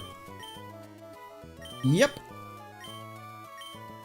So it's officially time to finally replace our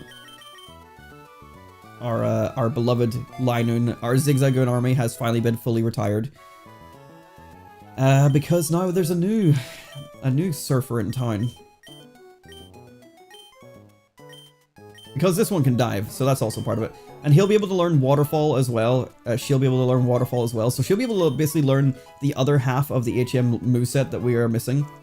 So between the two of them, like, they're going to be very helpful Pokemon. But let's go, I think, in here. I don't think this is going to do anything because, yeah, I think something's going on at the Space Center. So let's keep Cacturn in the lead. I can't, no, I'm going to keep Absol where it is. Oh, hello. Hi, everyone. All right, move out.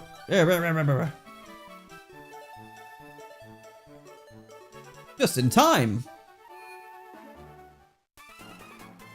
Oh, shit. Everyone's, like, over here panicking. The Team Magma run, I guess strolls on the beach aren't safe. Team Aqua should take care of Team Magma, but if they did that, Team Aqua will become bold and brazen, won't they?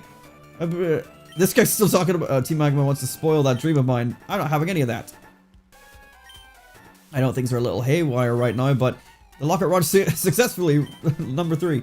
These Magma thugs have their sights set on our Space Center, but we can't allow anything that minor to interfere with our rocket launch. What do these guys want with a rocket? They already awoken Groudon. I don't remember what voice, just... As promised, we've come for the rocket fuel. You could call us Team Magma Rocket. For some reason. That's right, Team Magma are doing more with a rocket than Team Rocket ever did. What the fuck? What kind of messed up world is this? Alright, let's use Feint Attack. I would have really liked to have gotten to use Absol and let her shine in that fight, but that's just the way it goes sometimes. Go Giga Drain on this one.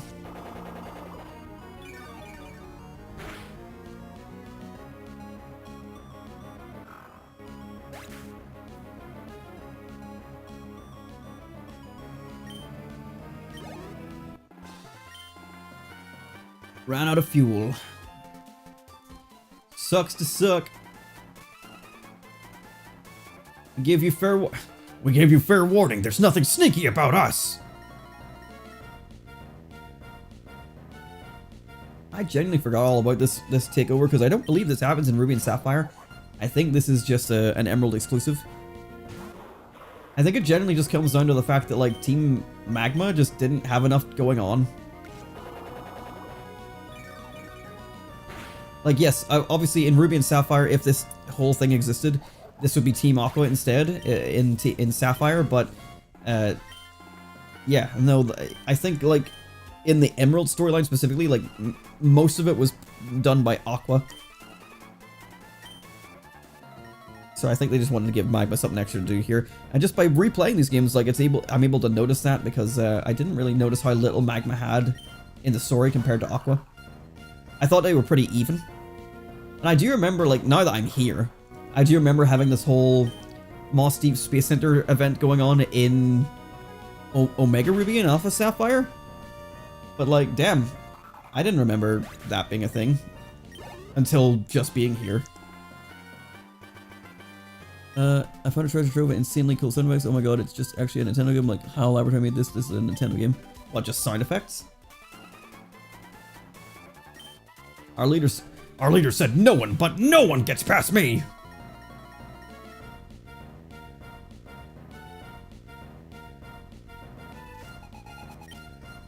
This guy's got 3 Pokemon. Ooh, look at this guy. It's a visual novel.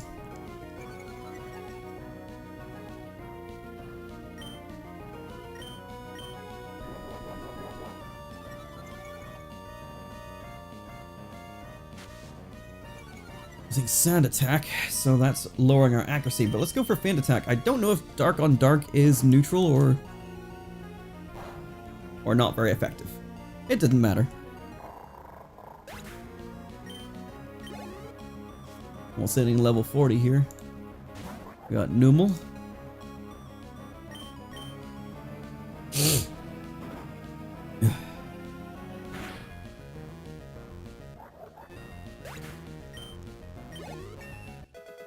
Level 40.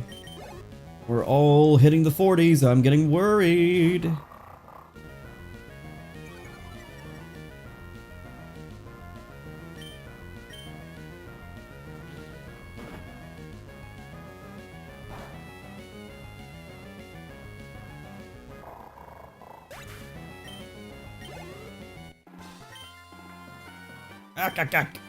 It's Mr. Krabs! Wait, he only gave me 1200. I do have the... Yeah, the amulet coin. Yep, we're all in the level 40s now, guys. This is getting dicey. I didn't... Oh, hello, everyone! What's wrong with you? You're outnumbered 3-1, but you still want to take us on? A reckless go-getter, are you? Okay, I'll go first! This is more fights than I would like to do. I was hoping it would be like 2. Here is Zubat. I'm not even gonna get to change my team around. I've got Bislim, they got really deep. It's Famicom exclusive, that's extra channel for you.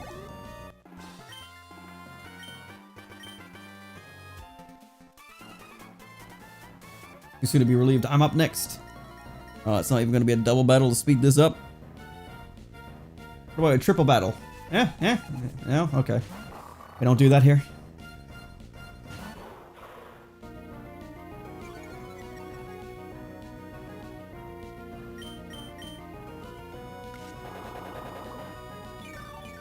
It's funny leading a Team Magma attack with a Cacturn, considering the fact that it's a grass type, and these guys should be using fire types because they're Team Magma.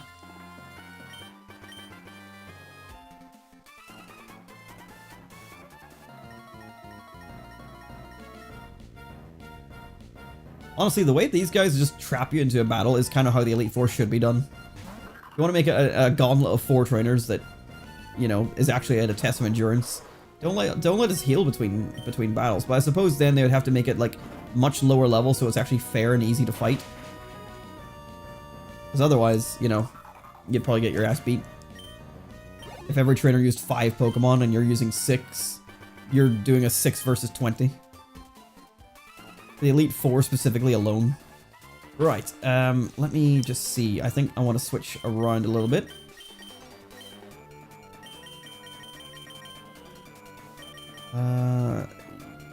Oh, yeah. Let's just put Blaziken up front for a bit, because I didn't realize that Vibrava had overtaken, become the highest level user. So yeah, let's put this on.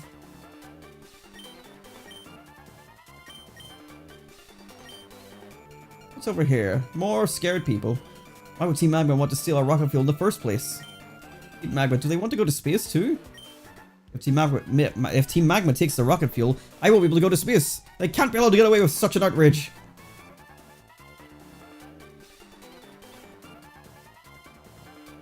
I did not know Fantasy Zone was on the Famicom. Me neither. Team Magma, what's the point of stealing rocket fuel? I forgot Maxie's voice. I forgot all their voices. Except for fucking Archie. Since you're so curious, you deserve an explanation. We're going to jettison the entire load into Mount Chimney. With Groudon gone, we have no need for that slag heap of a mountain. So we'll use the fuel's power to make the fuel erupt. It will be savage. It'll be lit, fam. Adam, you're going to help me? Let's go into battle together. Are you ready?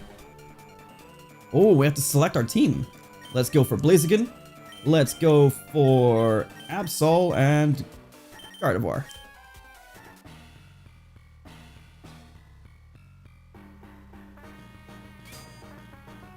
This guy's got Metang, Skarmory, and Aggron. And they're all higher level than me.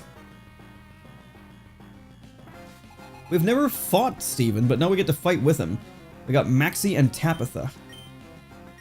It's his full 6-on-6 battle, this. Starting off with Mighty Yenna, level 42, and Camerupt, level 36. Damn. We got an attack drop here. Okay, I'm gonna go for a Focus Energy. So, Swagger on Metang, okay. Boosting its attack, but giving it a confusion. Metang is going to be controlled by Steven. I don't get any say over what it does. Using Reflect to increase our physical defense. Nice.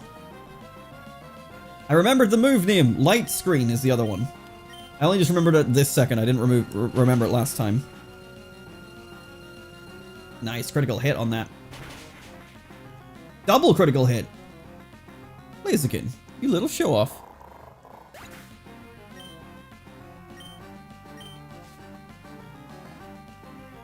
I think people did like a thing where they boosted the EXP gain in this fight and you were able to evolve Steven's Metang. Like at the end of the battle, if it had enough XP, it could evolve. Obviously you don't get it, but you know, it's just funny to see someone else's Pokemon evolve. Right, we got double Camerupt here. I'm gonna attack the big one because it's scary. Oh, that's not a lot of HP. Come on, Metang, I'm gonna need your help on this one. It'd be really nice to have a water-type Pokemon on the team in this case. Oh, special defense buff. They're both doing it. Well, suddenly water is no longer a necessary outcome here. Just gotta hope for our critical hits here. Nope. Metang, can you help out, please? Metal Claw, they're fire and ground. What are you doing? Alright, well, never mind. You know what you're doing, I guess. At least it's splitting the EXP up. Maxie sent out a Crobat, okay. I'm up using Takedown. Might be a good chance to switch into Gardevoir, actually.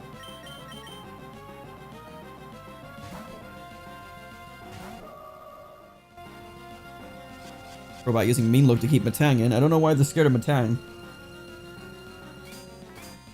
It uses Metal Claw.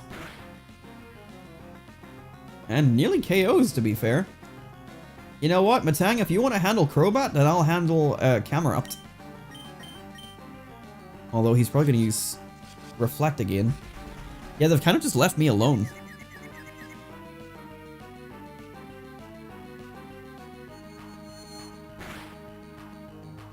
Well, that wasn't very good. Yeah, let's go for the Crobat. That's the leader, Maxie, all taken care of. It's just the grunt, or the admin now that we have left to deal with. Alright.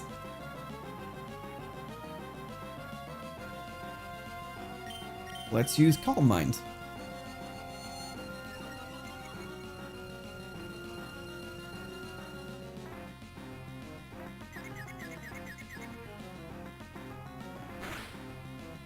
I like the idea that Maxie just has to sort of sit there and wait patiently now for this fight to end.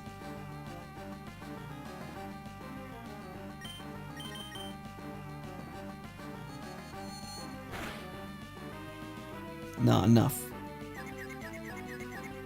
This, that's right, this camera up did use amnesia, so it boosted its special defense 2 stages. That explains why we're having a bit of a tough time knocking it out.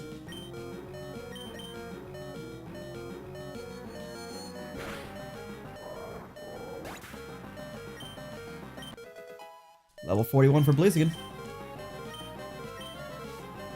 And you still got 2 Pokemon left. Golbat, well, that's going to die immediately. Metang's out of confusion. And using Psychic. Not enough. That is disappointing. Well, Steven, let me show you how it's done.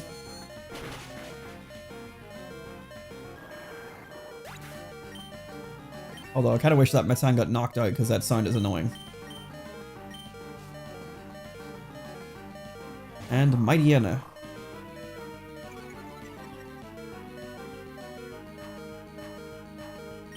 It is pretty good to have that on a dark type Pokemon, considering that its weaknesses are fighting and bug, both physical attacks. Steel also a physical attack, but Metang did pretty big damage all the same. And then Thunderbolt to KO. KO to knock it out. Yeah, that works out. There we go.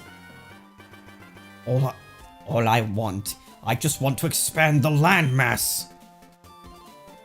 I'm with our leader.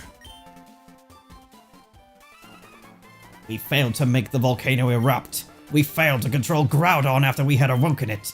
It is our goal to expand the land. Misguided? If we, Team Magma, are wrong, then might Team Aqua's goal to expand the sea also be equally misguided? Alright, we will give up on the fuel. There appear to be more important matters that I must examine. Whew, that was too tense. Adam, thank you. I have something to give you as thanks for your support. Please come see me at home after this. Oh yes, I don't live in Rustboro City. I live right here on this island. Oh, they still have the same dialogue. Okay, well there we go. Nope, nothing there. I believe we can now acquire... Also, is there anything behind here? Because you can go behind this rocket. All the way to this side. It doesn't look like it. I thought there'd be like a hidden item back here. Nope. Very small rocket, and the fact that I can walk beside it as it launches is kind of not too safe. Okay, let's put you up front for a little bit. Also, give me that back. Charcoal. Charcoal, charcoal. And I'll give you the amulet coin for a little bit.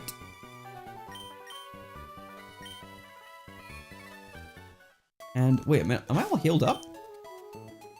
I am, cool. Neat. Okay. Again, it's kind of surprising that out of all the main characters, Steven doesn't have a sign outside of his home. Adam, as you can see, there's not much here, but this is my home. Thank you for all that you've done. This is my token of appreciation. It's the Hidden Machine Dive. No need to be shy. You've earned this, HM. It's HMO8. It's HMO8. Dive. Okay. I need to double check some things before I progress. While you're using Surf, you should notice dark patches of water. Use Dive if you come to deep water like it. You'll drop to the seafloor. When you want to come back up, use Dive again. In some places, it won't be possible for you to surface, though. Oh, okay. Apparently, there's an underwater cavern between Moss Deep and Pseudopolis. You know, the one that Captain Stern found in his submarine? Oh yeah, he didn't... he said it was like Route 128 or something? I forgot to look at that. Route 128 is here. So maybe this is where Team Aqua has gone, so that might be our objective for next time on the Pokemon Master Challenge. But we are not done yet. There is one thing I'd like to do before we end. I'm still looking for something though on Cerebi. It's Cerebi. I'm looking at Cerebi. There we go. Okay, and... Oh, that's handy. Beep-a-dee-boop-boo. What was I looking for? Don't remember. Oh well. Let's go underwater and see... Oh, I haven't taught it yet. Duh. But we finally had... We've sort of had this alluded to us this whole time that there was a way to go underwater. And now we can finally do it. Our setup can learn it. So we surf on one Pokemon, then we dive on a different one. Dive here. Dive is basically a 2-turn. It's like fly, but going underwater. So let's go underwater. Oh, this is a heart scale. Okay, let's go back up because this is not what I was expecting. Oh, no! I didn't want to fight! I don't remember when I last saved, so I can't even, like, save and undo this. Oh well. Chad with a tentacle. Oh well, this is why Gardevoir has the amulet coin. Oh, that's what I was gonna look up, that's right. Do do do do do do do do do do do do do do do. Oh, move, please move. Okay, okay, yes, that makes sense.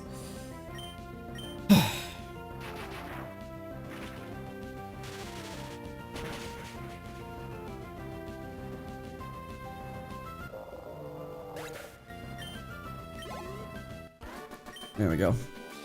Glub, glub, glub, did he say shrinking? I think he must have said sinking. Let's go underwater here. Nope, not here either. We got a big pearl, though. There's a lot of areas to dive in here, and the map will help me go where I need to go, but I am just trying to find something specific at the minute, without looking at the map, for some reason. Ah, here we go. Okay. Firstly, I want to talk about the music here, because I hadn't realized it until recently when I was re-listening to the soundtrack, but the underwater theme here...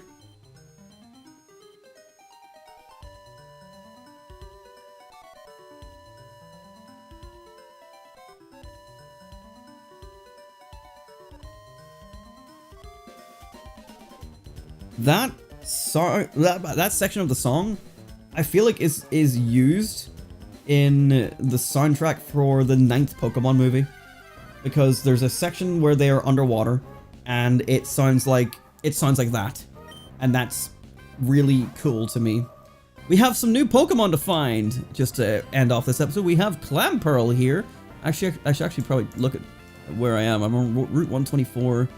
So there's new Pokemon that can be found only underwater. Route 124. So here, if I go underwater. Oops, that's not what I want. Underwater.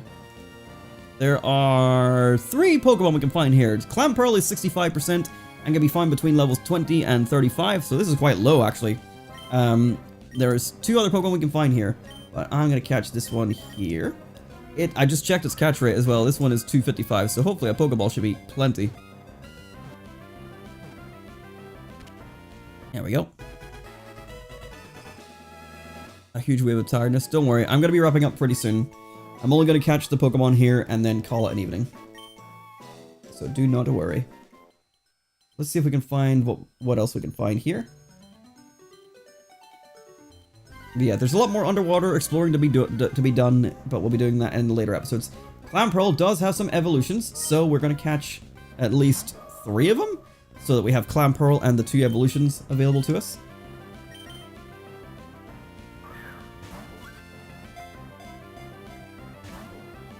Oh, you piece of shit. Oh, that just triggered me right there. The Iron Defense sound effect is just the shiny sound effect twice. I thought for a second there, like, I'd missed something important. God damn it. You sneak it? You sneaky piece of shit.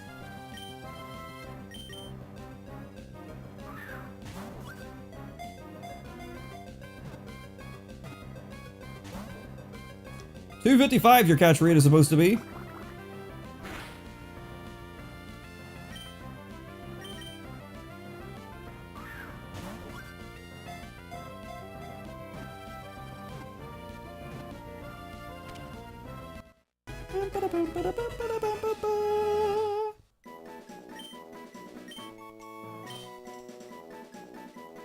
Just stream on my TV if it's even that long left.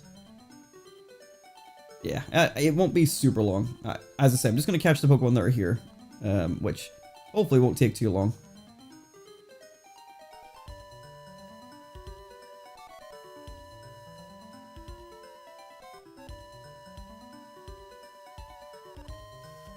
You know what? This might be a good occasion to use the white flute, because this is slow.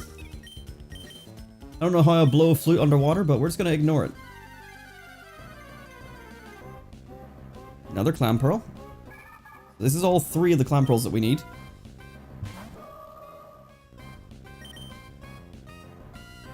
And Pokeball.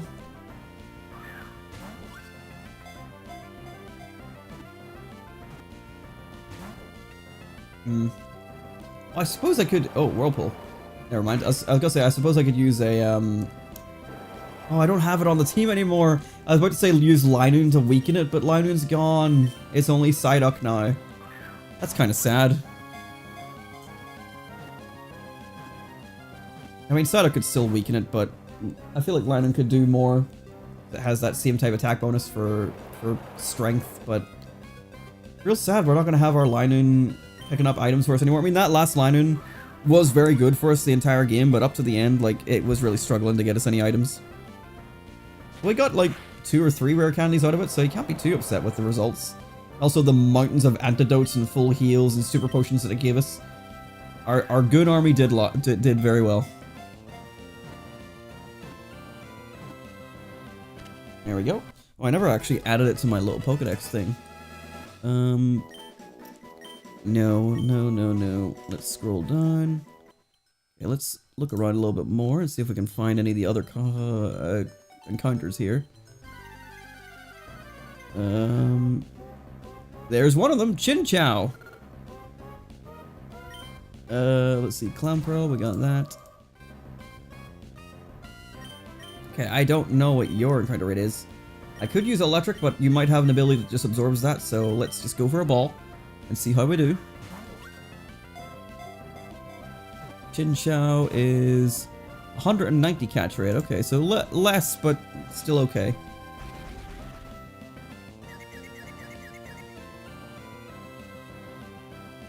Oops.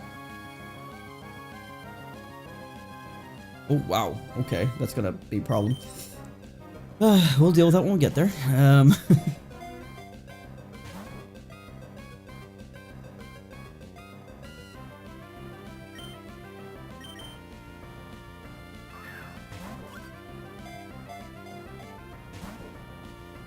Chinchou is not playing ball.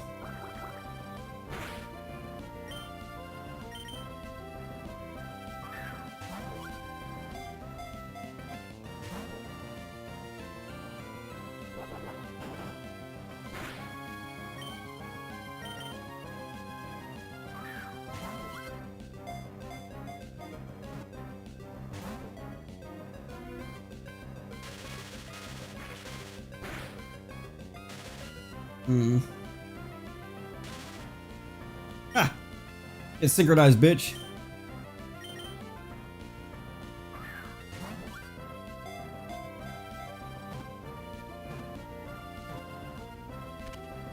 That synchronized did everything that we needed.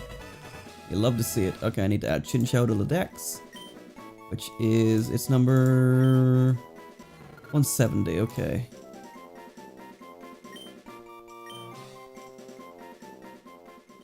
There we go. And I won't look for long because the other Pokemon is a 5% encounter, but if we get lucky, then we get lucky, and that's gonna be cool. Another Clamperl, we don't need that. I always, for the longest time, thought Clamperl was spelled with the E-A-R-L for Clamperl, but it's not, it's missing the A.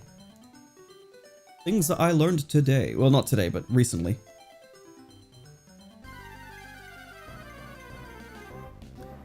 Another Clamperl. I'll do a couple of encounters because I do want to wrap up because it is 4 AM, so I want to call it a night pretty soon here. So we'll give it a couple more looks, and if we don't find it, then we'll come back and do this next time. It is 5%. We do need can your evolution be found in the wild? No. So I do need a second Chinchou. I'm gonna have to organize my boxes.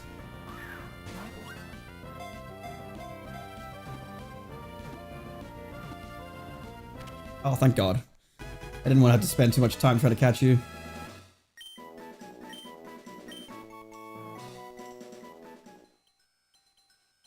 Yeah, I'm gonna drop a save because we've caught some Pokemon. But also, all we need to do now is find the last 5% encounter. But as I say, we're not gonna go for long. I'll do 10 encounters, and if I don't find it, then we'll end the stream. Basically, I'm gonna go back to Moss Deep before I end, just to wrap up some things there. We got a Chinchou again.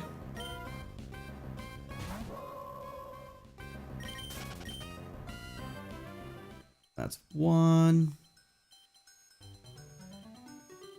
Can this one be repel tricked? Kinda. So Clamperl can go up to level 35. Chinchou can only go up to level 30. And this last Pokemon is between 30 and 35. So you can technically repel trick it to make it easier. But Clamperl sort of still takes it. Let me check. Route 124. Oh. I can't look underwater? Oh, maybe there's an underwater Route 124 or something.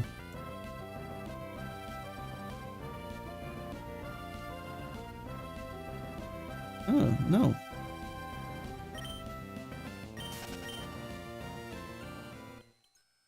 Oh, there's just an underwater. Okay, so all underwater has the same. Okay. So if we did a repel trick at 35. Oh, cool.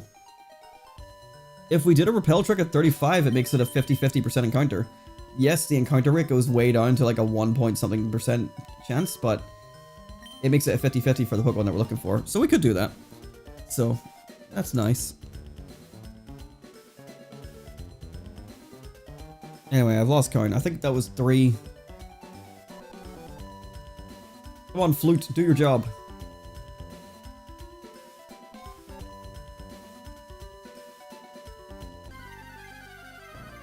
Let's say this is 4. Finding Chinchou a bit more commonly now, all of a sudden.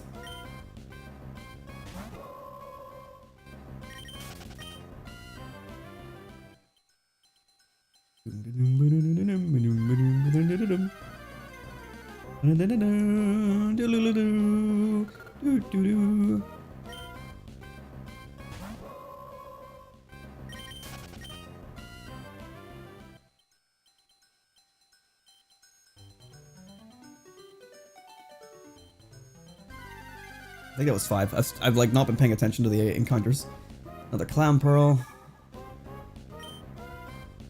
That's 6.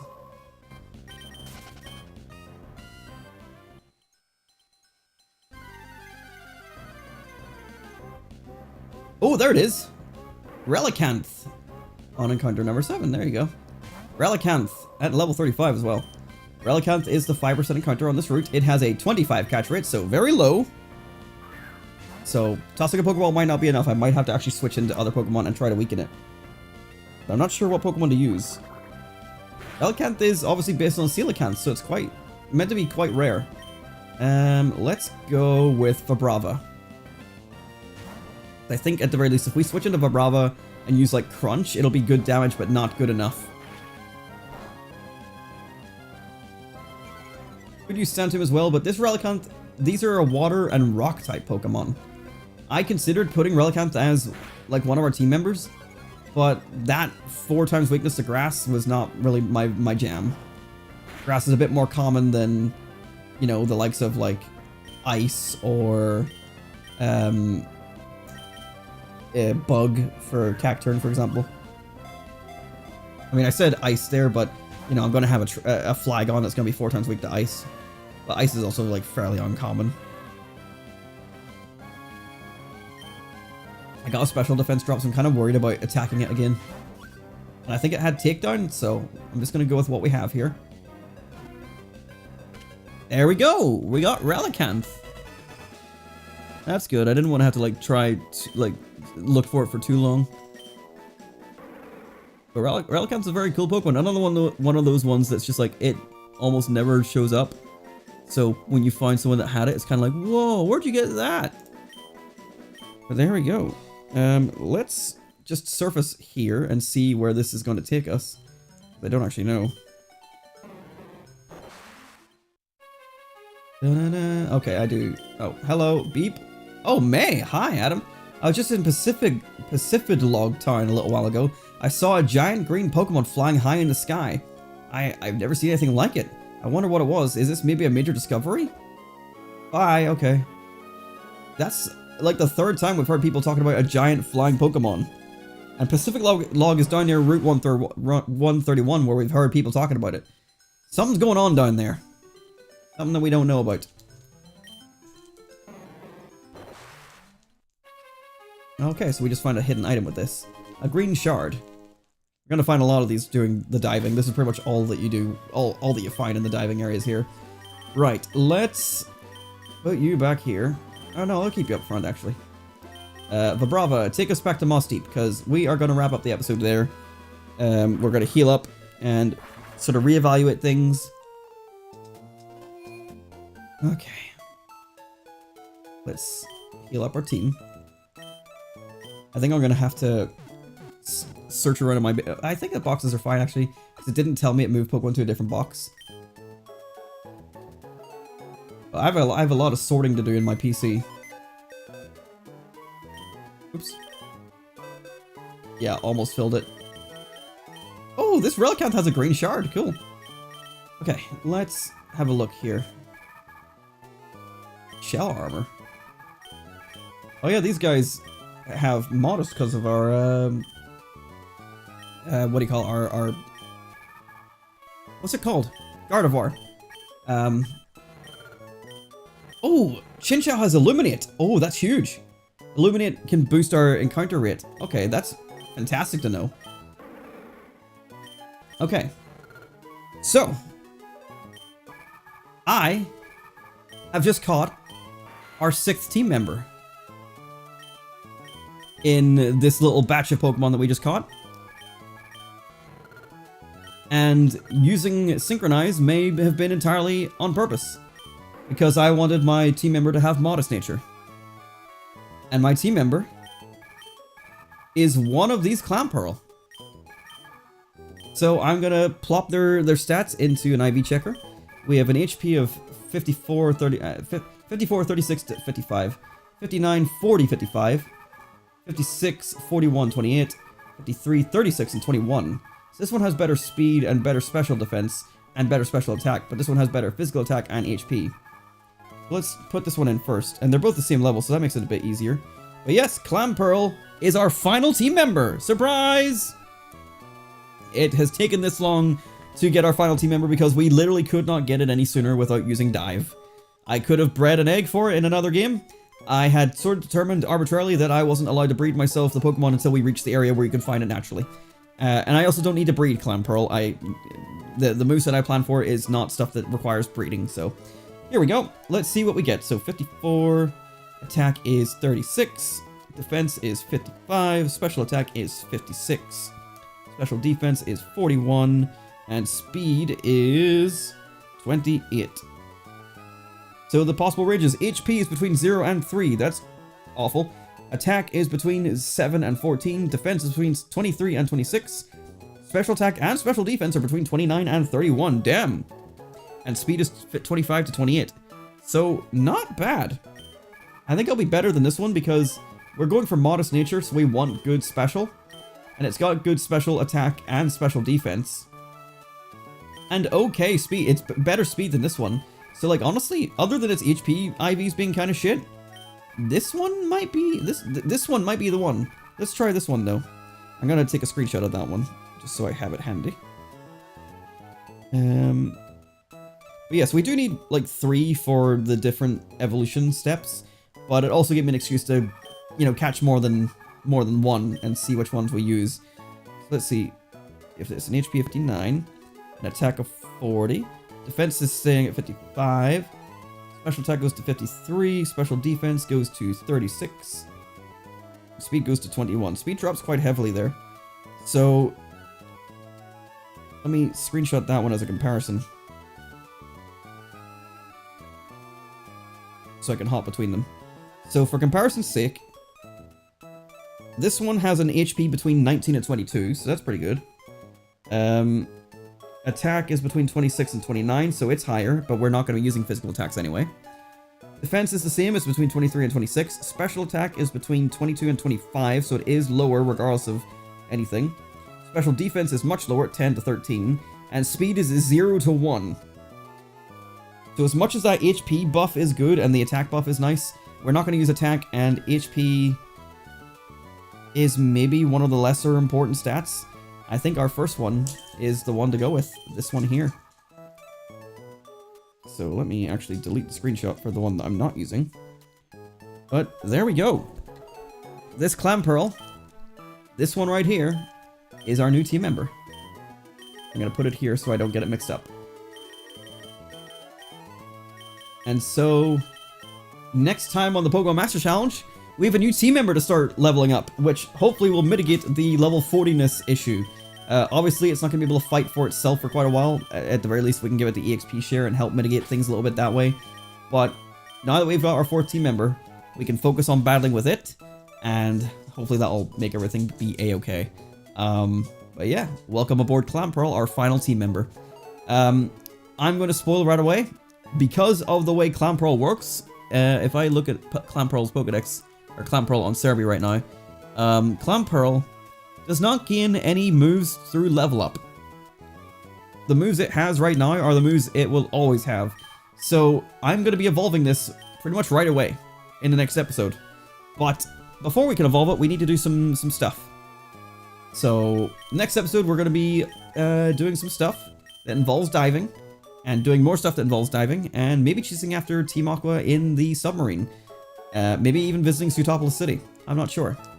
But for the time being, Clamperl is going to sit there in the PC and wait its turn. Maybe I'll bring it out and give it some EXP share, but this is where we're going to end the episode for today. So thank you so much for watching, my friends. We finally have our full team members, our full team assembled. And yeah, more exciting stuff coming in the next episode. And I'll see you all again next time. Goodbye. Good night.